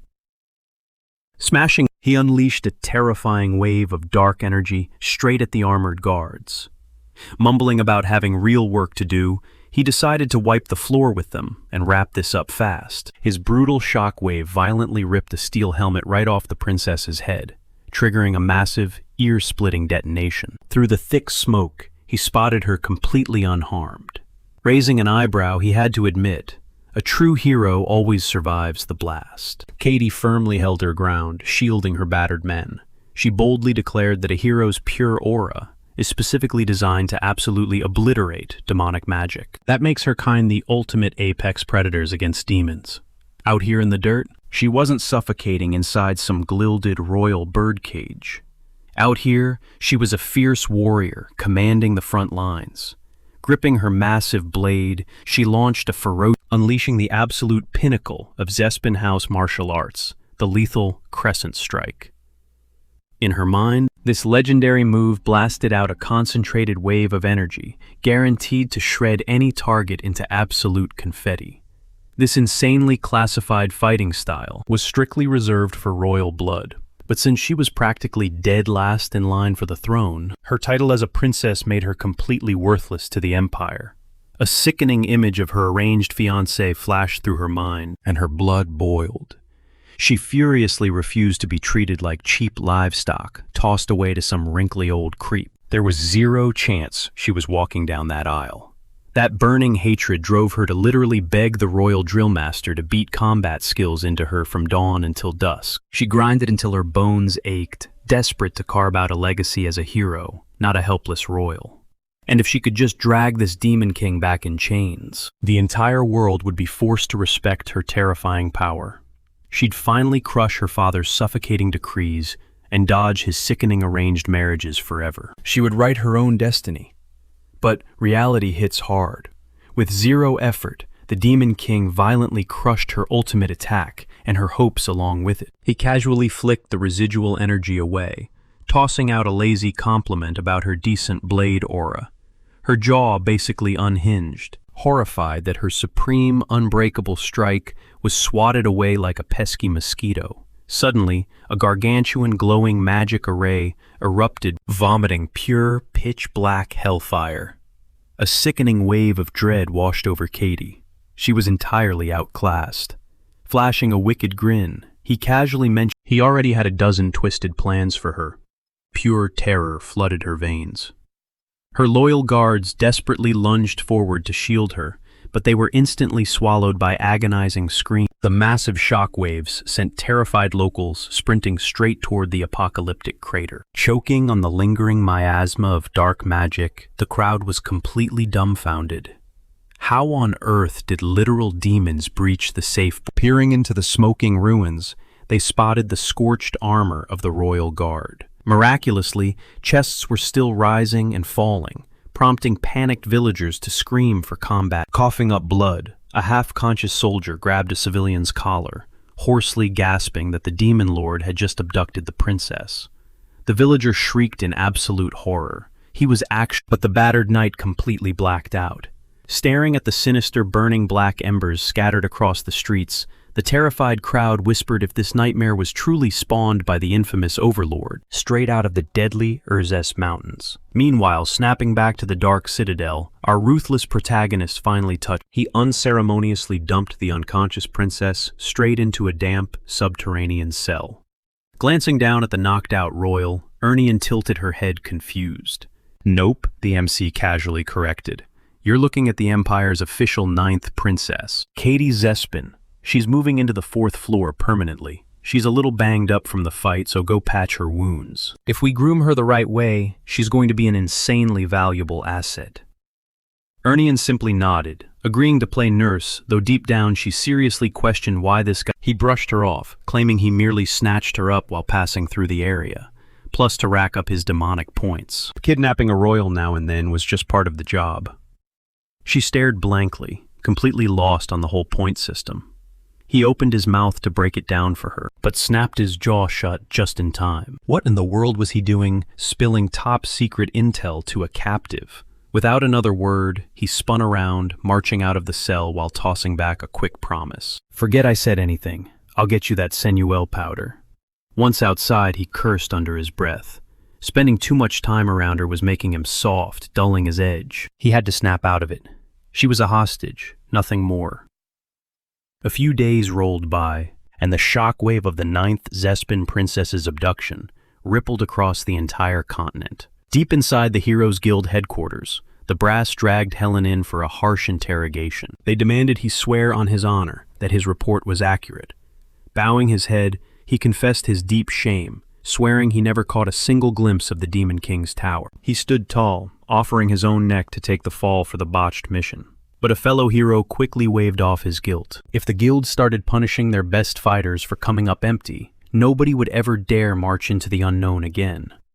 Helen nodded, grateful for the lifeline, as the council briefed him on the grim reality. Right after their failed raid, the Dark Lord had snatched the 9th Zespin princess right out from under them. The Empire was screaming for blood.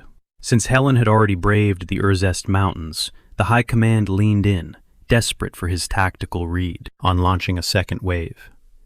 Helen kept his face perfectly calm, playing the sympathetic card for the royal, while reminding them that even his sharpest trackers found nothing. Throwing a massive army into the meat grinder right now would be suicide. Instead, he pitched a smarter play, deploying covert recon teams to pinpoint the fortress first. Once they zeroed in on the target, burning it to the ground would be a breeze.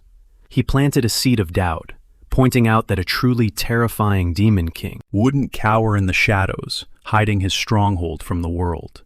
The council members nodded slowly, buying into the logic. Real power demands the spotlight. Sure, it broke the mold of standard Dark Lords, but if this guy was just a spineless coward playing hide-and-seek, he wouldn't be a nightmare to crush anyway.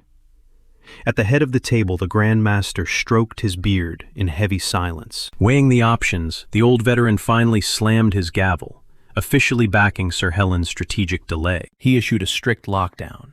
No full-scale invasions until they had coordinates on that elusive tower. Slipping out of the war room, Helen smirked inwardly. Was this the master plan? Did the boss really want him flexing his influence just to stall the guild? He had secured the precious delay, passing the baton back to his dark master. As the days slipped by, Gordon relayed Helen's flawless manipulation back to the Demon King, who simply ordered him to keep a close watch. The Dark Lord leaned back, realizing how dangerously close the guild had come to launching an all-out holy war. Without Helen pulling the strings from the inside, the tower would have been swimming in righteous blood. Turning that golden boy into a loyal pawn was his smartest play yet. Out there, Helen and Granada were moving the chess pieces perfectly in his favor. They were his ultimate delay tactics. Meanwhile, dragging another royal captive into the dungeon had sent his dark energy reserves skyrocketing. If he slammed the Harmonia Sphere into her, she'd transform into a terrifying asset on the battlefield. Down below, the dwarf was gutting the ground floor, fortifying the walls into an unbreakable meat grinder. Kruchu was out there brainwashing the local orc tribes into a frenzied The moment Princess Ernian locked down her pact with the Great Spirit, this entire fortress, which standard heroes wouldn't even dream of attacking, would evolve into a death trap that would shred even elite vanguards to pieces. Only when his defenses were absolute would he unleash his fury beyond the peaks, kicking off his brutal revenge tour. He was going to hunt down every single hero who had slaughtered him in his past life. But to fuel this grand massacre, he desperately needed to score some of that infamous Senuel powder. And that meant diving straight into the belly of the beast. Amor, the glittering utopia of arcane science, crawling with elite spellcasters and seasoned veterans.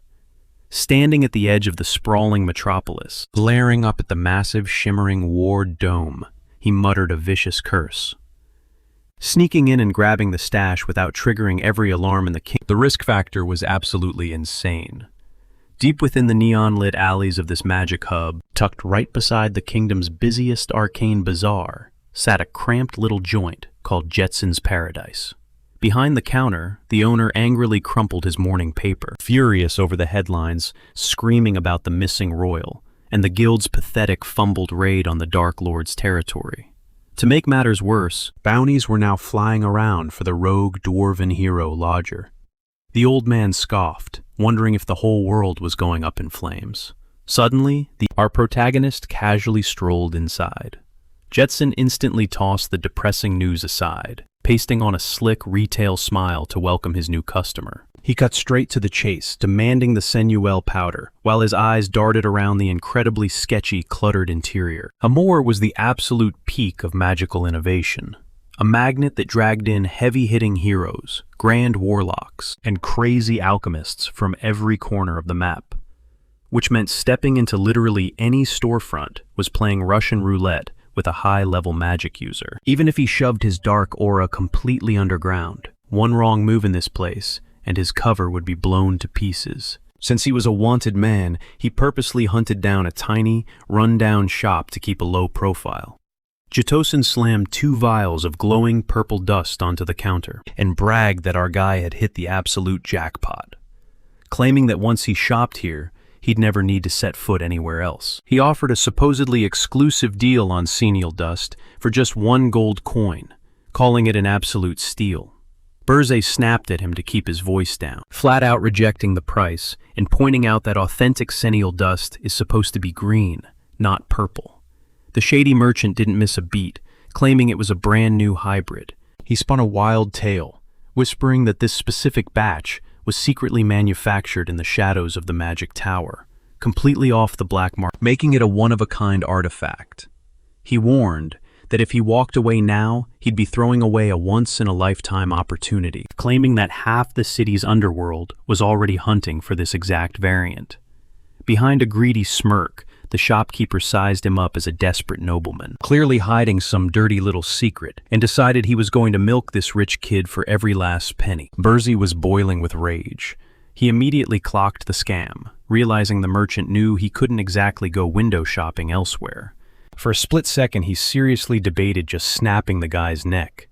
But then the rusty shop bell chimed, and a wildly irritated customer stormed, complaining loudly about why they even bothered stepping into this filthy dump. When Berze caught a glimpse of her face, his blood ran cold. It was Princess Louise in the flesh. She was tearing the city apart on a manic manhunt for Logar. Her hulking bodyguard explained that a wanted fugitive like Logar wouldn't dare show his face in the main plazas, considering there's a massive bounty on his head everywhere you look. With total disgust, she sneered that she never imagined dragging herself into such a pathetic peasant-filled slum, all thanks to that dwarf. Her guard stepped up to the counter, demanding any intel on Logar's whereabouts. Berze locked eyes on the bratty girl, confirming his worst nightmare, that toxic attitude. The raspy, arrogant tone, that signature messy hair. No doubt about it, it was Louise Verft. Thank God she didn't recognize, since he was wearing a heavy disguise during their last, brutal showdown. Jetosin leaned in with a sleazy grin, asking, "So, you folks are tracking someone?" He mockingly apologized, sighing that his memory gets awfully foggy when his pockets are empty and sales are down. Louise's temper instantly flared. She practically screamed that this pathetic human was treating them like a joke, whipping out a razor-sharp dagger and pressing it close, hissing that he clearly didn't realize who he was messing with. Did this rat really just try to extort a royal jettison? Threw his hands up in a total panic, stuttering that spilling blood was strictly outlawed inside the Magic City's walls. She couldn't just slice him up. If she was going to threaten him with a blade, the least she could do was buy some inventory to smooth things over. How's that for a compromise? That only fueled her rage as she shrieked that he had absolutely sweating bullets. He babbled that a simple purchase would instantly cure his amnesia and make everyone happy. Plus, killing him would just get her thrown behind bars. The tension in the room thickened for a few agonizing seconds, until Louise burst into an unhinged, booming laugh, calling the scammer hilarious. Without missing a beat, he whipped out that exact same vial of purple dust, aggressively rebranding it as premium aura powder. He smoothly lied that it worked wonders on dwarven physiology. And for the low price of just 3 gold coins, it was. Burzy was fuming in the background, knowing damn well it was just cheap senile dust. But Louise bought the lie hook, line, and sinker, tossing 3 gold coins onto the wood. Jitosin snatched the cash, practically bowing in gratitude. Smug as ever, she finally asked if a rugged dwarf named Logar had passed through his doors. The merchant tapped his chin, admitting he hadn't heard the name, but dropped a juicy tip. He might have slinked over to the blacksmith district, which was just a few blocks away. It's legendary territory, and any dwarf with an ounce of pride wouldn't be able to resist checking out the local forges. He bet that he snooped around there, somebody definitely spotted him. Louise snapped her fingers, ordering her guard to march straight to the district, giving Burrs a surprisingly polite nod to apologize for the scene before sweeping out the door. The second they were gone, Burrs closed in on the scammer, slow clapping as he called him a sheer genius of fraud. Selling fake dust for 3 whole gold coins. It took insane guts to hustle a psycho like that. Jitosin flashed a wicked grin, praising Burze for keeping his mouth shut during the hustle. He shrugged, noting she reeked of clueless nobility. So bleeding her for 3 gold coins was basically pocket change for a spoiled. Plus, hey, he was still breathing, right? He tossed the gleaming coins in the air, catching them with a slick flick of the wrist. He smirked at Burzy, boasting that he clearly admired his shady little empire, and for an entry fee of 10 gold coins, he'd gladly mentor him in the dark arts of street-level scamming. Burze thought the guy was completely delusional, but honestly, his raw talent for shameless deceit was exactly the kind of sleaze he needed. Burz coldly ordered him to pack up and head straight to the Golden Moon Merchant Guild. He told him to use the password, "The Mountain Sent Me," and they'd let him right in. Jettison raised an eyebrow, totally confused about what he had to do with Golden Moon, considering the entire guild was notoriously bankrupt and washed up. Burz stepped closer, his voice dropping to a dangerous whisper. As he asked, he pointed out that the shopkeeper had exactly 0 choice, especially since the gullible noble he just conned. That was Louise Verft, the bloodthirsty princess. The moment that name hit his ears, Jettison's face drained of color. The vial slipped from his trembling hands and shattered as he gasped. The psychotic dwarven princess? Burze flicked the single gold coin onto the messy counter, coldly stating the terms. He works for Golden Moon now, and his starting salary is 1 gold coin a month. If he even thinks about running, Burza promised to personally drag Louise back to this very spot. Jettison instantly dropped to his knees, clapping his hands together in absolute surrender. "Please don't do this," he mocked, flashing a wicked smirk. "You seriously didn't think I'd actually say something pathetic like that, did you?" Snatching the coin off the counter in a fit of rage, the shopkeeper barked, "Do I look like some gullible idiot to you? Get out of my sight, and go ahead, drag that so-called princess in here if you've got the guts.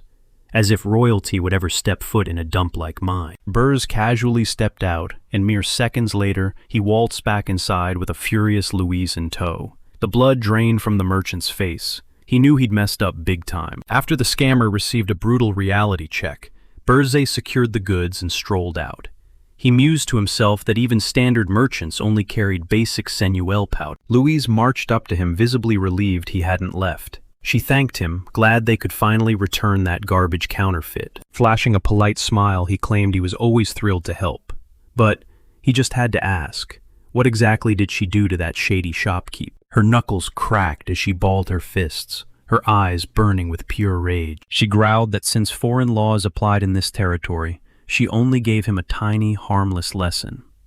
But honestly, she would have loved nothing more than to rip his beating heart right out of his chest, just so he'd understand the wrath of a scammed lady. Behind her, her royal guard wiped away a terrified sweat drop. Even Burz hadn't expected that level of sheer savagery. He paled slightly, realizing this crazy woman hadn't changed one bit since his past life. She was exactly as unhinged as he remembered. Suddenly, a brilliant scheme sparked in his mind. "Weren't you hunting down a guy named Logar?" he casually dropped. Her eyes lit up instantly. "The blacksmith," she gasped. "Do you know where he is?" she pressed. Burze smoothly pulled out the pendant, asking if this trinket had any connection to her target. The guard gasped in shock. "That masterpiece. It bears Master Loger's mark," the knight cried out. Hooking the bait, Burrs claimed he'd bumped into the artisan near the Ormus forest about 2 months back. "The old man was starving," Burrs lied smoothly, "so I traded him some grub for this piece. I held on to it, since it looked pretty rare." Louise gripped her trembling fists, barely suppressing her boiling intensity, and admitted she owed him big time. "If we were back in my territory," she declared proudly, "I'd drag you into a glorious 5-day, 5-night drinking binge to celebrate." Just the thought of that lethal alcohol marathon made Burze want to hurl. To show her gratitude, she tossed him a shimmering royal emblem. "We need to hunt him down before his trail goes cold," she stated urgently. "Take this emblem, flash that in my kingdom, and you'll score the absolute highest tier gear we have." Berze bowed his head, graciously accepting the heavy payout. With their business concluded, the fiery duo marched off. "What's our next move, princess?" her knight asked. "I'm calling in Her Majesty," Louise smirked. "With royal backup, there's zero chance Loger is slipping through our fingers this time." Burrs watched her storm away, a sinister grin creeping across. Ever since his rebirth, he'd been way too swamped. Honestly, he was totally neglecting the wicked, chaotic lifestyle a true demon should be enjoying. But he couldn't ignore his past life memories. He knew perfectly well that before he turned back time, Draxon had tracked down and devoured a mythical beast's core, granting that brute an insane power spike. And that core is exactly what Burrs needs to claim for himself. Right now, he's just a fragile young demon king. In a straight-up duel, Louise would absolutely obliterate him. Plus, her gear is totally cracked. Taking her head-on would be pure suicide. So if he ever wants to crush those so-called heroes who ended his past life and actually survived this brutal world, he needs massive power, fast. That's exactly why he sent Louise straight toward Ormus, right to the doorstep of the Beast Demon King, the explosive heiress of the Worth clan, clashing against Drax and Doldorf. It was a match made in hell. And while those two heavyweights tear each other to shreds, Burrs will slip right through the chaos and snatch that mythical beast's heart right out from under them. Meanwhile, merging his dark tower with that dwarven relic unlocked some seriously overpowered upgrades. First, remote tower control. Second, instant item teleportation. Tapping into the link, he radioed Gordon, explaining that things got a little messy out here, so he was leaving the base in his hands. Using his fresh spatial skill, he beamed the Senuel powder straight into the stronghold. 10 premium top-tier vials materialized instantly. All of this was carefully calculated so his captive princess could finally seal her pact with the Great Spirit. Inspecting the glowing dust, she was absolutely blown away by its flawless purity. "Did the Demon King seriously travel all the way to Amor just for this?" she murmured in awe. Gordon crossed his arms, proudly stating that their master only settles for absolute perfection. "His Dark Majesty retrieved these catalysts with his own 2 hands, Gordon boomed, "so you better not waste a single grain." Speaking of Princess Kate and her fiery temper, she was still grounded on the 4th floor. Burrs had ordered Gordon to whip her into shape. If she wanted to unleash her true potential, she needed to become an elite blade master, and Burze fully intended to test her growth the second he got back. Sweating in the training hall, Kate swung her blade, screaming at her massive instructor. "I'm gonna make you regret ever crossing swords with me," she roared. Gordon just scoffed. "Try landing a single scratch on me before barking so loud, kid." Down on the 1st floor, Burrs had set up a blazing hell forge so Loger could push the tower's upgrades to the absolute limit.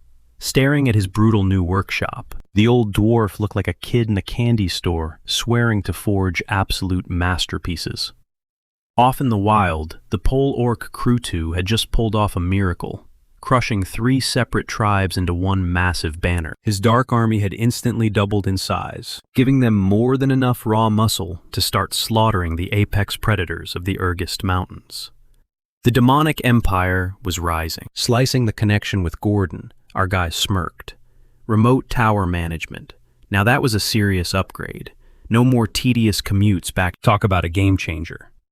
Next up on his agenda, getting Helen on the line. But her call beat him to the punch, and she brought absolute music to his ears.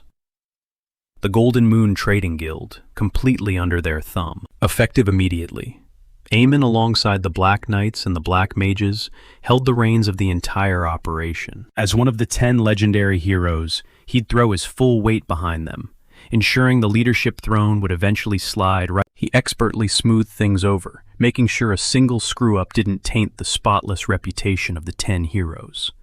Berja even tossed him a gold star for his flawless execution. Strolling right into Jetson's dusty shop, he slammed down a non-negotiable order. Get a message to Granada, immediately. The Golden Moon Guild would bankroll the whole operation. Granada's job. Take that massive pile of cash and buy up every single elf, every last one on the continent. Oh, and he was tossing a new recruit their way. This shady swindler Jetson was about to become their newest asset. Time to put him to work. Meanwhile, the rat himself was cowering under his own desk, shivering like a leaf, and clamping both hands over his mouth to muffle his panicked breathing. RMC scoffed. This absolute clown actually had the guts to scam Louise Worth. He shot a freezing glare straight at the wooden desk hiding the trembling mess. I already know every filthy secret you're hiding, he warned the empty room. You have exactly 30 days to show up at my doorstep. You don't. Consider it taking out the trash. Leaving that deadly promise hanging in the air, he turned on his heel and walked out. The second the door clicked shut, Jetson finally gasped for air, practically melting onto the floor. Cut to Granada, who was busy whipping a The king's latest directive hit him like a ton of bricks, buying the freedom of every single elf. It blew his mind completely. He swore he'd round them up at lightning speed. Sure, ripping his brothers and sisters out of chains sounded heroic on paper, but he was basically dragging them straight into the Demon King's gaping jaws. The master plan, probably turning them into brainwashed sleeper agents just like him, was handing him this twisted mission, some kind of sick test. While his mind raced, a grunt leaned in and murmured something to the second in command. Are we seriously practicing elven swordplay right now? He grumbled. The deputy just shrugged, looking just as clueless. The pointy-eared freak gave the order. Do we look like we have a choice? Honestly, he was sick to his stomach of the guy's constant bragging about living for centuries. Hey, the captain is totally zoned out, the mercenary hissed. Perfect time to slip away, don't you think? Murmurs of agreement rippled through the ranks. The deputy broke out in a cold sweat, but eventually gave a shaky nod, clashing their blades to fake a heavy spar. Granada completely ignored the background noise. Serving the Demon King. Yeah, it beat scraping the dirt for human masters for the rest of eternity. And dodging a pathetic, meaningless death was a nice bonus. But don't get it twisted. He fully caught those idiots trying to ditch training. With a lazy flick of his fingers, thick, thorny vines. Wait, my mistake, the guy shrieked, desperately pleading for mercy. Just, please don't embarrass me in front of my squad. Seeing their leader strung up the rest of the slackers, panicked and scrambled for their weapons. Suddenly their fake training became very real. Why am I the only one swinging from a tree? The deputy hollered in outrage. Down the hall, Helen picked up on the commotion. What's all that racket? She demanded. He calmly brushed it off, swearing everything was perfectly under control. But as for his actual plans for those guys, instead he casually dropped that he was going treasure hunting. Fast forward a bit to the blazing tropical kingdom of Ormus. Louise was currently stomping through a dense, sweltering jungle, and she was absolutely fuming. Her sweaty assistant jogged alongside her, whining that the Ormus officials had just slapped them with a final ultimatum. They're demanding an immediate military pullout, he gasped. She spun around, eyes flashing with unadulterated. We are not leaving until I find that absolute moron, she snapped. They'd swept through every single zone Ormus had cleared them for. But Louise's eyes narrowed dangerously. There was exactly one dark— Wait, you don't mean Monster Mountain, do you? The dwarf choked out. Are you seriously insane enough to go up there? That's a death sentence. It's the sacred turf of the Beast Demon King, he shrieked, practically tearing his beard out.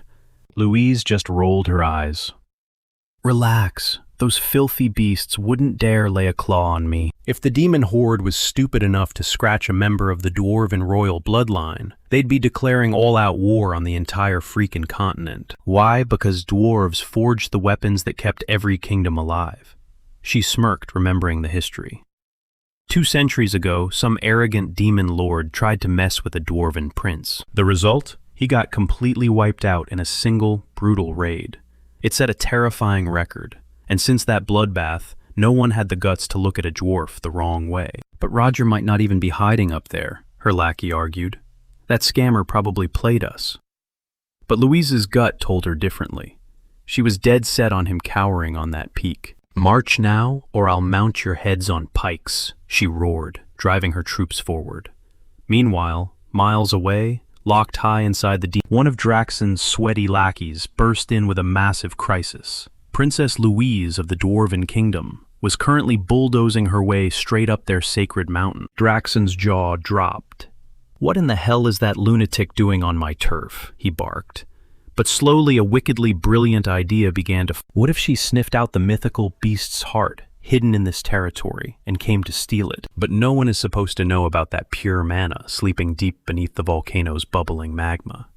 It's an unfathomable power, one he wouldn't trade for 1,000 spirit flowers. If he can just absorb it, he will wield the ultimate weapon. They are already in the final stages of excavating the path to the heart. Why did she have to show up right now?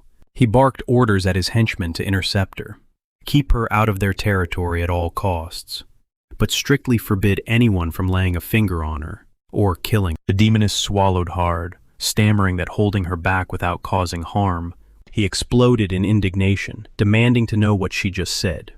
Meanwhile, Prince Ormus Max blocked Louise's path, sneering as he asked if she was in that much of a hurry to die. These lands belong exclusively to the Demon King, and trespassers face strict consequences. Didn't the palace give her a fair warning? After all, one wrong step here and she could easily get herself erased. A flicker of unease crossed her face, but she stood her ground, warning that they wouldn't dare lay a hand on her. She demanded he move aside. She flatly refused to leave until she tracked down Lodger. The prince flashed a wicked grin, mocking her, and asking if all dwarves were truly this dense. 200 years ago, the death of the dwarven prince sparked an all-out war. And thanks to that exact bloodbath, the Zespin Empire, sitting right next to the Demon King's tower, raked in a massive fortune by selling weapons and rations to the heroes. That endless cash flow is exactly what transformed their tiny kingdom into a sprawling empire. Now, if the dwarven princess gets slaughtered here by demons, history will repeat itself right now. A literal river of gold will flood straight into Ormus's pockets. Just then, hostile warriors closed in, trapping them from every angle. The princess felt a sudden spike of anxiety, but her blazing fury quickly swallowed that fear. Max lunged forward like a predator, screaming that it was finally their turn to bathe in riches. He roared the command to slaughter every last one of them, to secure their glorious future. And his elite soldiers swarmed the dwarves. Louise ripped her heavy axe from her back, spitting that they were nothing but cowardly monkeys as she vowed to smash them into the dirt. Meanwhile, a frantic minion burst in to warn the Demon King that the dwarven squad was about to be. Draxon's eyes widened in sheer panic, screaming that they absolutely could not let this happen. They had to halt the slaughter immediately. Those brainless fools from Ormus were planning to assassinate Louise and pin the murder entirely on him. The dwarves will ignite another all-out war against him, just like the nightmare from 200 years ago. He frantically commanded his troops to dispatch every available demon and vicious monster straight to the battlefield to crush the ambush. They had to keep that princess breathing at all costs. Meanwhile, absolute chaos reigned on the battlefield, and Ormus's brutal warriors were slowly crushing the dwarven defenses. The stout warriors locked their shields together to form a desperate wall around their princess, as her frantic support that the terrain heavily favored the enemy. Surviving an open brawl was impossible. He vowed they would carve out an escape route and begged her to run for her life. Louise shrieked in absolute rage, screaming that she was so beyond pissed she'd rip these scumbags apart with her bare hands. The scarred dwarf pleaded with her to keep her cool, as she shot a murderous, deathly glare straight at Max. The prince mockingly laughed, sneering that she looked pathetic, cowering behind a miserable turtle shell. He boasted he'd shatter her with a single strike. He locked onto his target, drawing his arm back to launch his lethal spear. But a sudden chilling surge of demonic energy spiked right behind him, making him wonder if the local Demon King's lapdogs had already caught up. It was Burge. The masked man strolled forward, casually mentioning that attacking Ormus wasn't on, but their agendas violently clashed. Max and Louise instantly sensed the aura. This stranger definitely wasn't the demonic Beast King. The suffocating pressure made them both sweat. The MC stared dead at the prince, calmly declaring that he was going to die today. A thick mask completely concealed his identity, leaving them clueless as to who they were facing. Max scoffed, writing him off as just some high-ranking demon. He barked at his troops to finish the princess, while he personally butchered this intruder. His grunts charged forward to execute the command, but agonizing screams suddenly ripped through the air, forcing Max to whip around only to see Louise bulldozing straight toward him. She roared like a beast, screaming how dare he take his eyes off her in the middle of a death match. Her sheer, unhinged ferocity rattled him to his core. How could a tiny dwarven girl exude this much terrifying bloodlust? Realizing the danger, he decided to crush her first. But before he could even flex a muscle, paralysis instantly gripped his limbs. Cold panic set in as Max realized he'd been completely outplayed by the masked stranger's distraction. In a flash, Louise delivered a savage, bone-crushing strike, finishing him off before landing cleanly on a thick branch. She snapped her head around. His imposing magical presence had completely vanished into thin air. Enraged by the sudden execution, the surviving warriors swarmed her, howling about how she dared to slaughter their prince, and she furiously screamed back that they were the ones who ambushed her in the first place. She viciously challenged them to join their pathetic prince in the afterlife. Her loyal troops immediately leveled their heavy crossbows, raining brutal volley fire on anyone foolish enough to charge. Up in the shadows, Burge silently watched the carnage unfold. That Louise probably wasn't going to appreciate this setup. Shrugging it off, he turned his gaze toward the ominous tower, flashing a dark grin, fully expecting the demonic Beast King to swallow the bait whole. Just 5 minutes earlier, Draxon had felt a massive spike of demonic energy, perfectly aligning with his scout. He declared that this dark aura definitely wasn't theirs. This meant one thing: a rival king had just deployed his shadowy assassins straight into their territory. Just feeling the sheer weight of that energy, he realized they were dealing with at least a high-tier greater demon, or maybe some terrifying monster. Grinding his teeth in panic, his mind flashed to Prince Ormus, locking horns with the fierce dwarven princess. With his other demonic forces ambushing them, the whole setup felt way too flawless. He absolutely had to investigate this mess with his own 2 eyes. Storming onto the scarred battlefield, his eyes darted around, finding zero trace of the royal dwarf.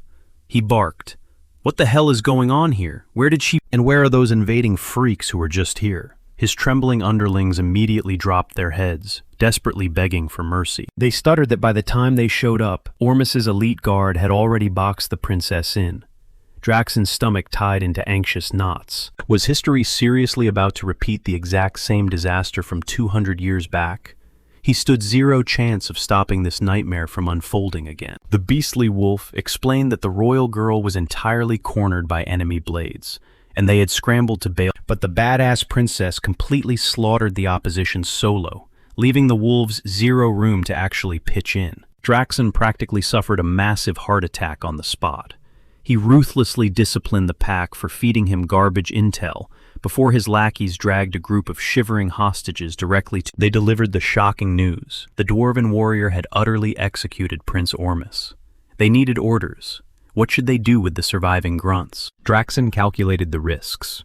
If he butchered these survivors, this was a golden opportunity to rack up massive demonic power points. But the payoff for taking hostages vastly differed from straight-up murder. Ormus might rule a tiny faction, but those lunatics would spark an all-out war if they sniffed out that he orchestrated their leader's demise. So he firmly commanded his squad to pack up the survivors and ship them straight back. He needed these traumatized fools to march back to their superiors and spill the exact truth about the bloodbath that went down. That way nobody could possibly pin the blame for this massive screw-up on him. Once that was settled, he snapped, "Did you track down the rat that infiltrated our turf?"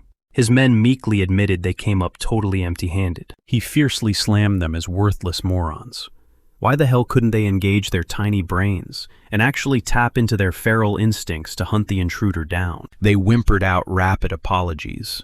Draxen muttered to himself, if this interloper was a top-tier assassin specializing in pure stealth, it made looks like he had no choice but to pull out his ace. He took a sharp breath, dialing the sensitivity of his demonic senses past their absolute limits. This specialized art channeled pure, raw demonic mana straight into his sensory organs, drastically boosting their tracking power. By activating this trump card, he could literally see the lingering fumes of cloaking magic.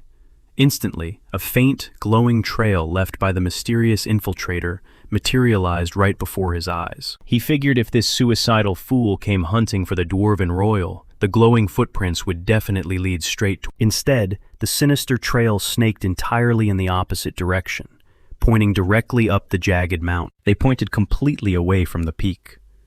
His eyes widened in horror, and he instantly launched himself straight up the steep, rocky slope. Spewing a venomous string of furious curses, the crushing reality hit him like a freight train. He had been completely played. The entire bloodbath between the Dwarven Princess and Prince Ormus was nothing but a masterfully crafted smokescreen. Even that flashy burst of malicious energy was a calculated piece of the puzzle, specifically designed to lure him miles away from the blazing volcano. The rival king's true objective wasn't territory. It was stealing the heart of a legendary, mythical beast. Meanwhile, Burge hovered dead center inside the volcano. Staring into the inferno, he realized this wasn't just ordinary molten rock. Even with Draxen's monstrous durability, there was zero chance that coward would actually dare to dive into this blistering hellscape. That totally explained why the enemy was busy constructing a massive rig to drain the magma pool. But Burge could not care less about their petty engineering. Why? Because his majestic black flame dragon scales rendered him completely immune to the scorching heat. Just then, a vicious three-eyed tiger lunged violently at his back from the beast swung its massive bone-crushing mace with a deafening roar, but our MC casually caught the deadly weapon with a single bare hand. Shocked that his sneak attack failed, the assassin demanded to know how the demon had spotted him from such a massive distance. Defending his pride, the tiger unfazed, Burge simply locked onto the creature's wrist with an iron. Panic instantly shattered the assassin's bravado, begging him to hold on for just a second. But it was too late.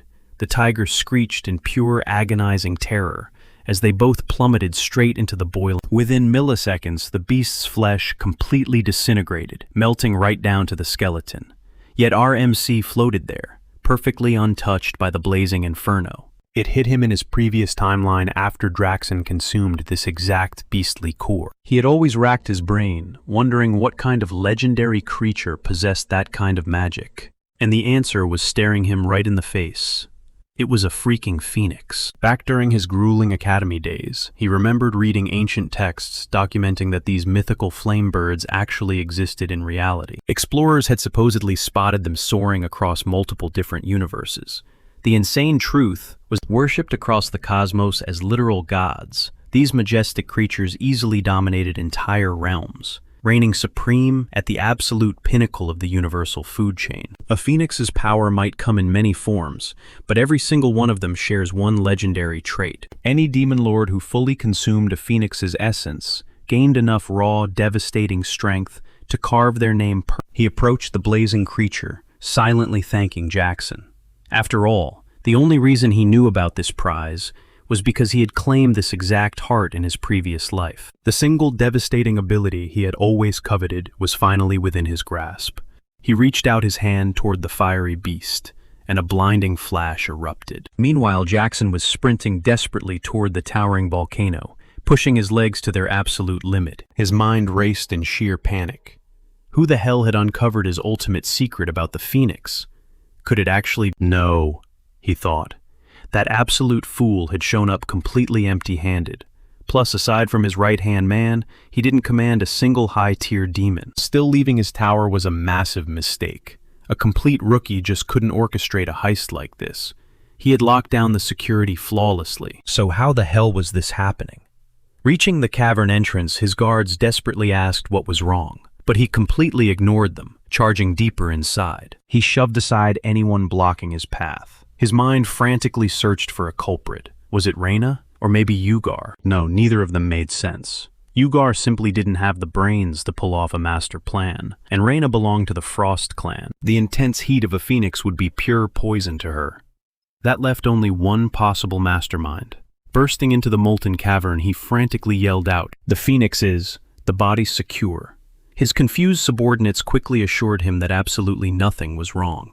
Well, except for the fact that just 60 seconds ago, their tiger brother randomly dove straight into the boiling magma. Jackson's jaw dropped in absolute— "Pull him out! Get him out right now!" he shrieked. The massive beasts forcefully held him back, desperately asking what had him so panicked. "That absolute idiot is stealing my phoenix," he roared. But before anyone could move, the entire lake of boiling magma violently erupted, shooting straight up the volcanic shaft. Outside, every single gaze was locked onto a blindingly radiant star, tearing through the sky overhead.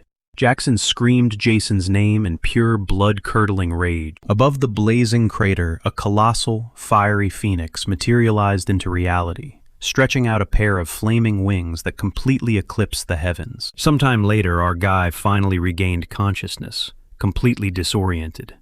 His original plan was simple: suck the flaming corpse into his pocket. Instead, his own body had violently, greedily devoured every last drop of the creature's residual mana before he could even blink. His very last memory was getting blasted out of the mountain peak by a literal volcanic explosion.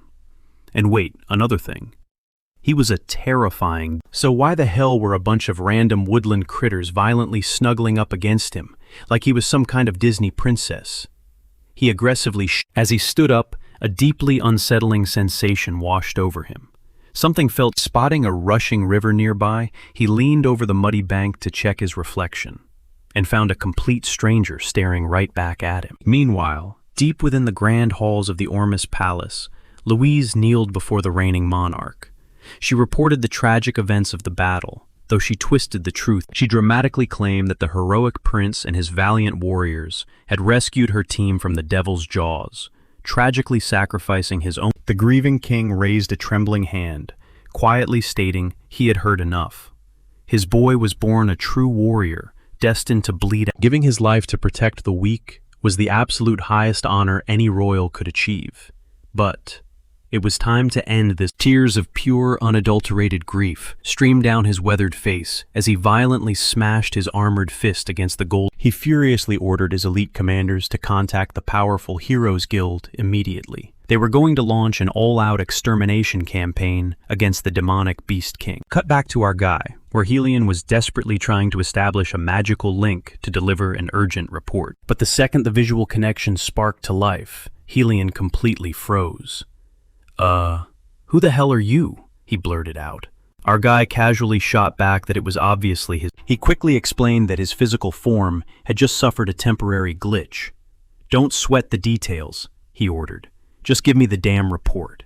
Still visibly bewildered by the new face, Helion revealed that the guild was currently mobilizing a massive new expedition under direct orders from King Ormus. The terrifying 10-star mage Roselle Champ had been officially appointed as the supreme commander. She was an absolute and stepping in as her deadly second-in-command would be none other, another absolute powerhouse, a 10-star hero who clawed his way to the top of the food chain through pure, brutal martial arts. Out of the 500 fully armed members marching in this expedition, at least 200 of them were certified heroes.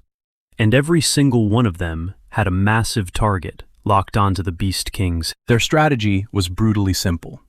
March straight to the Ormus Kingdom, set up a forward operating base, and launch a full-scale. However, Helion quickly clarified a major detail out of that massive 200-man roster. Roselle and Valruf were the absolute only 10-star elites joining the fray. Our guy was dropping his voice. Helion explained the dirty little secret behind the scenes. It seemed a massive faction of these so-called heroes actually didn't want the demonic beast. They were actively pulling strings from the shadows, intentionally sabotaging the expedition's true combat power. This revelation caught our MC totally. Wait, humans actively keeping a demon lord alive? Then the dark, twisted reality finally clicked into place. To the greedy human kingdoms, a demon lord's towering dungeon. Think about it. Even the mutilated corpses of low-level demons served as extremely rare alchemical ingredients, selling for an absolute fortune on the black market. Simply put, there was a massive corrupt syndicate of nobles, making an absolute killing off the resources bleeding out of this demonic tower. Killing the boss, watch their profits vanish. Even the simplest moves spark a messy, cutthroat web of scheming between rival nobles. Inhumans are messy creatures. RMC cornered Helen, demanding he join the raid. In exchange, he'd hand over the Beast Demon King's fatal flaw. But it came with one brutal condition. The beast had to die by his hand alone, allowing him to siphon its raw power. Having already slaughtered 2 Demon Kings, he knew the public's blind faith in him would absolutely skyrocket. Helen flashed a strained, nervous grin. Sure, he was grateful, but didn't the MC worry that once Helen leveled up, he might just break off the leash? A dead silence filled the room. The MC shot him a bone-chilling glare, letting the tension marinate before whispering, did he honestly think scraping together the pathetic scraps from 2 dead Demon Kings would be enough to challenge him? Gillen backpedaled instantly. The second the magical link cut, Gordon hailed the MC, but spotting some random stranger instead of his monarch, he snapped, "Who the hell are you? Where's my king?" Annoyed, the MC barked back that he was his king. Gordon froze, his brain short-circuiting. He opened his mouth to question the drastic makeover, but Baruji cut him off, demanding the report. Gordon swallowed hard, dropping the bomb. An urgent SOS just rolled in from the Tower of Demonic Beasts. They needed him there, now. Caught off guard, the MC demanded to know if Draxon was behind this. Gordon nodded, confirming Draxon personally issued the summons. Cut to the Beast King's stronghold, where the heavy hitters the other Demon Kings were already gathering. Reyna wrinkled her nose at the awful stench, while Ugar wasted no time interrogating them about the crisis. Jackson stepped in, ushering them upstairs to wait while he welcomed the remaining VIPs. As the heavy doors slammed shut behind them, Jackson ground his teeth in pure anxiety. Burge and Jason were totally MIA. Were they stalling to prep for an ambush? Running a tactical risk assessment. If Burge dragged his feet any longer, he'd shoot right to the top of the suspect list. Jackson just needed to play it cool and drop his guard. Meanwhile, massive wings ripped from the MC's back, reverting his hair to its natural shade. With a violent thrust of his new wings, he launched into the sky, panic rising as the clock ticked down. Back on comms, Gordon warned that since the MC was stranded in Ormus, he was the only one who could use the portal. Burge frantically ordered his minion to hold his position. Blindsided, the demon asked if he was heading straight back to the tower. The MC barked a yes and severed the link. Racing through the clouds, he mapped out the grim reality, flying all the way manually, instead of warping through the portal. Would instantly paint a massive target on his back as the prime suspect. But missing the meeting wasn't an option either. He absolutely had to touch down at his own tower, so he could officially warp to Draxon's location. He pumped his wings with everything he had, but the drag was just too much. At this rate, he'd missed the deadline by a hair. Gritting his teeth, he pushed past his limits. Out of nowhere, a blinding surge of mana detonated, igniting his wings into a brilliant, fiery phoenix gold. His hair morphed right along with it. Wide-eyed, he stared at his own burning feathers. Was this the legend? He never intended to tap into this. His chest hammered like a war drum. He clutched it, utterly stunned. It was actually beating. Suddenly, his bizarre animal magnetism made total sense. With a single explosive beat of his golden wings, he shattered the sound barrier. Gale force winds shredded his face. This speed was absolutely insane. He crossed the distance in a blink, totally botched the landing, and slammed headfirst into his own barrier, plummeting into a snowbank. Shaking off the impact, he realized he actually beat the clock. But this fiery new gear was dangerously unstable. He had to walk on eggshells until he could fully domesticate the raging phoenix, locked deep inside his core. As the blazing wings faded back to normal, he wondered, did the mythical bird just burn out and slip back into a coma? Shrugging it off, he sprinted into his stronghold and pinged Gordon, checking his status. Gordon gave the green light, asking if the king was already on level 1. He confirmed, snapping, in order for him to get down there. They needed to warp to the Beast Tower right this second. Meanwhile, over in Ormus, an elite raid party of heroes was gearing up, and every single eyeball was glued to Rosal Chant. Whispers rippled through the ranks. Was she seriously the prodigy who unlocked mana at just 5 years old? She was the undisputed golden child of the Magic Tower. Star-struck rookies nervously crept up to beg for an autograph, pouring out their desperate fanboy praise. But Rosal just swatted the air like they were annoying flies, spat out, "losers," and coldly ordered them to pack it up and move out if they were done yapping. One hero flushed bright red, snapping that she was way out of line. She needed to put a leash on her toxic mouth, or she'd completely nuke the squad's public image. But insanely enough, the masochistic heroes actually cheered her brutal insults. She just rolled her eyes. What was the big deal? They were pathetic trash. Should she lie? More importantly, how on earth was she supposed to clear the tower, carrying this mountain of dead weight? Suddenly the spotlight snapped away from her. The crowd parted. Helen had finally hit the scene. Instantly the hype machine exploded. This was the legendary 10-star powerhouse who slaughtered the King of Lust. But the dark rumors swirling around him, brushing off his recent disastrous campaign, he strolled up to Roselle. He shot out a hand, flashing a grin. "Long time no see. I'm crashing this raid to lend you guys a hand," he offered. She just scoffed, eyeing him like trash.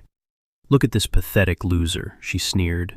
"Where's that filthy ring of yours? Did you ditch it at the stronghold since we don't have any elves running with us?" she mocked.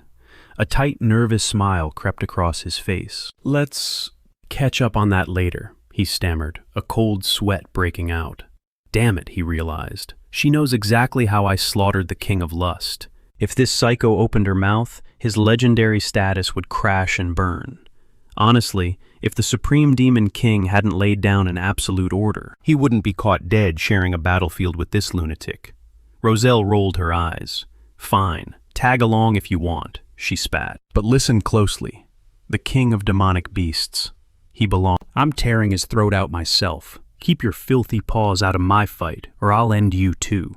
He just threw up his hands, flashing a slick, compliant smile. Loud and but behind those grinning eyes, pure malice. "Yeah, right," he thought. "That bastard's head has my name written all over it." A massive rift tore open the air, spitting out our main guy and his crew. Draxon was already waiting, blocking their path like a brick wall. "Jason, Berger, right on schedule," Draxon barked. "Get inside. We'll break down the intel behind closed doors."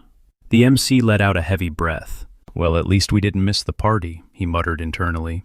The squad marched straight up to the penthouse of the Monster King's fortress. Ugar immediately crossed his arms. "Why drag us all out here for some emergency summit?" Ugar demanded. Jason just chuckled darkly. "Word on the street is a hit squad of heroes. The exact same ones who crushed Lust just rallied enormous. Is that why you're panicking?" Draxon narrowed his eyes. "So the rumors reached you too?" He slammed his fist down. "Then I'll cut the crap. One of you backstabbers smuggled an elite demon into my territory and swiped my phoenix heart. That artifact was mine to absorb. And worse. Thanks to that reckless moron, the second Prince of Ormus got slaughtered. So guess what? Their furious king just deployed a massive raid party specifically to hunt me down." Ugar raised an eyebrow. Was Draxon actually hoarding a dead phoenix, he wondered? "Hold on," Ugar interjected. "Did this rogue demon also assassinate the dwarven princess?" Reyna shot him a sideways glance. Sacrificing top-tier summons for a hit job? What an amateur move, she calculated silently. Jason, meanwhile, baiting a full-blown hero raid, Jason analyzed. This isn't an accident. Draxon bared his fangs. Maybe the rat among us wanted to trigger an all-out apocalyptic war, just like the chaos we faced when that dwarf royal dropped dead. Someone in this room is trying to eliminate me. But hear this. I am not dying alone. To expose this snake, I am dropping the points for a black box key. Deep inside every fortress sits a black box. It's the ultimate surveillance system, logging every single breath a Demon King takes. Back in the day, It was just a basic analytical tool designed to optimize our invasions into the human realm. But the elite demon lords, the apex predators, they absolutely despise using these trackers. Plus, the price tag for a single key is a downright astronomical chunk of demon points. And if the tower falls, the box disintegrates entirely. That's why everyone ignores it. The MC's eyes widened a fraction. A black box. Damn, I didn't see that wild card coming, he realized. If Draxon actually unlocks the log in his territory, my cover is totally blown. Draxon ground his teeth together. To access these logs, I need explicit consent from each respective tower master. He glared around the room. And naturally, every single one of you will grant me access. Right, because only the guilty rat would ever refuse. The MC masked his face, groaning internally. What an absolute moron. Suddenly, Reyna smoothly raised, "You have my permission," she stated coldly. Jason casually waved a hand in agreement. Ugar nodded, and finally the MC threw his hand up too. "I'm in." Draxon's sneer widened. "Unanimous. Perfect. I'll reach out to each of you individually." He wrapped up the summit right there. Now here's the catch. The black box key. It's strictly single use. Dropping those points before a massive hero invasion is financial suicide. There's no way Draxon blows his entire budget on keys right now. It would completely cripple his own defense grid. But the exact second this hero wave crashes and the dust settles, he'll buy that key and tear straight into Jason's logs. Stepping back through the portal, the MC mapped out his next move. All right. Before he gets the chance, Draxon needs to go. Permanently. I'm gonna run a quick diagnostic on the tower, then I'm heading out to handle some personal business, he announced. Gordon trailed right behind him, bowing respectfully. Everything is prepped and waiting, sir. The MC cracked a smile. Perfect. Let's kick things off on floor 1, he ordered. Gordon saluted sharply. Yes, Your Majesty. Cut to a little while later. Burger Tower, first floor. Logar was perched on top of a gargantuan war machine, throwing his arms out like a mad scientist. Behold, Your Demonic Majesty, he roared. A mana-powered siege cannon, forged in the very fires of the abyss. I present the Inferno Barrel M1. Just look at those flawless, devastating proportions. He had never forged such an absolute masterpiece in his entire life. Powered by the roaring flames of the Hellforge, this beast of a weapon could seamlessly channel 3 or more elemental strikes. Better yet, it was fully mobile. You could deploy this thing literally anywhere on the battlefield. A creation of this magnitude was complete. It blasted concentrated mana projectiles, packing a built-in generator that actually siphoned magical energy from the surrounding atmosphere to keep itself fueled. It could lock onto a single target, rain down area of effect destruction, or act as an autonomous sentry guarding a designated choke point. It was the ultimate all-in-one package. Our main character cleared his throat, reminding the craftsman that he had given him the green light to build whatever weapon he desired, but was he absolutely sure about this design? Gordon confidently fired back that yeah, the shape was a bit comical, but that didn't change the cold hard fact that the cannon functioned flawlessly.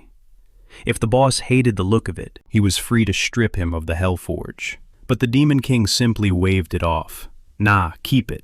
Let's see just how far this crazy inventor could push his limits. Meanwhile, Logar threw his hands straight up into the air, screaming out his absolute gratitude. Your Majesty, you won't regret this. I'll build more cannons, stronger ones. I'll craft dozens of them. No, hundreds of them. A little while later, our hero made his way up to the second floor of the massive tower. Out of nowhere, Kaede lunged at him, her blade flashing as she screamed that she warned him. He was going to seriously regret taking her on as a student. She viciously swung her weapon, launching herself into a fierce forward assault, but the protagonist casually caught her blade bare-handed, instantly shattering her entire momentum. He smirked, teasing that she had not improved one single bit. Furious, Kaede leveled her sword straight at his chest, sprinting forward as she roared that she was not holding anything back this time. Channeling the ultimate Jespine family sword art, she unleashed the Descending Moon Slash, transitioning flawlessly into the Descending Moon Split. She tore across the ground, keeping her glowing blade thrust dead ahead. The Demon King offered a slight, impressed smirk, admitting her form had gotten a tiny bit sharp. Still, she had a long way to go. With those mocking words, he condensed the terrifying orb of dark energy right in the palm of his hand. Kaide shrieked in pure shock. Impossible. How the hell did he deflect her ultimate technique without even breaking a sweat? Suddenly, a piercing scream echoed through the massive tower. The protagonist shifted his intense gaze to his subordinate, questioning why she was hanging around on the second floor anyway. She quickly explained that Princess Ernin was currently up on the fourth floor, deep in the middle of a high-level spirit summoning ritual. Because of the sheer danger, they had temporarily relocated Princess Kaede down here for her own safety. The protagonist raised an eyebrow. Meanwhile, up on the fourth floor of Burz's tower, scattered empty vials of ultra-rare senile powder littered the dark corners of the room. Ernin squeezed her eyes shut, forcibly drawing in the dense magical energy swirling around her. Standing dead center on a massive glowing arcane crest, Great Spirit of Water, Guardian and Protector, I summon thee. Bind us by blood and soul, and forge this contract seal in the name of Ernin. She begged the ancient entity to answer her desperate call. In the blink of an eye, a massive torrent of water flooded the entire chamber. The arcane circle blazed. Ernan gasped out the true name. Niruniel. And just like that, the legendary spirit materialized out of thin air, slowly fluttering her eyes open with a soft, surprised. She floated gracefully, murmuring, "Well, color me impressed. Who actually possessed the raw talent to summon me straight into the heart of the Demon King's own? By the ancient, sacred covenant of my ancestors, I, Niruniel, the Great Spirit of Water, officially recognize you. A mortal human named Ernin as my bonded contractor." The ethereal spirit reached out her glowing hand, and Ernin tremblingly reached back to seal the deal. Exhausted, the princess let her eyes slip shut, her body practically floating upward in the residual swirling currents of water. But her legs gave out, and she collapsed, right into the strong, waiting arms of our protagonist. Snapping, gazing down at her as he whispered that he almost missed out on witnessing such an incredibly rare spectacle. "Outstanding work," he praised. Her face instantly stuttering, she insisted it was honestly nothing special. It was entirely thanks to that insanely expensive senile powder he had tracked down for her. Peering up into his dark eyes, she suddenly blurted out, "I love you, Demon King." The very next second, the blood completely drained from her face, and she shrieked in absolute mortified panic. "No, wait, that wasn't me. Please, you have to believe me." It was her vocal cords, sure, but she definitely wasn't the one steering the ship right now. The protagonist chuckled, noting that she had apparently bound herself to a seriously unfiltered, headstrong spirit. Right on cue, Niruniel swooped past the flustered couple, giggling out loud. "Oh my gosh, what am I going to do with you? I totally just blurted that out, but let's be real. She absolutely adores her big bad Demon King. It's honestly tragic that she got exposed this fast. So come on, when are you two making it official?" The MC blinked, completely thrown off guard.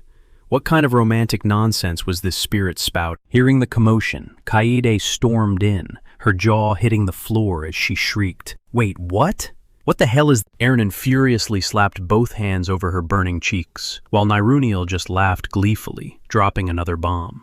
"Oh honey, the spicy rumors about the Demon King and his little princess are already spreading like absolute wildfire throughout the entire spirit realm." The spirit zipped right up to his face, adding, "This is like a straight-up soap opera. How on earth did I miss out on all this juicy drama? So when's the big date?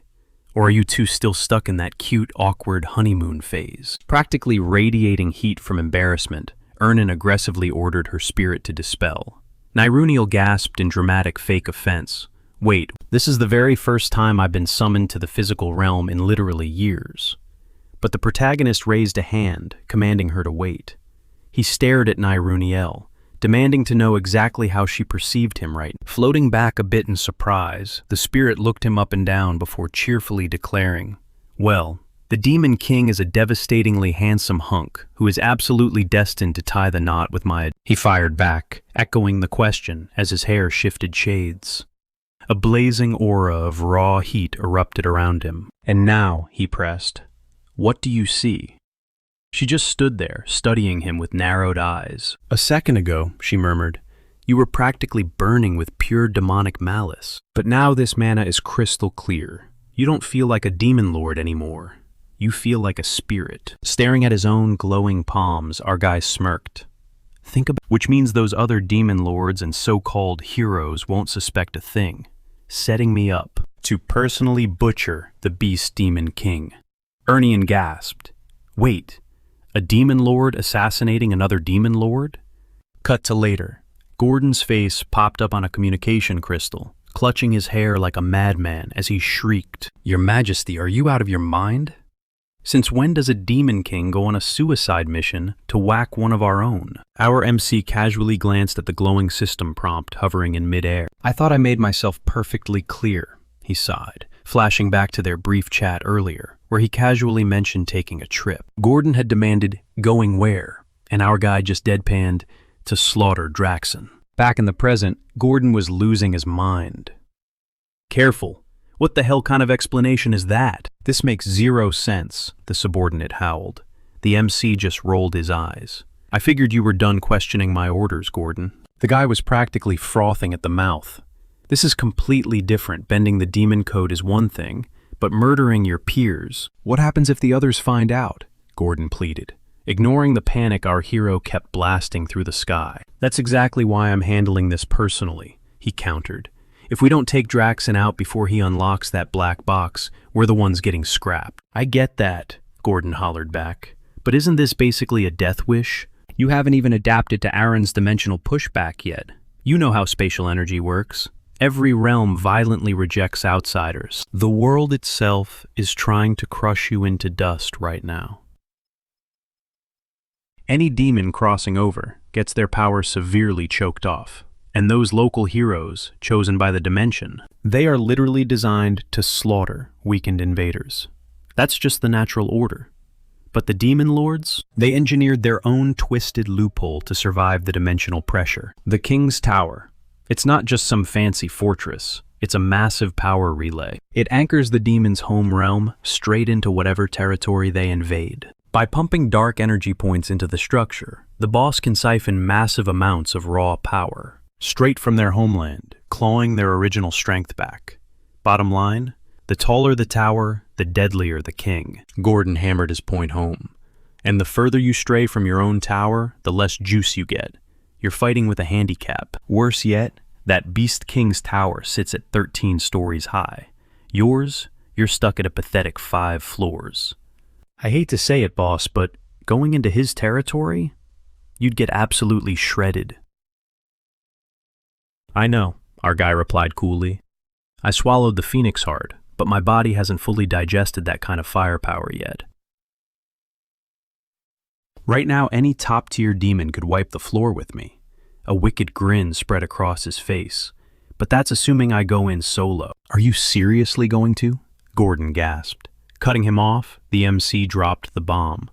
Yep, I'm crashing the heroes' raid party. They're gonna know me as Pale Ormus. Cut to the battlefield.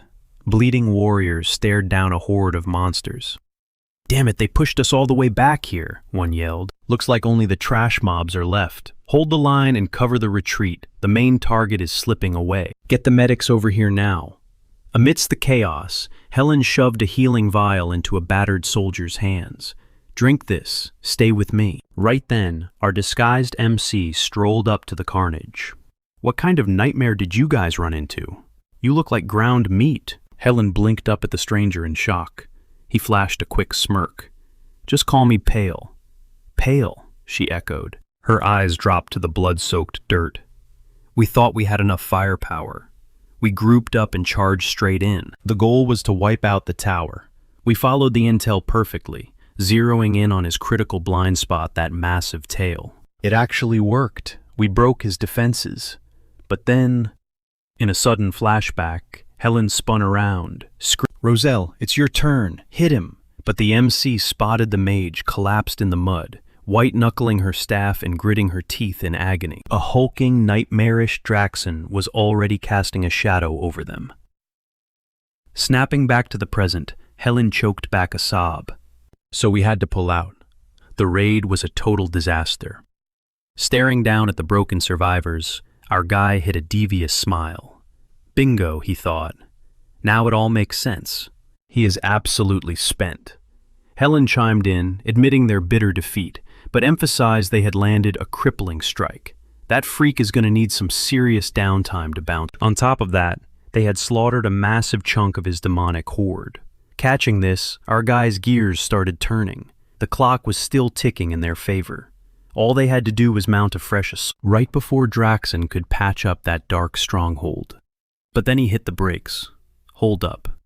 Roselle was bleeding badly, and where the hell was Valraff Dizra? He was assigned to be her meat shield. Helen's face darkened with pure disgust. Valraff? That worthless coward bolted. What an abs— Cutting the rant short, a battered Roselle limped over, spitting out the bitter truth. That rat scurried away before we even breached the fortress gates.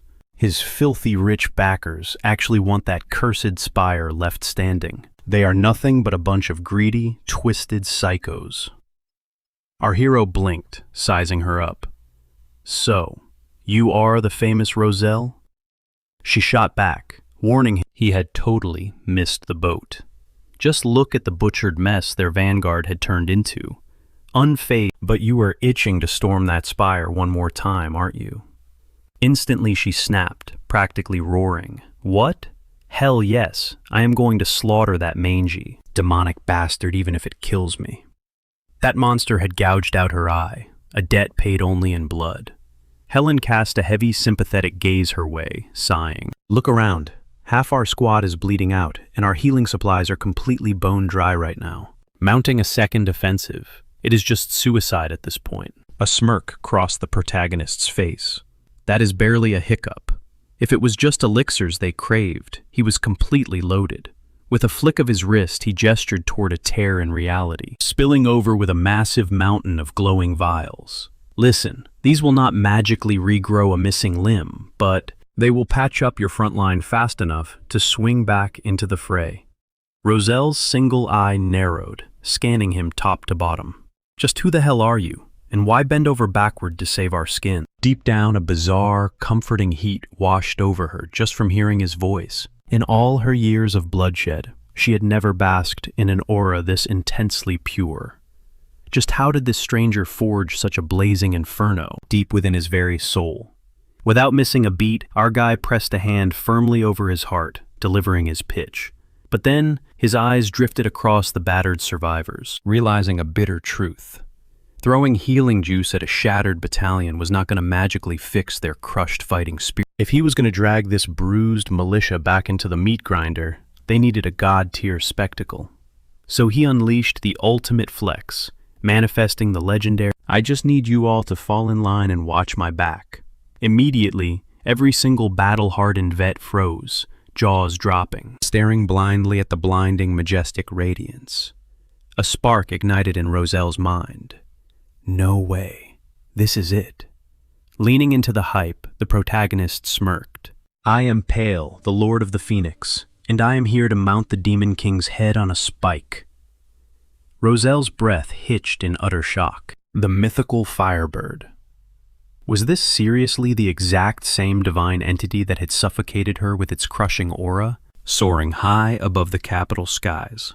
Just the sheer, unadulterated density of his magic put him dead even with an absolute titan like him anchoring their vanguard. Hell, maybe dragging that Demon King straight to hell was not a pipe dream after all. The undisputed overlord of nightmares slouched on his bone-chilling throne, flanked by his grotesque generals. He growled, pissed, that he had been forced to burn through a massive chunk of his dark essence reserve. His master plan was to fully fortify the Death Spire, but thanks to that little setback, he only scraped together enough currency to snatch up a single obsidian key. Gripping the sinister artifact tight, he scoffed, swearing they would crack the second vault down the road. Now it is my time to shine, you pathetic fools. With a twisted grin, he jammed the key into the Sovereign's cursed puzzle box. Instantly, violent shockwaves of raw power erupted from the seams. Yes, give it to me, Draxon roared. Bleed out every filthy little secret you are hiding. But suddenly his sinister laugh morphed into a panicked shriek. What? No, cut it out. How is this even possible? The encrypted archives woven into these boxes were completely immune to manipulation. If these visions were real, then that explained everything the bastard did. He had to sound before all hell broke loose. But a moment later, his grand realization was shattered as he bellowed in sheer outrage. "The hell did you just say?" A trembling demon dropped to, "My lord, the human vanguard. They are storming the gates right now." Draxon's eyes bulged. "Are you kidding me?" The terrified lackey blurted out more horrific. "It is worse. A brand new 10-star powerhouse just hit the battlefield, Ralph Schmitz, and he is spearheading the entire bloody charge. Jump back 60 minutes earlier. Practically the whole bruised army was staring at our boy, chanting in a frenzied uproar. Hell yeah, we march right back into the fire. We have got a literal god. That ugly freak of a demon king is dead meat. Hoist your steel, boys. We are wiping every last hellspawn off the map. Glory to the Phoenix Draxon's legendary loot is as good as ours." Watching this chaotic mosh pit of hype, the MC crossed his arms, thinking, all right. He had successfully brainwashed them back into a fighting mood, but there was a massive catch. He seriously doubted he could safely span the Firebird's chaotic energy in a full-blown. Gliding right over to Helen, he pointed out that since a handful of 10-star elites barely made a dent last time, he needed to heavily buff their strike team. A cocky grin sliced across Roselle's scarred face. She practically purred, dropping a massive bombshell. An absolutely goated champion had just begged to crack. Eyebrow raised, our guy demanded, "Who are we talking about?" She proudly declared it was Ralph, the undisputed, heavy-hitting apex predator of the current masters. Cut to the man himself, gripping his colossal blade with lethal precision, effortlessly deflecting a brutal. She declared he'd spearhead the vanguard for their second assault. Right on cue, Ralph launched another punishing strike. Slamming the segments of his shield together, he unleashed a massive shockwave that blasted a gaping crater into the earth. Our hero watched closely. Ralph ranks as the second toughest meat shield among the 10-star elites, he noted inwardly. That signature buckler of his, it bounces every ounce of kinetic force right back at you. He understood the sheer nightmare of fighting that defense firsthand. After all, Ralph was one of the arrogant bastards who had slaughtered and mocked him in his past life. Every instinct screamed at him to rip the guy limb from limb right then and there. But he had bigger fish to fry. Draxon was public enemy number 1. Just then Roselle chimed in, mentioning that Ralph had crashed the party seconds after the initial siege ended. She bragged that a tiny bit more patience would have guaranteed them a flawless victory. Fueled by these reinforcements, the brutal clash raged on. Our lead cut through the bravado. Believing in your own hype is great, but don't ever sleep on a demon king. Roselle blinked, totally caught off guard. "Excuse me?" she fired back. He just kept walking, his eyes locked dead ahead. Never play fair. They always stash a couple of dirty tricks up their sleeves. And they only flip those cards when their backs are shoved against the wall. Internally, the gears were turning.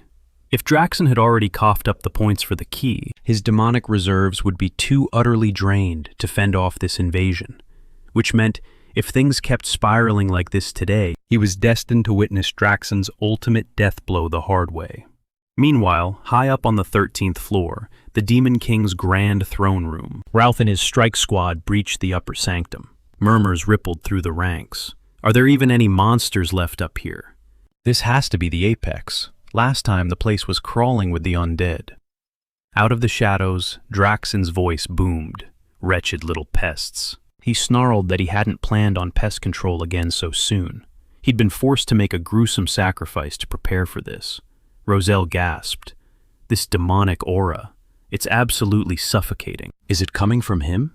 But the entire floor is totally empty. Draxon inhaled the swirling black miasma, a twisted smirk painting his face. Bingo, the Overlord hissed.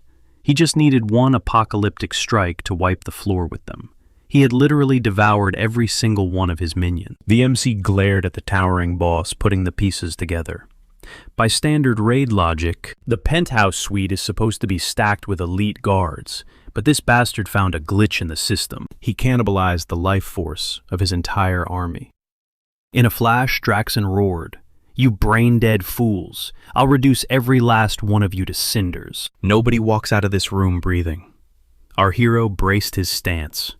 Showtime. Let the real nightmare begin. A deafening shriek erupted from Draxon's lungs as a catastrophic tidal wave of dark malice exploded from his core. The frontline grunts mindlessly charged in screaming battle cries. "Hold your ground! Do not get close to him," the veterans hollered. But the eager rookies yelled back. "Are you blind? He's mutating right in front of us. This is our only window." Suddenly they hit the brakes, their eyes bulging in sheer terror. A devastating tsunami of raw, destructive force was barreling down on their skulls.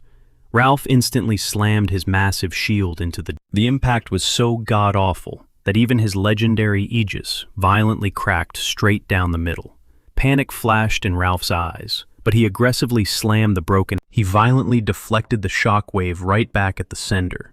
Draxon didn't even flinch, glaring at them with murderous intent. Helen shrieked and our spells did absolutely nothing. Roselle gritted her teeth. He just swatted away that counterstrike like it was a damn mistake. Draxon then spread his arms, demanding they bow before the true, unrivaled sovereign of monsters. The sheer gravity of his killing intent crushed the room. Oxygen vanished. Every breath scorched their lungs like inhaling pure battery acid. One by one, the elite knights collapsed to their knees, violently convulsing, clawing at their own throats, and sobbing for mercy as they choked out. But in a split second, the MC triggered a top-tier incantation. Aegis of the Phoenix. Brilliant, scorching golden flames erupted outward, purging the poison. The gasping troops cheered wildly. "Holy hell! The Lord of the Phoenix! We owe you our lives, my lord." Amidst their crying gratitude, our guy did the math. Draxon is totally tapped out. He can't hoard another drop of demonic fuel. He snapped at the extras. "You're just dead weight right now. Get your asses behind the safety ward. Stat." With that, he turned his back on them. The battered grunts yelled back, "Yes, sir. Thank you, sir." Draxon chuckled darkly, noting that only 4 bugs were left standing. "But one of you," the demon snarled. "Your mana makes me want to vomit." The MC raised an eyebrow, genuinely amused, as Draxon roared, "Hey, who the hell are you?" Our hero just flashed a cocky, arrogant grin. "Miserable parasite," Draxon exploded. "You stole my phoenix, and now you have the nerve to march right into my throne room?" Fueled by pure rage, the Demon King launched himself like a heat-seeking missile. Ralph hastily popped his shield, while the protagonist instantly fired off a high-level silence hex. With a razor-sharp flick of his wrist, he declared, "In this domain, I own the very sound waves." Roselle's eyes lit up. Holy crap, flawless timing. He utterly muted the Demon King's sonic roar, masking the hum of his own incoming incantation. Draxon was completely flying blind to their next move. He seamlessly chained that into a grand tier lockdown spell, Chains of the Grand Sage. Lethal glowing tethers ripped through the air, violently binding Draxon's massive frame. The demon shrieked, "You worthless gnats! Do you really think these pathetic party tricks can hold a god?" In a blinding display of raw brawn, he forcefully shattered the magical restraints into dust. He threw a devastating right hook into the empty "This is a slaughter. You're just trembling little rabbits, and I'm going to rip you limb from limb. I'm taking you out first, Brzee." But the MC just flashed a cocky smirk, tapping his ear. "Sorry, couldn't hear you." Seriously, what was this guy even yapping about? That permanent silence spell was still working perfectly. Their target. The fearsome demon king of beasts. Suddenly, Roselle whipped around, panic written all over her face. "Pale!" she screamed. In a flash, our protagonist flared his wings, launching himself away from Draxon's deadly claws. Roselle instantly fired off a barrage of spells, while the rest of the squad panicked. "He's way too fast. We can't even get a lock on him," Hillen barked back. "Who cares? Just stick to Pale's damn plan." Right on cue, the beast roared, declaring he didn't give a damn about their reasons. Trying to figure out the motives of a bunch of total psychopaths was a waste of time. "You actually tried to take a bite out of me. Don't even dream of walking out of here alive." "Brzee," he bellowed. Pale simply spun around, meeting that murderous glare head-on. Just a few minutes prior, Pale had held up a single finger, laying down the law. The key to hunting this demon king. They had all felt the terrifying sting of his monstrously fast reflexes firsthand. We have to drag down his momentum and strike his weak spots. Hillen had stepped up then, claiming he could match that insane velocity if he pushed his lightning acceleration to the absolute limit. Perfect, Pale had replied. I'll give you the signal when the time is right.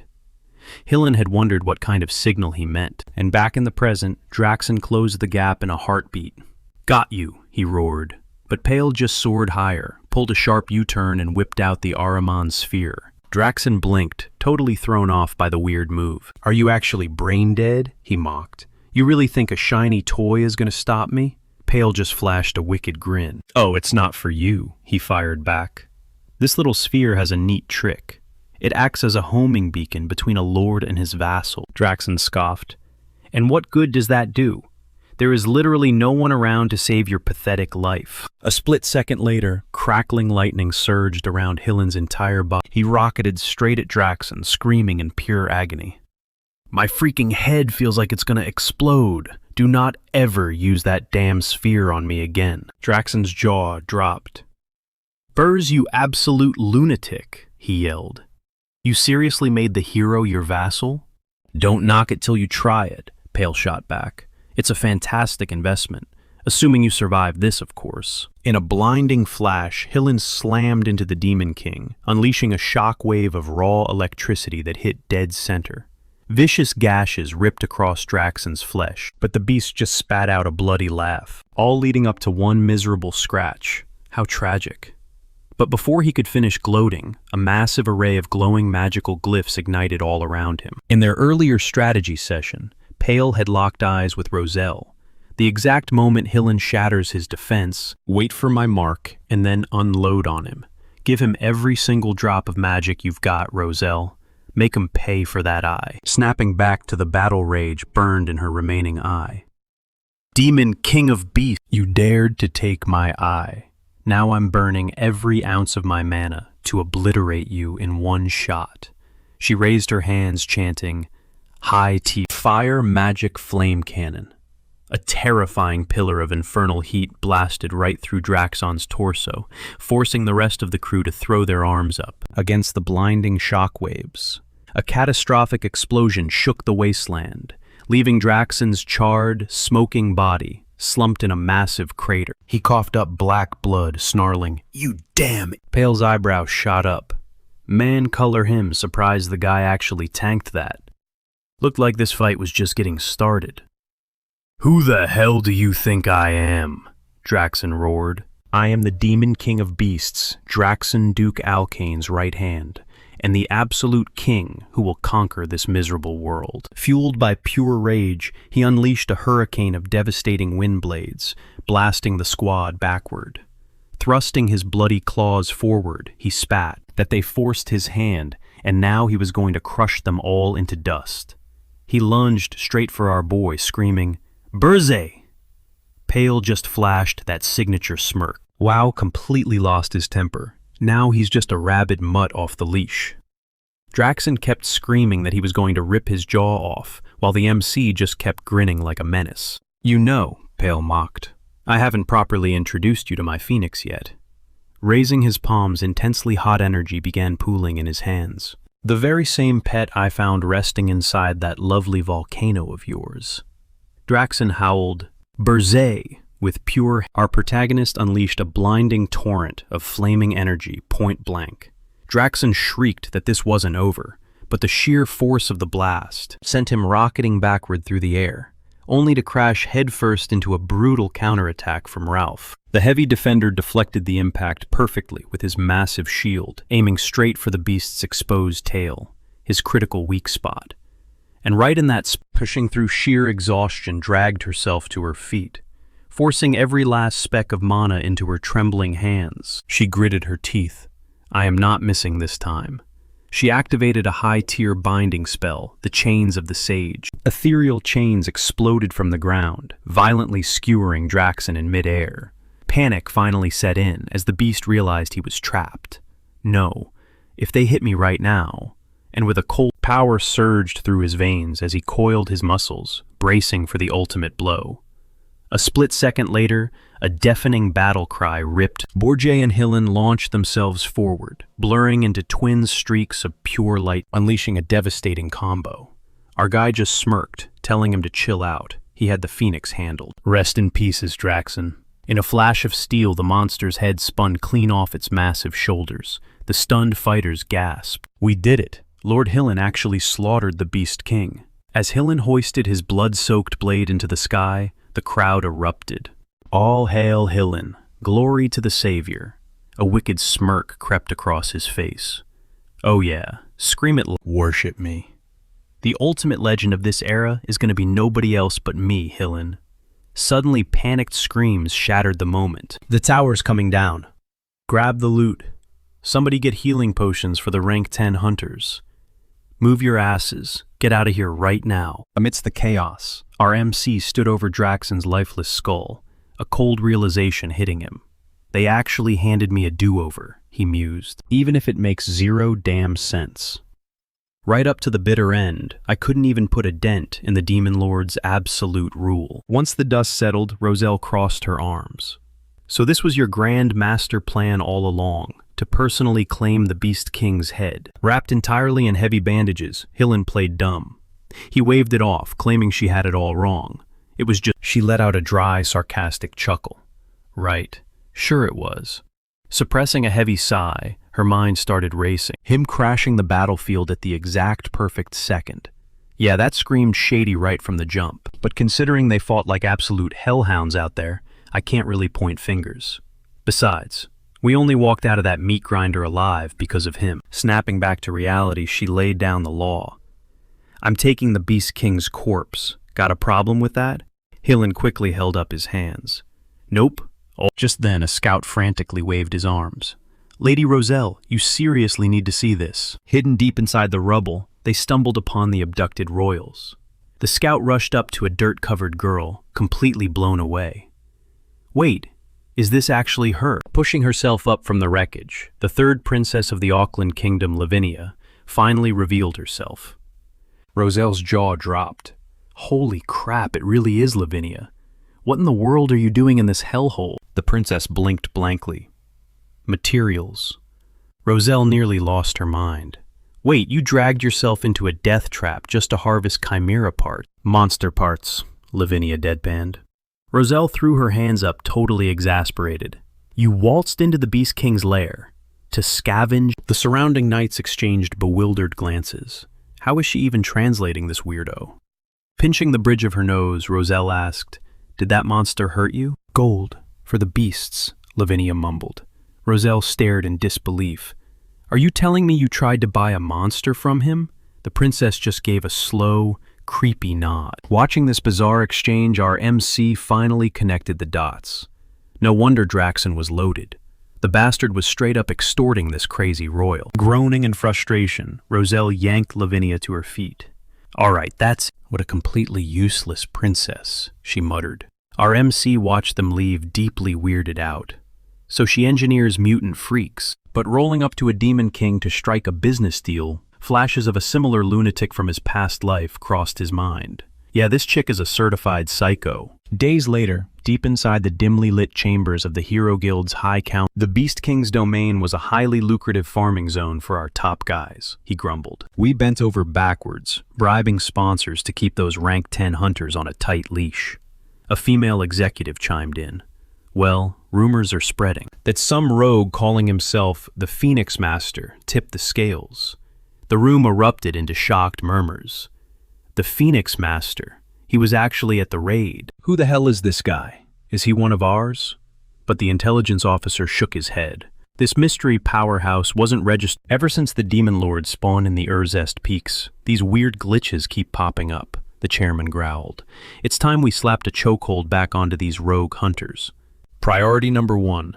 Unmask this Phoenix Master immediately. The council bowed their heads in absolute submission. Consider it done, sir. Meanwhile, inside the opulent dining hall of the Ormus Kingdom, the king was outright bawling. "Oh, my glorious champions," he sobbed, showering them with gratitude for butchering the demonic horde and dragging his royal sons back from the brink of death. "The spread might be a bit humble, but please eat until your stomachs burst." A loyal retainer gently placed a hand on his shoulder. "Sire, please. You've exhausted yourself. It's time to rest." Leaning against a marble pillar, Roselle swirled her champagne. "Well, this party is a total buzzkill," she muttered.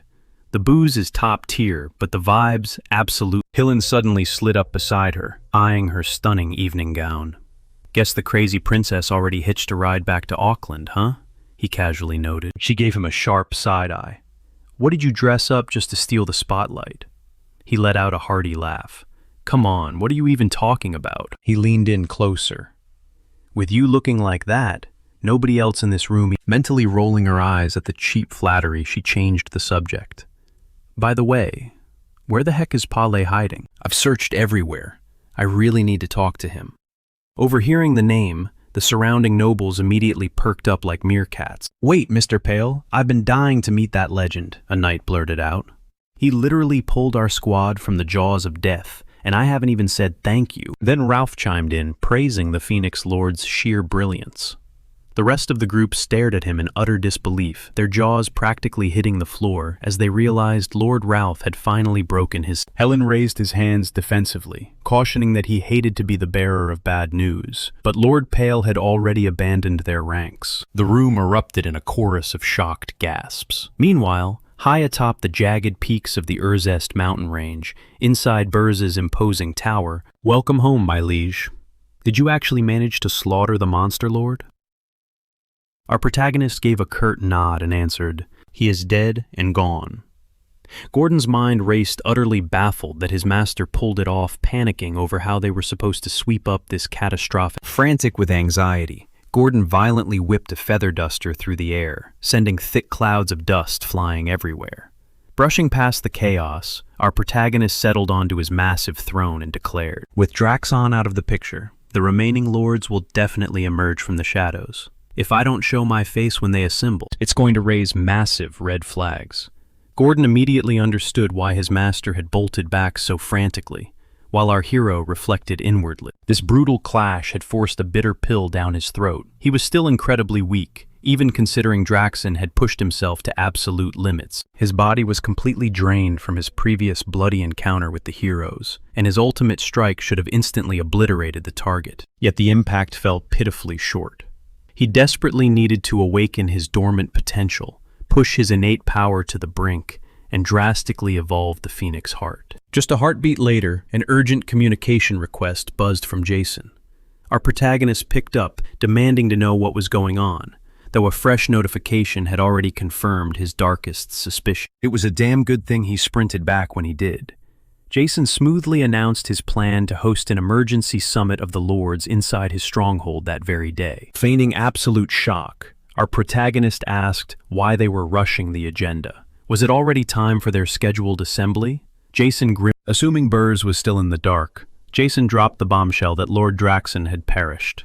Delivering this grave news, Jason solemnly bowed his head, resting a heavy hand against his chest in a respectful. A wicked, razor-thin smirk flashed across our protagonist's face as he silently gloated over his own flawless handiwork. Quickly masking his amusement with sheer horror, he gasped out loud.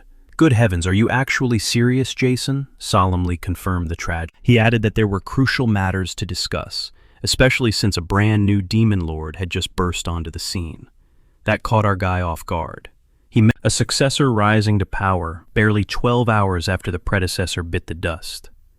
That timeline was suspiciously quick. Had Grand Duke Alkine somehow predicted Draxon's demise and staged a backup plan? No matter.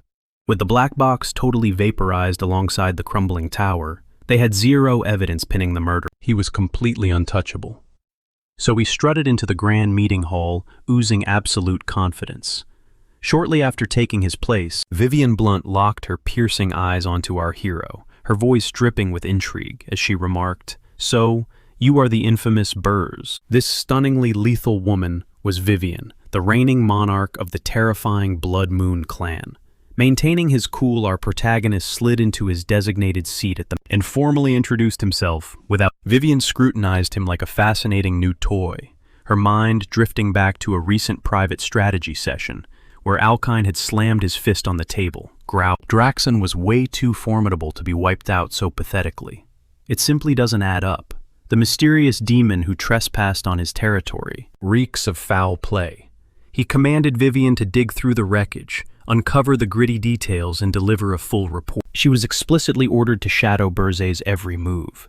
If any rogue was arrogant enough to shatter their sacred laws, it was definitely this reckless rookie, a punk who blatantly spit on their ancient traditions. Snapping back to the present from her memory of swearing loyalty, she suggestively ran a tongue over her lips, musing. These incredibly thorny men were often the easiest to manipulate. Perhaps it was time to poke the bear and see what happened. Just then, Jason's booming voice commanded the room. Since our ranks are complete, let the summit commence. Refusing to be ignored, Vivian fluidly pushed her chair back, sauntered toward the center, and purred about how utterly fascinating. The second a ruler drops dead, the rest flawlessly swarm together like a hive.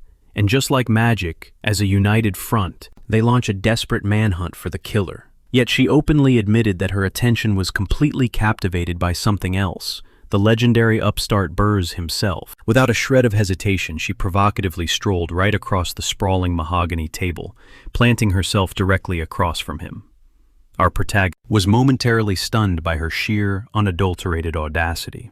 Holding his gaze with hungry eyes, she cooed that her insatiable curiosity had simply gotten the better of her. What sort of terrifying anomaly was sitting in front of her, possessing enough raw chaos to flip their entire hierarchy on its head? Remaining stoic, have you reached your final verdict?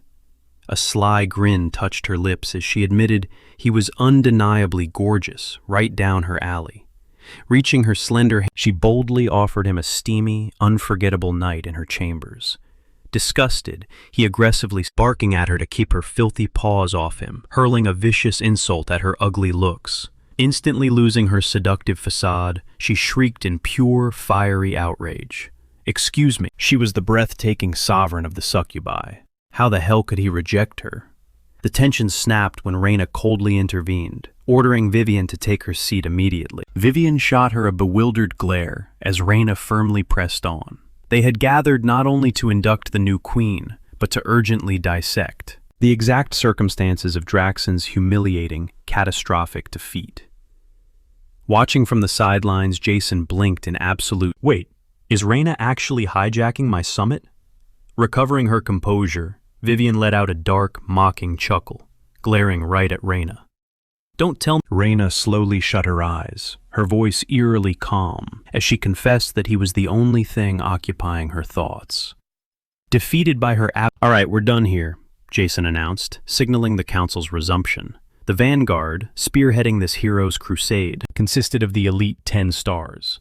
The summit dragged on a suffocating, mind-numbing affair. The Demon Lords swapped whatever scraps of intel they had gathered, but a sudden bombshell hijacked the agenda. A phantom warrior had surfaced, dubbing himself the Master of the Phoenix. The room erupted into a fractured debate, but ultimately, the High Table agreed to dig deep into this Phoenix enigma and tread on eggshells. Our hero mentally calculated his next move. Since he'd spent the entire bloody crusade operating from the shadows as Pale, he had zero chance to keep tabs on the other fiends. Moving forward, blowing his cover was totally off the table. On top of that, Vivian was lurking around his turf, clutching a top-secret mandate from Archduke Alkin. His eyes locked onto her. She playfully blew a kiss right back. "Just don't become a massive headache," he thought, sighing internally. Cut to the Burgundy Tower level 1. Katie peered past a stone pillar. Jackpot. The sentries were totally slacking off. The corridor was entirely stripped of demons. Princess Ernian was completely missing in action, too. This was her golden ticket out. Freedom sat right behind those heavy doors. She stared at the exit until a voice suddenly shattered the silence. Sneaking out. Katie whipped around. Ernian stood there flanked by her water spirit. Katie instantly channeled her mana snapping. "For the tower's tranquility and your own survival, stand down." Katie leveled her blade directly at her chest. "Who knows what hell awaits me if I stick around," she growled. I don't want to hurt you, but you're backing me into a corner. Sparks flew between their glares. Out of thin air, Gordon materialized. Beat it if you're so desperate, he scoffed. Your corpse isn't my problem. Is this human gratitude? Katie shot him a venomous glare, her mind racing. You ripped me from my home and act like I'm at a luxury resort. And seriously, why was he suddenly rolling out the red carpet for her exit? Her brows knitted together. Whatever sick trap he's baiting his guard is totally down. It was now or never. Once she busted out of this fortress, she'd rough it in the mountains. She bolted blindly toward the gateway, plotting to sprint straight to Holton Walk and rally backup. She slammed her palm against the iron, and an overwhelming magical surge pulsed through her right before a massive shock wave blasted her backward. Yeah, pawing at that door triggers a nasty bite, Gordon deadpanned. Crumpled on the floor, coughing through the pain, Katie writhed in agony. Gordon lazily crossed his arms, gazing down at her. Listen up. Anyone lacking explicit clearance from the Demon Lord can't even breathe on that threshold. I'd strongly suggest you stop petting it unless you want to end up as ash. In the blink of an eye, Ernian pressed her delicate fingers to the gateway. The massive seals clicked open. Gordon's jaw practically hit the floor. Ernian blinked, totally bewildered. Wait, I just felt like giving it a push. She offered a sheepish grin. Why did it actually work? Let me just lock that back up. Right on cue. The Overlord's heavy gauntlet grabbed the frame. He peered into the hall, raising an eyebrow. You cracked this seal yourself. Decided to roll the dice and make a run for it. Ernian gasped, paralyzed. The Demon Lord. Gordon instantly dropped to one knee. We welcome you, my liege. What exactly is this circus? He demanded. Cut to a bit later. Deep inside his shadowy sanctum, the boss lounged on his throne, fixing Gordon with an icy stare. So Princess Katie tried to make a break for it. Chuck her in the abyss. Gordon nodded respectfully. As you command. But, sire, what kind of sorcery is protecting Princess Ernian? The boss frowned. Spit it out. My lord, only souls bearing your sacred mark can breach that barrier. Yet, Princess Ernian shattered the lock with a single touch. The Overlord smirked. The fortress itself recognized her blood. She's officially part of the furniture now. Gordon's eyes widened in pure shock. Meanwhile, our guy's brain was buzzing. If Princess Ernian is truly buddy-buddy with a top-tier elemental, then busting out of this joint and trekking across the deadly peaks would be an absolute breeze for her. A glowing system prompt materialized in thin air. He skimmed the holographic text. I've been completely MIA from this stronghold for ages, so why the hell is she still hanging around? What's her endgame here? Down in the damp, rotting dungeons, Ernian gazed through the rusty iron bars at Katie. I warned you, she murmured softly. Running was a suicide mission. Katie ground her teeth together. Nobody is just nice for zero reason. That freakish overlord is obviously spinning a wicked web. Which means you're playing a sick game too. Ernian broke eye contact, staring at the cold stone floor. Actually, I walked into this hellscape completely on my... Kaede gasped in pure shock. What in the world? Meanwhile, our guy watched closely, wondering if she stared right back at him. Would she catch on that he... Ernian didn't hold back. She confessed that she bailed because she absolutely loathed that suffocating palace. Sure, technically she was abducted at first, but after tasting freedom, she didn't have the slightest urge to ever go back. Taking all this in, our main character narrowed his eyes. Was Princess Ernian really spilling all this directly to him? Right then, Kai clenched the iron bars. She pointed out that out of the massive pool of royal heirs in Hildren, only Ernian wielded such a terrifyingly powerful gift. She was a dead ringer for the throne, throwing away a guaranteed crown just to serve the Demon Lord. Ernian chuckled. Didn't it sound completely insane? Officially, the ruler of Hildren boasted 62 heirs. It was the most massive royal bloodline on the whole continent. Yet, strangely enough, she couldn't even name another prince or princess, aside from herself. Kaede scoffed, questioning the point of all this. In reality, there were barely 28 of them left. Ernian smirked. On paper, sure, that was the story. But what was the actual truth? She spun around, flashing a knowing look. She challenged Kaede to go back to the Empire and dig it up herself. The Emperor definitely hid some dark skeletons in his closet. Kaede fired back. If a scandal like that leaked, she wouldn't give a single damn about her family's precious honor. Or the kingdom's reputation. Ernian just laughed, teasing that a runaway bride who chickened out of her own wedding really had no room to preach right.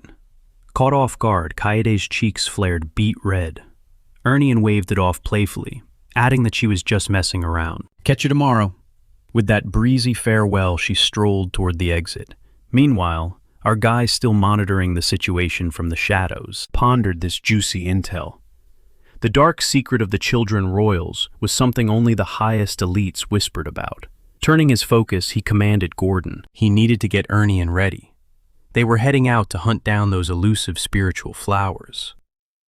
Gordon bowed deeply, confirming his orders. Sometime later, deep within the freezing peaks of the Ursus Mountains, Neraniel fluttered ahead, juggling a handful of glowing spirits buzzing with excitement to track down the magical blooms. Ernian threw her hands up, casually asking if the little fairy was plotting some kind of prank. She figured Neraniel was just absolutely thrilled to finally breathe some fresh air outside, since the boss hadn't shown his face in the tower for ages. Suddenly, our guy stepped right up to her, sharply calling out her name. She jolted, eyes wide with shock, stunned that he actually addressed her so directly. His expression was cold. He flat out told her he wasn't buying her little sob story for a second. She needed to spill every single dirty secret she was hiding. Dark, crackling energy swirled around his clenched fist as he delivered a grim ultimatum. If she kept lying, their eyes locked in a dead stare. But right at that very second, miles away, Dapner Filion was spying on them. Peering through heavy binoculars, he muttered, "Bingo. Target acquired. That is the demon lord of the Ursus Mountains." Just as those words left his mouth, Ernian stared at our guy in sheer panic. He just sighed and muttered, "Well, guess we are taking a detour." In a flash, he unleashed a devastating, roaring blast of dark magic straight into the distance. He calmly told Ernian they would finish this right after he exterminated a pesky little rat. Far away, Dapner screamed in absolute terror. How the hell did the monster sense him from so far away? The spy couldn't believe it. He was literally using elite stealth magic and a flawless shadow double. Brushing off the dust, our guy just sneered. Pathetic parlor tricks. Trembling, Ernian looked over and asked, "Wait, was that a hero?" He nodded. Yep. The rat had been stalking them since they stepped outside, and it was seriously ticking him off. She gasped. A hero crazy enough to trek into this deadly wasteland just to scout, and skilled enough to blend into the shadows. That had to be Dapner, the legendary 10-star hero. He was a top-tier mercenary, a master of espionage and recon. Word on the street was that total cloaking and flawless shadow clones were his absolute specialty. Our guy's eyes darkened. That name echoed from his previous life.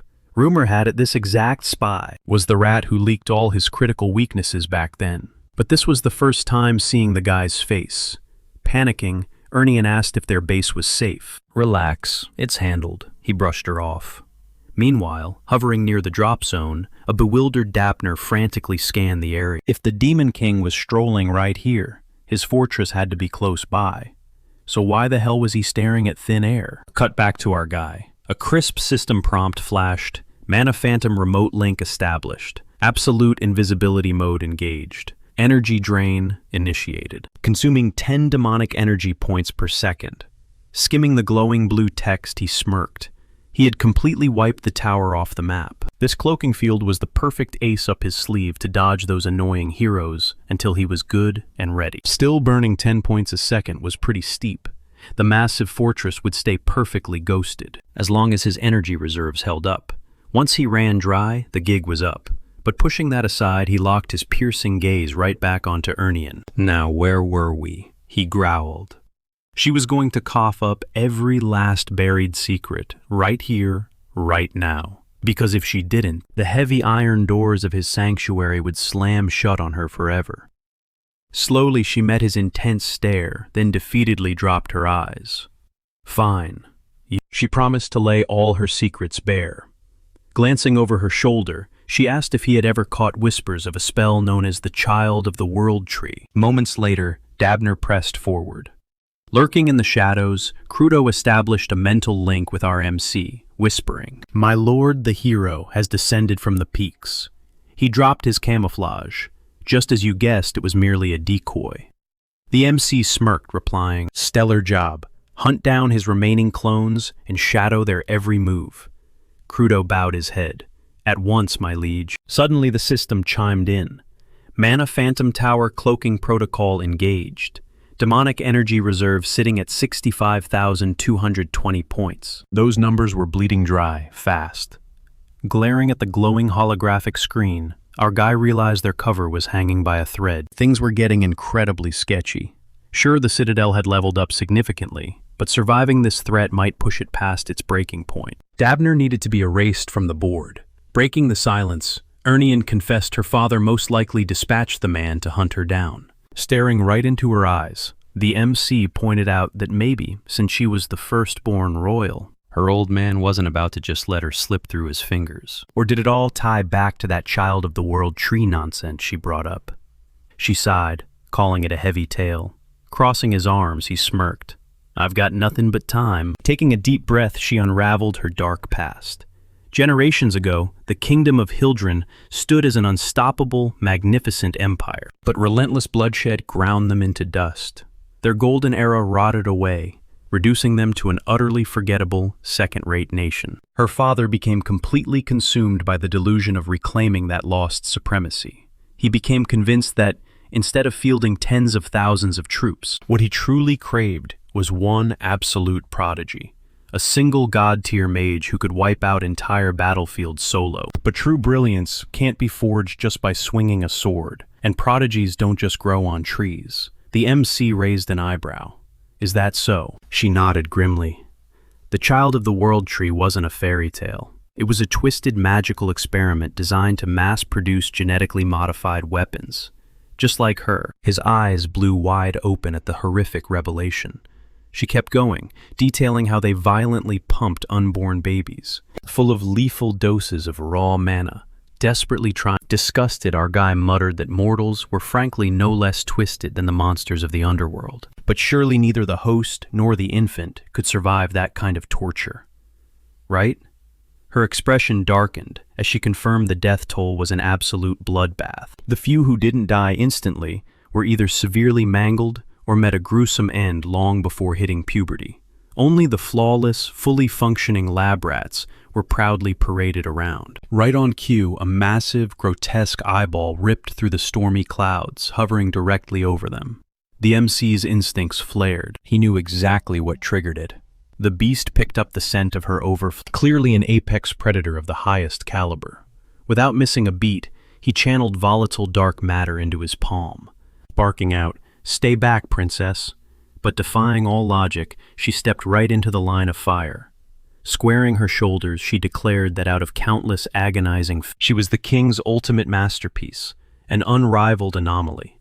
A split second later, a dazzling rune erupted right in front of the monstrous gaze. The beast radiated terrifying shockwaves. Unfazed, Ernian projected her blinding sigil forward, and weaving her strength with her spirit companion Neraniel, who materialized at her back, she conjured a massive, indestructible glacial fortress. Shimmering icicles then violently erupted outward, brutally shredding the giant, staring orb into pieces. The MC strolled up, totally dumbfounded. Wait, did a mere mortal just one-shot just like that? Suddenly the king's maniacal obsession made total sense. Avoiding his gaze, Ernian bitterly confessing that her overwhelming talent was quite literally painted in innocent blood. He studied her closely. "So you're telling me that holding godlike abilities, sitting next in line for the crown, you seriously have zero desire to march back home? And I'm just supposed to buy that?" Furious, she lashed out, screaming that she wasn't spitting lies. She demanded he bust out that lie-detecting relic he handed Helen earlier to prove it. But he coldly stating the sphere of harmony was practically a useless toy against high-tier spirit arts. Igniting deadly magic in his palm, he aimed a lethal blast directly at her face. "Drop the act and spit out your actual agenda," he ordered. "If you're stringing me along, you're about to find out exactly why they call me the Demon Lord." Glaring daggers back at him, she fiercely snatched his wrist, screaming that she wasn't playing games. Ripping his hand forward, she slammed it flat against her chest. Completely caught off guard, he stammered, "Whoa, what are you doing?" "Listen to my heart," she yelled. "There isn't an ounce of deceit beating inside me." Instantly, he felt a powerful wave of raw intent, as the spiritual energy within her chest thumped against his palm. He realized his tether to the phoenix was amplifying the sensation. Every racing thump, her frantic pulse, her rawest emotions flooded his mind. Burning fury, crushing sorrow, and a suffocating wave of intense shame.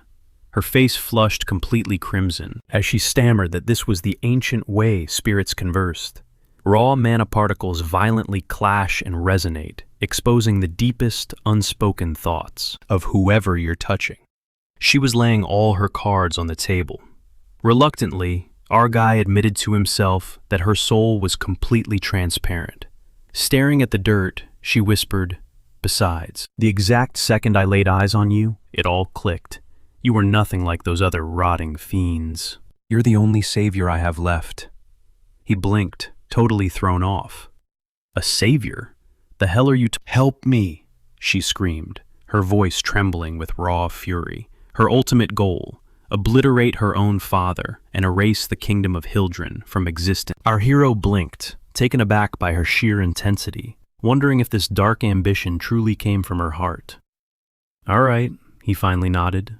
"I'll trust you." Relief washed over her as she whispered a quiet thank you. But Neruniel wasn't having it.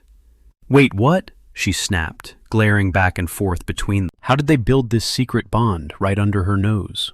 The guy always acts so oblivious, while this girl is clearly playing the ultimate sly fox. Ernie's cheeks flushed crimson as she averted her gaze. It's nothing like that," she stammered. "It's just how spirits naturally connect." "Screw that we need to communicate physically," Neruniel demanded. Cutting through the awkwardness, our hero stepped in, confirming that he deeply felt Ernie's genuine resolve. They would hash out the master plan against Hildren once they returned to the tower. Ernie gave a firm nod of agreement. "But first things first. Use your spirit to track." Meanwhile, Dapner dashed through the rugged terrain. He relied on his signature duplication magic, a spell that allowed his clones to endlessly divide. Sure, spawning massive numbers severely watered down their combat strength. But in exchange, they could sweep across absolutely. Deep inside a hidden cave, the original Dapner sat, cross-legged, analyzing the real-time feedback flooding in from his countless copies. "The Demon Lord's tower stands at least 50 meters tall," he muttered, baffled that such a colossal structure remained hidden after scanning this endless waste. Yet he hadn't spotted a single damn shadow. Piecing together the intel from Wharton Kolo and Hylam Kegel, he had crunched the numbers mapping out the enemy's exact route and timeline. Mathematically speaking, the fortress absolutely had to be right here. But staring at the empty landscape, frustration boiled over. "Where the hell is it?" he hissed, just before a blinking alert on his mystical map caught his eye. A wave of shock hit him. His clones, creatures that even elite beasts wouldn't dare mess with, were being slaughtered by the dozens. Back on the other side, Crew 2 delivered the tactical update. "Boss, we've located the duplicates and wiped them off the map. For a 10-star champion, this guy is surprisingly fragile." Crew 2 scoffed. Glancing at a glowing system prompt, our hero simply smirked and said, "Annihilate every single copy you spot," he ordered. "You got it," Crew 2 barked back. The protagonist's grin widened as he checked his balance. If he could butcher all the decoys and drag the real Dapner out by the throat, he could brainwash this legendary champion into becoming his loyal pawn, basically handing him the keys to the... Suddenly, Gordon's frantic voice blasted through the comms. "Boss," he hollered. Our hero's eyes narrowed. "What's the emergency?" "The tower is glitching out," Gordon panicked. "The mana spirit is going completely haywire. It's burning up like..." In the background, Loggers was having a full-blown meltdown, sobbing over why his precious baby was suddenly malfunctioning. Instantly, a stark red warning flashed across the system. Maintaining the cloaking field for this long was causing a catastrophic overload. The price to stay hidden was skyrocketing. The camouflage fee had just surged to a staggering 100 points every single second. An overload, our hero thought, his stomach dropping. At this massive burn rate, he would go completely bankrupt in less than 10 minutes. It was a ticking time bomb. If he didn't snatch Dapner before the clock ran out, the fortress would uncloak, bringing an army of furious heroes straight to their doorstep. To make matters worse, Gordon chimed in again. "Sir, those damn clones are multiplying like a plague right outside our walls." Meanwhile, Dapner stubbornly refused to doubt his own genius. His math was flawless. The enemy stronghold had to be buried in this exact spot. He had already burned through colossal amounts of magical energy. Walking away empty-handed simply wasn't an option. Suddenly, a relentless barrage of death notifications flooded his vision, as even more of his duplicates. Knowing the clock was ticking, our hero barked, "Crew 2, we are out of time. Scour every inch of this wasteland. Do not let a single copy get within breathing distance of the tower."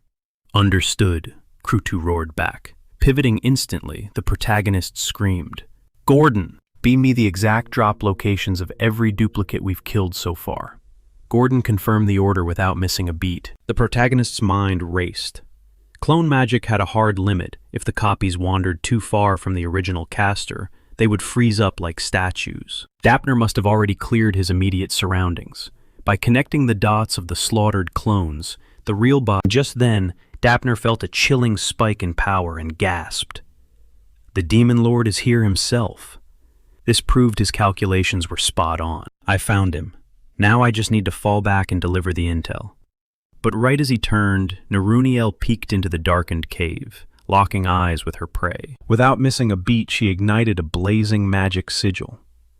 "Target acquired," she screamed, blasting a terrifying wave of frost straight into the cavern. She slammed the icy barrier shut, sealing the exit. But a split second later, the hero materialized right behind her. She whipped around and shrieked, "Run!" "Ernium, beam the coordinates," our protagonist roared. Raising her glowing hand, the spirit shouted, "Right here, Lady Naruniel." Ernium immediately fired a blinding beacon of energy straight into the cloud. Spotting the distress flare, our protagonist blasted into the sky like a rocket, materializing directly in front of Dapner, in a terrifying flash of speed. The Demon Lord called out his name, his voice dripping with absolute authority. "I'll give you a choice," he declared. "Bow down." Dapner's mind raced. Wait, he's a Demon Lord, right? But that aura, it's a phoenix. Panic set in. Since when can a mythical beast... No, that was impossible. Rumor had it the phoenix belonged exclusively to some guy named Pale... a guy deeply connected to Helen. Dapner's blood ran cold. Don't tell me. Is Pale actually the Demon Lord in disguise? And is Helen just his obedient pawn? His pupils dilated as the horrifying pieces fell into place. What about that entity from earlier? That was definitely a spirit. Since when do holy spirits ally themselves with a demon lord? This made zero sense. Did that mean the crown princess was also working for the dark side, just like Helen? Holy crap. A massive scandal like this, if he sold this intel to the right buyer, it would set him up for life. He'd be filthy rich. But first he had to survive this nightmare. Without hesitating, Dapner and his shadow clone surged forward, desperate to escape. But his hopes were instantly crushed. A suffocating pressure blanketed the sky above him as the protagonist's voice thundered down. "You absolute fool. I offered you a choice," the young lord sneered. "Now you will be erased." The 10-star hero trembled violently. This immense pressure. Is this really the raw strength of who hasn't even hit his first birthday? Dapner cursed under his breath. Damn the guild for dumping this suicidal mission on me. I should have backed out the second I saw the target. To hell with the paycheck. If I had known this kid was a walking nuke, I would have run the other way. Before he could finish his thought, a blinding explosion ripped through the battlefield, sending a glowing mana bird shooting out of the smoke, clutching a classified scroll in its beak as it vanished across the horizon. Hours later, that same magical messenger breached the borders of the Hildren King. Moments later, inside the royal throne room, a frantic commander dropped to one knee and screamed, "Your Majesty." Royal intelligence just intercepted an urgent broadcast from Dapner. The king leaned forward, his eyes gleaming. "Yes, my liege," he shouted. He transmitted the precise coordinates before the feed cut off. A wicked grin spread across the monarch's face. Just as I expected. That assassin never fails to deliver. The commander swallowed hard, his voice shaking. The king's smile vanished. Spit it out. What happened? The kneeling man trembled. The magical familiar that it was instantly incinerated by pitch-black flames the second it arrived. It turned to pure ash. The king shot out of his seat. What? You don't mean... Before the ruler could even finish his sentence, his loyal servant nodded grimly. Yes, your majesty. The familiar's spontaneous... His physical body has been completely obliterated by the demon lord. Furious, the king violently smashed his fist against the armrest of his golden throne. Unbelievable, he roared. To think even our most lethal and calculated He thrust a commanding finger toward the grand doors and bellowed at the top of his lungs. Get the Heroes Guild on the line, right now. I want them mobilized immediately. Draft a mandatory summons for every single 10-star hero in the realm. We are going to obliterate this brat, once and for all. And we are bringing our crown princess back home. Meanwhile, back at the devastated crater left by the blast, our protagonist dropped heavily to one knee, gasping for air. His lungs burned as he mentally reviewed the sheer destruction he'd just caused. Tapping into the Phoenix's, the explosive damage was completely off the charts. But his vision blurred and his legs gave out completely. But before he could eat dirt, Undine swooped in, catching his dead weight. Master, are you holding up okay? The scorched earth sizzled fiercely against her delicate skin, causing nasty burns to blister up her legs. Catching sight of the damage, he winced. Hey, doesn't that burn like crazy? Undine offered a gentle smile. Please, I'm a supreme water spirit. Healing is kind of my whole brand. Plus, I refuse to look pathetic and... Besides, we can't let our guard down. Roving orcs could be lurking in the shadows. He let out a tired sigh, nodding in agreement. Fair point. Keep watch, I just need 5 minutes. Leave it all to me, she purred softly. Just close your eyes, master. Several days later, explosive headlines plastered every kingdom newspaper. A massive swarm of succubi had violently infiltrated the royal... Panic swept the streets as global alerts blared over the magic comms. Every last demon king must be exterminated. Scanning the frantic... Jason crumpled the broadsheet in his trembling fist. He glared across the room. I explicitly begged you to keep your demonic subordinates locked inside the tower. I literally told you to lay low. Unbothered, the succubus queen casually lounged at the vanity table, swirling a glass of blood-red wine. Oh, relax, she scoffed. You told me sure, but I'm the ruling queen. I call the shots around here, not you. Jason threw his hands up. And because of your little stunt, the entire human population is on edge. Do you have any idea the crossfire you... She rolled her eyes, taking a lazy sip. Aren't you being... I mean, they're supposedly mighty heroes, right? Jason blinked, entirely lost. What the... Those shiny little heroes are nothing more than a midnight snack, aren't they? She downed the rest of her glass, her eyes glowing dangerously. So what if my girls bumped into a... While raiding the palace, that idiot hero was just in the wrong place at the wrong time. Pushed past his breaking point, Jason... Oh my God, he groaned to the ceiling.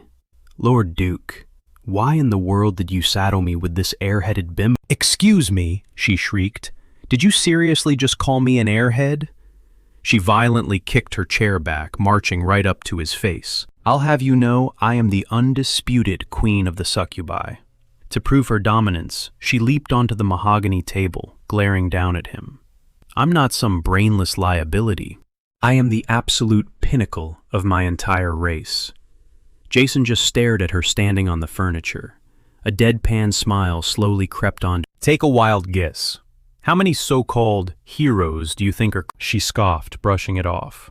In the realm I crushed, maybe 10. I'd say this place has a few more. 50 tops. Why are we even stressing over such a pitiful head count? A cold, mocking smirk crept onto his face. Wow. The Archduke really kept you in the dark, didn't he? If you actually knew the truth, you never would have set foot in this hellhole. Her eyes widened in sheer disbelief as he dropped the bombshell. 4,732. That's the current roster registered with the Heroes Guild. A sudden wave of panic washed over her. She nervously twisted a strand of hair, stammering, Is this some sick joke? No single dimension. Jason cut her off immediately. Listen up. If this world actually had a reasonable limit, the former Demon Kings would have bulldozed. She tried to chalk it up to bad luck, but an Aryan bumping into a hero was practically a daily routine. That just doesn't make any sense, she muttered, her voice trembling. But the Archduke swore to her. His hollow words echoed in her mind. Vivian, my glorious queen, who already brought an entire dimension to its knees. Crushing, he even dangled the ultimate prize, promising to name her as his rightful heir if she pulled it off. Though of course that little brat, he had claimed he was dying to see her triumph, and she was terrified of letting him down. He promised me, she shrieked, desperation bleeding into her tone. Jason just stared at her, unimpressed. Let me guess. He guaranteed you the Archduke title, right? And I bet he also commanded you to act as a watchdog over Burgoyne. She gasped, feeling completely blindsided. How did you know? Jason calmly raised a single finger. It's painfully obvious. I know exactly how that snake operates. He milks his spies dry, then kicks them to the curb. Her breath hitched. Kicks them to the curb. In a flash of raw dominance, his oppressive aura slammed into her, pinning her face straight into the cold wood of the table. Newsflash, you gullible fool. Starting right now, I don't want a single independent thought rattling around in that hollow skull of yours. You are going to follow my orders to the letter. No questions asked. Do we have an agreement? Whimpering, she frantically agreed. Satisfied, Jason finally backed off. He settled back into his chair and casually flipped open the daily paper. His eyes immediately scanning the chaotic front page, a grim satisfaction washed over him. The entire globe was clearly rattling with Still, this wasn't exactly how he mapped things out in his head. Vivian was small fry. Reeling her in was a total walk in the park. The actual headache was Berja, that pompous, fire-breathing nightmare of a dragon. Jason had really wanted to bide his time and play the long, but with the board shifting this drastically, he had no choice but to fast-track the endgame. Meanwhile, miles away, our main guy finally fluttered his heavy eye. Groaning from the mattress, he rasped out, Where am I? Naraniel, casually taste-testing a spoonful of her simmering broth, shot him a radiant grin. The stew is perfectly hot. Care for a bowl? He immediately waved it off, his mind racing. I'll pass. More importantly, did we actually make... They were safely tucked away on the 4th level of his stronghold, hidden right under Arian's nose. She beamed with pride, confirming his suspicions. Pretty slick operation, right? She teased. He bolted upright, rubbing his temples. How long was I out? And how on earth did you smuggle me past the defenses? Relax, boss. Not a single soul caught a glimpse of us, she reassured him. Gordon was totally distracted, so I just shimmied right through a 5th. Honestly, we've only been back for like 10 minutes. He let out a long sigh of relief. Wow, you really pulled it off. Her smile practically lit up the room, but then a sudden realization hit him. Wait, did you tamper with my body? He vividly recalled blacking out from complete mana depletion, yet now raw. He stared down at his trembling palms in utter shock. Naraniel just shrugged playfully. Duh, I pumped you full of my own magical reserves to patch you up. His jaw practically hit the floor. Hold up, are you telling me you actually healed a demon lord using standard mana transfer? She nodded, treating it like it was common knowledge. Yup. Remember how you swallowed up that summoned creature? That crazy stunt completely rewired your system to process normal. That was the exact same loophole that let him pull off their little telepathic link. Meanwhile, Naraniel was absolutely melting inside. Oh my God, first I had my hands all over, and then we were practically locked in an embrace. Seriously, take me now, universe. I could die happy. Completely, his tone turned dead serious. Naraniel, you take this to the grave. We clear? In his head, exposing a demon, he scowled, stepping closer. If a single syllable of this leaks, she instantly silenced him, with a finger to her lip. But, she purred, my silence doesn't come cheap. He narrowed his eyes, bracing himself. Name your price. He blinked, totally caught off guard. A favor? Look, as long as it doesn't blow up in my face, you've got a deal. She clapped her hands together. Awesome. Their moment was instantly shattered as Gordon's frantic voice echoed through the comms. My liege, we have a massive crisis on our hands. It's the Hildren Kingdom, sir, Gordon blurted out. They've zeroed in on our stronghold's exact coordinates, and they're gearing up to launch a massive crusade right. Helen just wired over today's front page look. As his eyes scanned the blaring headlines, a cold sweat broke out on. Neroniel peeked over his shoulder, reading the print aloud. It says right here, in his final moments, Dapner managed to leak the coordinates to our Urzest mountain base. A furious scowl twisted the boss's features. His mind raced. This dimension completely lacked the high-tier magical jamming networks that the demon realm relied on. Realistically, the guy's only option should have been launching a pathetic carrier pigeon, and the boss had specifically blitzed him to sever that exact lifeline. How is this even possible? He gritted his teeth. Did that stubborn bastard actually fire off a distress signal before we even crossed paths? So the massive bombshell about him secretly ruling the Phoenix Palace was supposed to stay buried, huh? Is that actually a blessing in disguise, then? Ernian stared at the monitor, her eyes widening in sheer disbelief as her mind... Well, that seals it, Gordon muttered grimly. Word on the street is they are rallying every single 10-star hero. We are talking about a mobilization of epic proportion. They will need a solid 6 months just to prepare for this. The protagonist gritted his teeth, his mind reeling. 6 months. They've already pinpointed the tower's exact... Against a massive army of 10-star heavyweights, cheap traps won't even scratch them. Triggering a sudden avalanche or unleashing some random beast won't slow them down one bit. In just a half year, hundreds of elite champions will storm the fortress without breaking a single sweat. Am I seriously going to die all over again, just acting as their helpless pawn? To hell with that. There has got to be a loophole to survive this mess. Suddenly, Ernian gripped his hand tight. Demon King, she whispered, her eyes flashing. I have a plan. Honestly, only a legendary dark medium could pull off something that... A plan fitting for one of your majesty's most brilliant commanders. He blinked, completely. He let out a sharp chuckle, realizing how utterly ridiculous she sounded. Even repeating it in his head, the grand title felt ridiculously childish. Waving off the tension, he told her he must have stressed her out over absolutely nothing. Getting straight to business, an emergency strategy meeting to counter the incoming threat.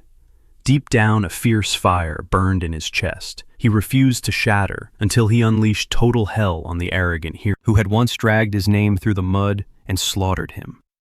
Ernian nodded solemnly. Yes. The only way to halt their crusade... Elena, the protagonist's jaw dropped, but she yanked his... and completely derailed the hero's impending invasion. Wait, Elena, he stammered. Are you talking about the 13th princess? She gave a desperate nod. Exactly. She is my baby sister. We might share different mothers, but our bond is practically unbreakable. That massive news report just claimed Elena was abducted by the Demon King of Indestructibility. Frowning deeply, he crossed his arms, studying her face, and asked if she was genuinely terrified for the girl's safety.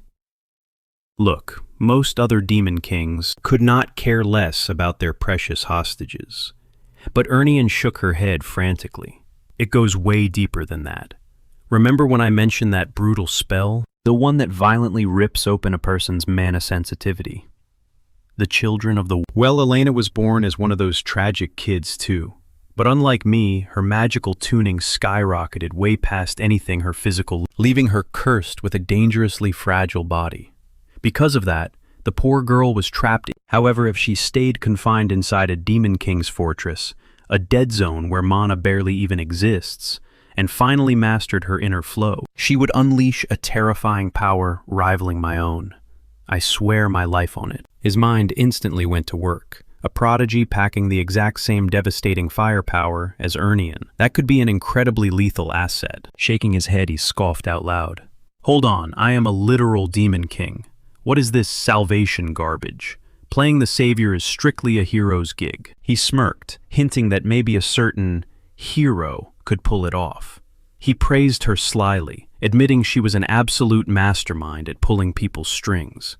Not, she flashed a cheeky wink. Hey, I am a royal princess after all. He sighed internally. Whatever. The so-called champions are already gearing up for war. We definitely do not have the luxury to bicker over morals. He turned sharply. Gordon, get Helen on the line right now. Tell her to mobilize a heroic crusade to rescue the 13th princess. Gordon instinctively barked, "Yes, sir," before doing a massive double take. Wait, what? Rescue the princess? Fast forwarding a bit, deep within the looming tower of indestructibility, right inside the Demon King's private quarters, Ugar glared down at his uninvited. "I caught wind of the rumors," Ugar growled. "But why the hell are you crawling into my sanctuary now, right when those righteous lunatics are preparing to storm my gates? Give me one good reason to bail out a moron who openly spit on our sacred charter." Instantly, the protagonist levitated off the ground, a chilling smile on his face. "Cut the crap," he declared smoothly. "I am not here begging for a lifeline. I came to throw you one." Ugar's jaw nearly hit the floor. "The hell?" He leaned in close. "Those heroes? They do not give a damn about your precious fortress. They are hunting me." Ugar recoiled, roaring. Without missing a beat, the protagonist dropped the bomb. "Take that 13th princess you swiped and dump her right onto the very first floor of your domain. The second those golden boys secure their royal VIP, they will pack up and retreat." Ugar erupted, screaming. I haven't heard a single whisper about this so-called expedition. The protagonist, Ugar's face twisted into a furious scowl. This little punk.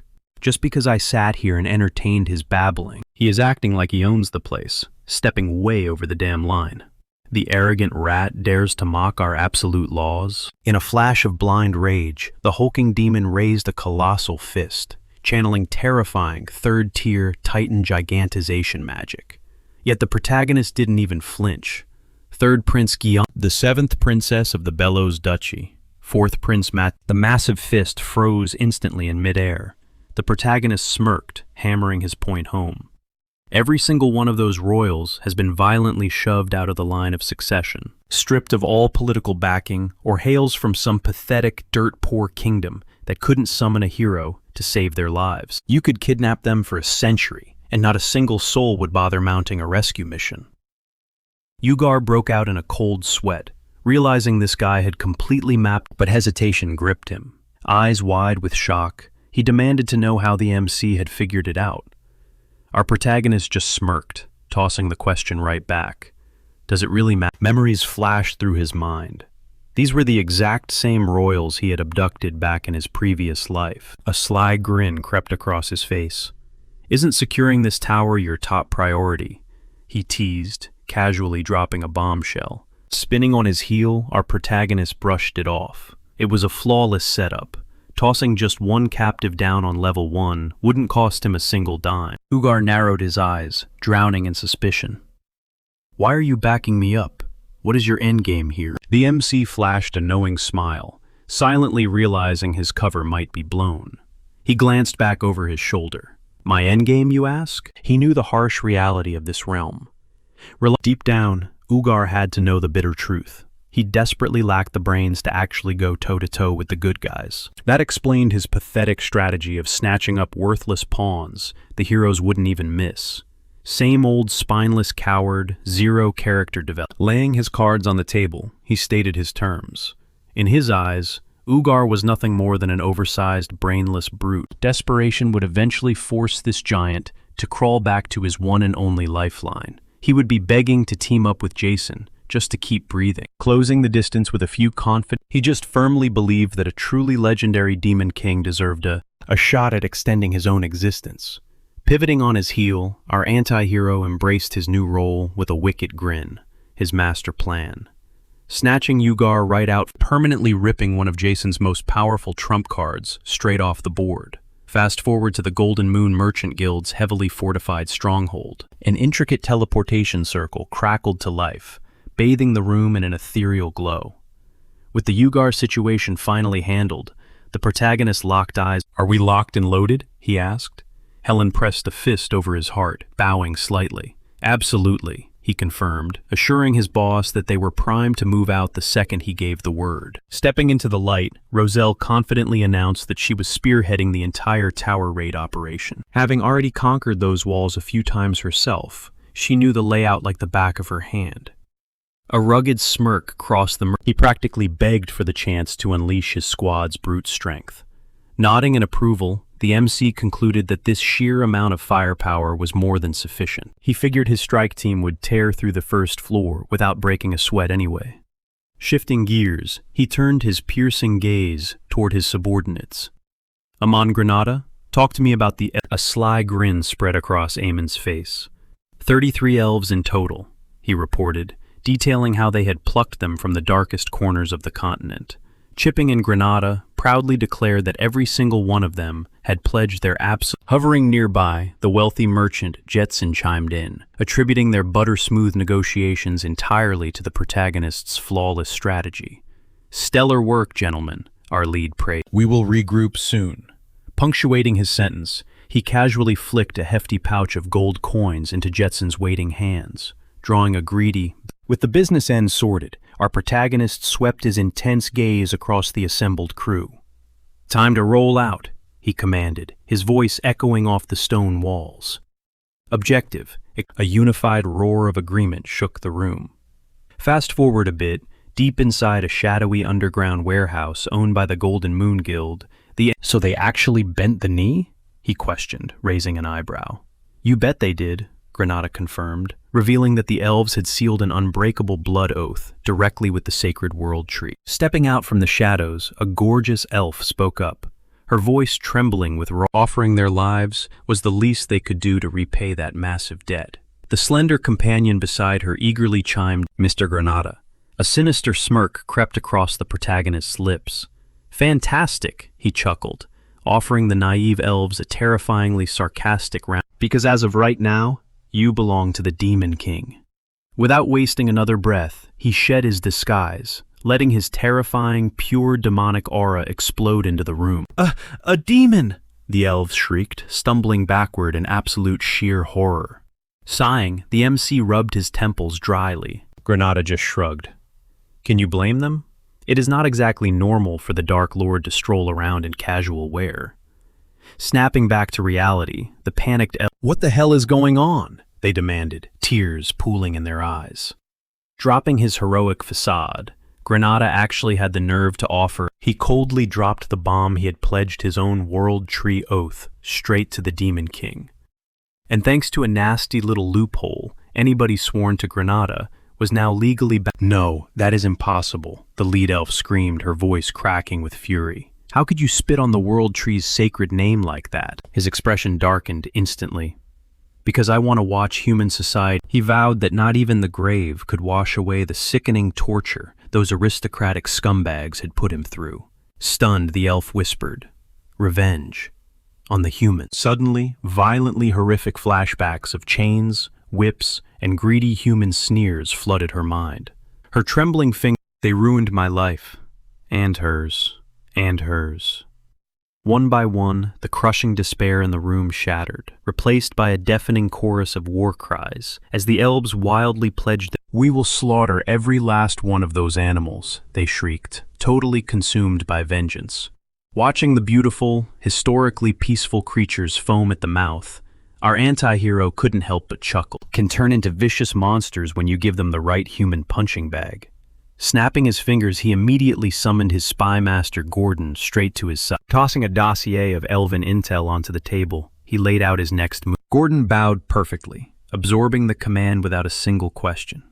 Left alone with his thoughts, the MC felt a terrifying ticking clock echoing in his mind. In exactly 6 months, the legendary 10-star heroes were scheduled to unite and wipe him off the face of the earth. Until that doomsday arrived, he had to frantically recruit, beef up the tower's defenses, and spread his dark influence like a plague. Plunging human society into utter chaotic anarchy wasn't just to desperately drag down the hero's momentum. The countdown had officially begun. Before the ultimate 10-star death squad knocked down his front door, our villain swore he would drown the world in blood if it meant he got to live another day. Jumping forward in time, down on the blood-soaked first floor of the Tower of Steel, massive Titan corpses littered the stone ground. A heavily armed squad of human heroes, loudly mocking the dungeon's pathetic difficulty. Man, this Tower of Steel is an absolute joke, one scoffed. We should just quit Rolling her eyes, Roselle pushed past the rookies, quickly shutting down their massive egos by pointing out that the lobby only housed low-level trash mobs. Striding deeper into the gloomy corridor, Helen, keep your guard up, he growled. Do not let yourselves get sloppy. Suddenly, a frantic voice shattered the tension. Lord Helen, over here! We got a pop. It is Lady Elena. We actually found her. A heavy mission accomplished. Let's pull back, he barked to the squad. Barking orders left and right, he assigned himself rear guard duty while commanding his heavy hitter to scooping the frail princess into his massive arms. Granada shot back a stoic, understood. But as the extraction team hauled ass toward the safety of the exit, a deep frown wrinkled Roselle's forehead. Why in the world would a terrifying demon lord dump his most valuable royal hostage right at the front door? It honestly felt like a giant neon sign, practically begging them to snatch the girl. And chuckling at her paranoia, Helen clapped a heavy hand. Look, our body count is practically 0, he grinned, brushing off the red flags. Why look a gift horse in the mouth? We got the princess back, and that is a massive win. And guess it's time to head back, Roselle murmured, fixing Kellen with a probing stare. Kellen, are you feeling all right? She pressed. Caught off guard, he blinked, totally bewildered. You just seemed completely different, she noted. Flashing back to their squad days, she distinctly remembered him throwing a massive fit, screaming his lungs out. No way are we stopping on the first floor. We have to push straight into the Demon Lord's hall. Back then, the glory-hungry hothead would have absolutely demanded they charge the summit. Yet here he stood, practically radiating zen. Kellen rubbed his neck, letting out a nervous chuckle. Ah, you're just imagining things, he deflected. Inwardly, he panicked. Do I look too chill just because the Demon Lord literally spoon-fed me the entire master plan? Breaking the silence, Roselle offered a soft smile. Well, illusion or not, I actually prefer this version of you. Fast forward a bit. Deep inside the kingdom, countless nobles packed the room, buzzing with excitement around tables groaning. Stepping up, the king projected his booming voice across the crowd. Had our royal dignity been dragged through the mud, the morale of all future crusades would have plummeted into the abyss. But Kellen boldly prevented this absolute disaster. He is the undisputed champion of Hildren. On behalf of the crown, I salute your monumental achievements. Flashing a flawless smile, Kellen locked eyes with the monarch. You honor me far too much, your grace, he replied smoothly. Truthfully, if Lady Roselle hadn't lent her incredible strength, I never would have pulled this off with 0 casualties. The king beamed with absolute delight. Humble to the core, a flawless role model for our youth. Bowing deeply, Kellen played the part perfectly. I am truly unworthy, though, speaking of royalty, I don't see Prince. The king waved off the concern. She's safely resting in her private quarters. We've completely locked down the perimeter, so rest easy, my boy. Ah, understood. Still a spark of cunning flared in the king's eyes. What a strange fascination with my 13th daughter, he pondered. Is he actually catching feelings for her?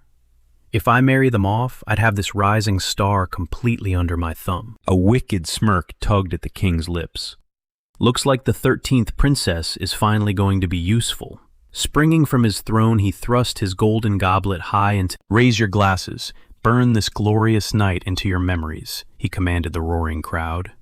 Children's ultimate savior, Kellen, shattered that barbaric steel fortress and rescued my precious Elena. Tonight we feast like kings. I bestow this magnificent banquet upon you heroes. Never forget, no force on earth will ever look down on us. Beneath the heavens, Hildren shall reign supreme, now and for all eternity. The entire hall erupted in a deafening roar. Long live His Majesty! Meanwhile, miles away from the roaring castle festivities, scaling the shadows of a secluded palace tower, Ernie tapped her disguise mask online. Target confirmed. Every single hero who can sniff out demonic aura is currently getting totally wasted at the royal banquet, she reported. Right on cue, our protagonist effortlessly knocking out the patrolman, activated his own stealth mask, whispering through the comms. Don't get cocky. Keep a tight lid on your mana. Spike your power levels and those freaks at the party will definitely catch our scent. Copy that, she chirped. But suddenly a frantic shriek shattered the night. Intruders! Sound the alarm! A desperate guard sprinted toward the warning bell, hammer raised high. Ernian merely leveled a finger at his chest.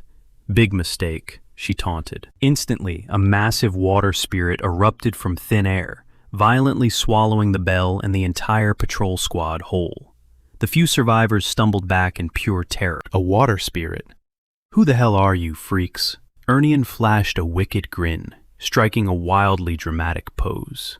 "Oh, I've been dying to say this. Tremble before me. I am a heavenly sovereign, elite general of the Black Flame Demon Lord. Bow to the ultimate dark spirit summoner." Deadpan, the protagonist, stared from the shadows. She is way too into this, he thought. Striking another pose, she dramatically jabbed a thumb, and this terrifying gentleman right here traveled all the way from the great Urza's. She glanced back only to find thin air. The protagonist had already teleported, manifesting right behind the guards. "I really hate being underestimated," he growled. "Take them out." The terrified captain shrieked, his voice cracking. "It's the Demon Lord's hit squad. They're raiding the front gates to snatch the princess." The absolute sheer nerve of these scumbags. The protagonist rolled his eyes, snapping back. "Oh, please. You really thought we wouldn't spot the giant glowing barrier spells rigged to every single window?" Shaking with fury, the captain leveled his blade. "You idiot, you just proved you're terrified of alerting the heroes." He's completely nerfed. He can't use an ounce of demonic energy. Hearing this, the remaining soldiers let out a ferocious battle cry. "Tear him to shreds. Show this Black Flame lackey the true wrath of the Royal Guard," the captain bellowed. The protagonist just sighed. "Well, I actually can't use my dark magic right now. If those meatheads at the castle caught my scent, it'd be a massive headache." "But did you honestly believe that meant you stood a chance?" he whispered, his eyes flashing with deadly intent as he faced the charging mob. Moments later, a deafening crash jolted Princess Elena. The protagonist casually dusted off his hands, standing over a mountain of unconscious guards. "I barely even flexed," he muttered. "Dropping the entire tower would have been way too noisy." Left completely alone, the trembling captain ground his teeth, sweat dripping down his face. My elite squad, totally wiped out in seconds. He really is a monster. Panicking, the cowardly captain wildly hacked a massive hole through the stone wall, hurling himself out into the pitch-black night. He figured a tactical retreat to summon the heroes was his best play, but a sudden jolt of shock froze him in his tracks. A raw surge of magical energy pulsed through the air, snapping the shattered rubble right back into place. A brutal, invisible force slammed him hard against the which rapidly began sealing him alive behind heavy bricks. "Damn you, dark spirit summoner!" he shrieked in Stepping right past his newly made tomb, Ernian offered a fleeting, silent apology in her head. Meanwhile, our protagonist chuckled, imagining the sheer political disaster if the mighty reputation of the Hildren Kingdom would absolutely. Honestly, he was dying to witness that glorious fallout. Smirking, he firmly gripped the heavy iron door handle and announced with a dark, mocking grin that he had finally come to collect her, the 13th Princess Elena. But his jaw practically dropped when Elena suddenly launched herself straight into Ernian's embrace, weeping, "Little sister." Ernian's gaze softened, a warm, genuine smile breaking through as she whispered, "Elena." The kidnapped royal bawled as the two siblings shared a deeply emotional hug. Our MC stood there, utterly baffled. "She is literally wearing a magical disguise mask," he pondered. "How the heck did she recognize her?" Elena sniffled, revealing she had read the secret letter her sister sent. After all, absolutely no one else would be crazy enough to storm a fortress alongside the Demon Lord. Man, these sisters are definitely operating on the exact same wavelength, the MC thought. Is their entire bloodline like this? Shaking his head, he asked aloud, "Wait, the exact same note you handed off to Helen." Elena blinked in utter surprise. "You knew about that?" He let out a dry scoff. "Weren't you even the slightest bit curious about what it said?" she pressed. Casually strolling forward, he began gathering a swirling mass of dark mana in his palm. "If there was anything remotely sketchy written in there, Helen would have instantly reported it to me," he stated flatly. "Anyway, playtime is over. We are leaving." With that cool, he unleashed a blinding flash of teleportation magic. Meanwhile, miles away in the lavish royal banquet hall, a terrified Your Majesty the Lord of the Black Flame, has just struck the 13th princess is gone. The furious monarch violently shattered his crystal wine goblet against the marble floor, roaring, "You absolute fools, kidnapped again?" he bellowed, veins bulging in his neck. "Cancel this damn feast. How dare they make a total mockery of Hildren? Who the hell does the Lord of the Black Flame think we are?"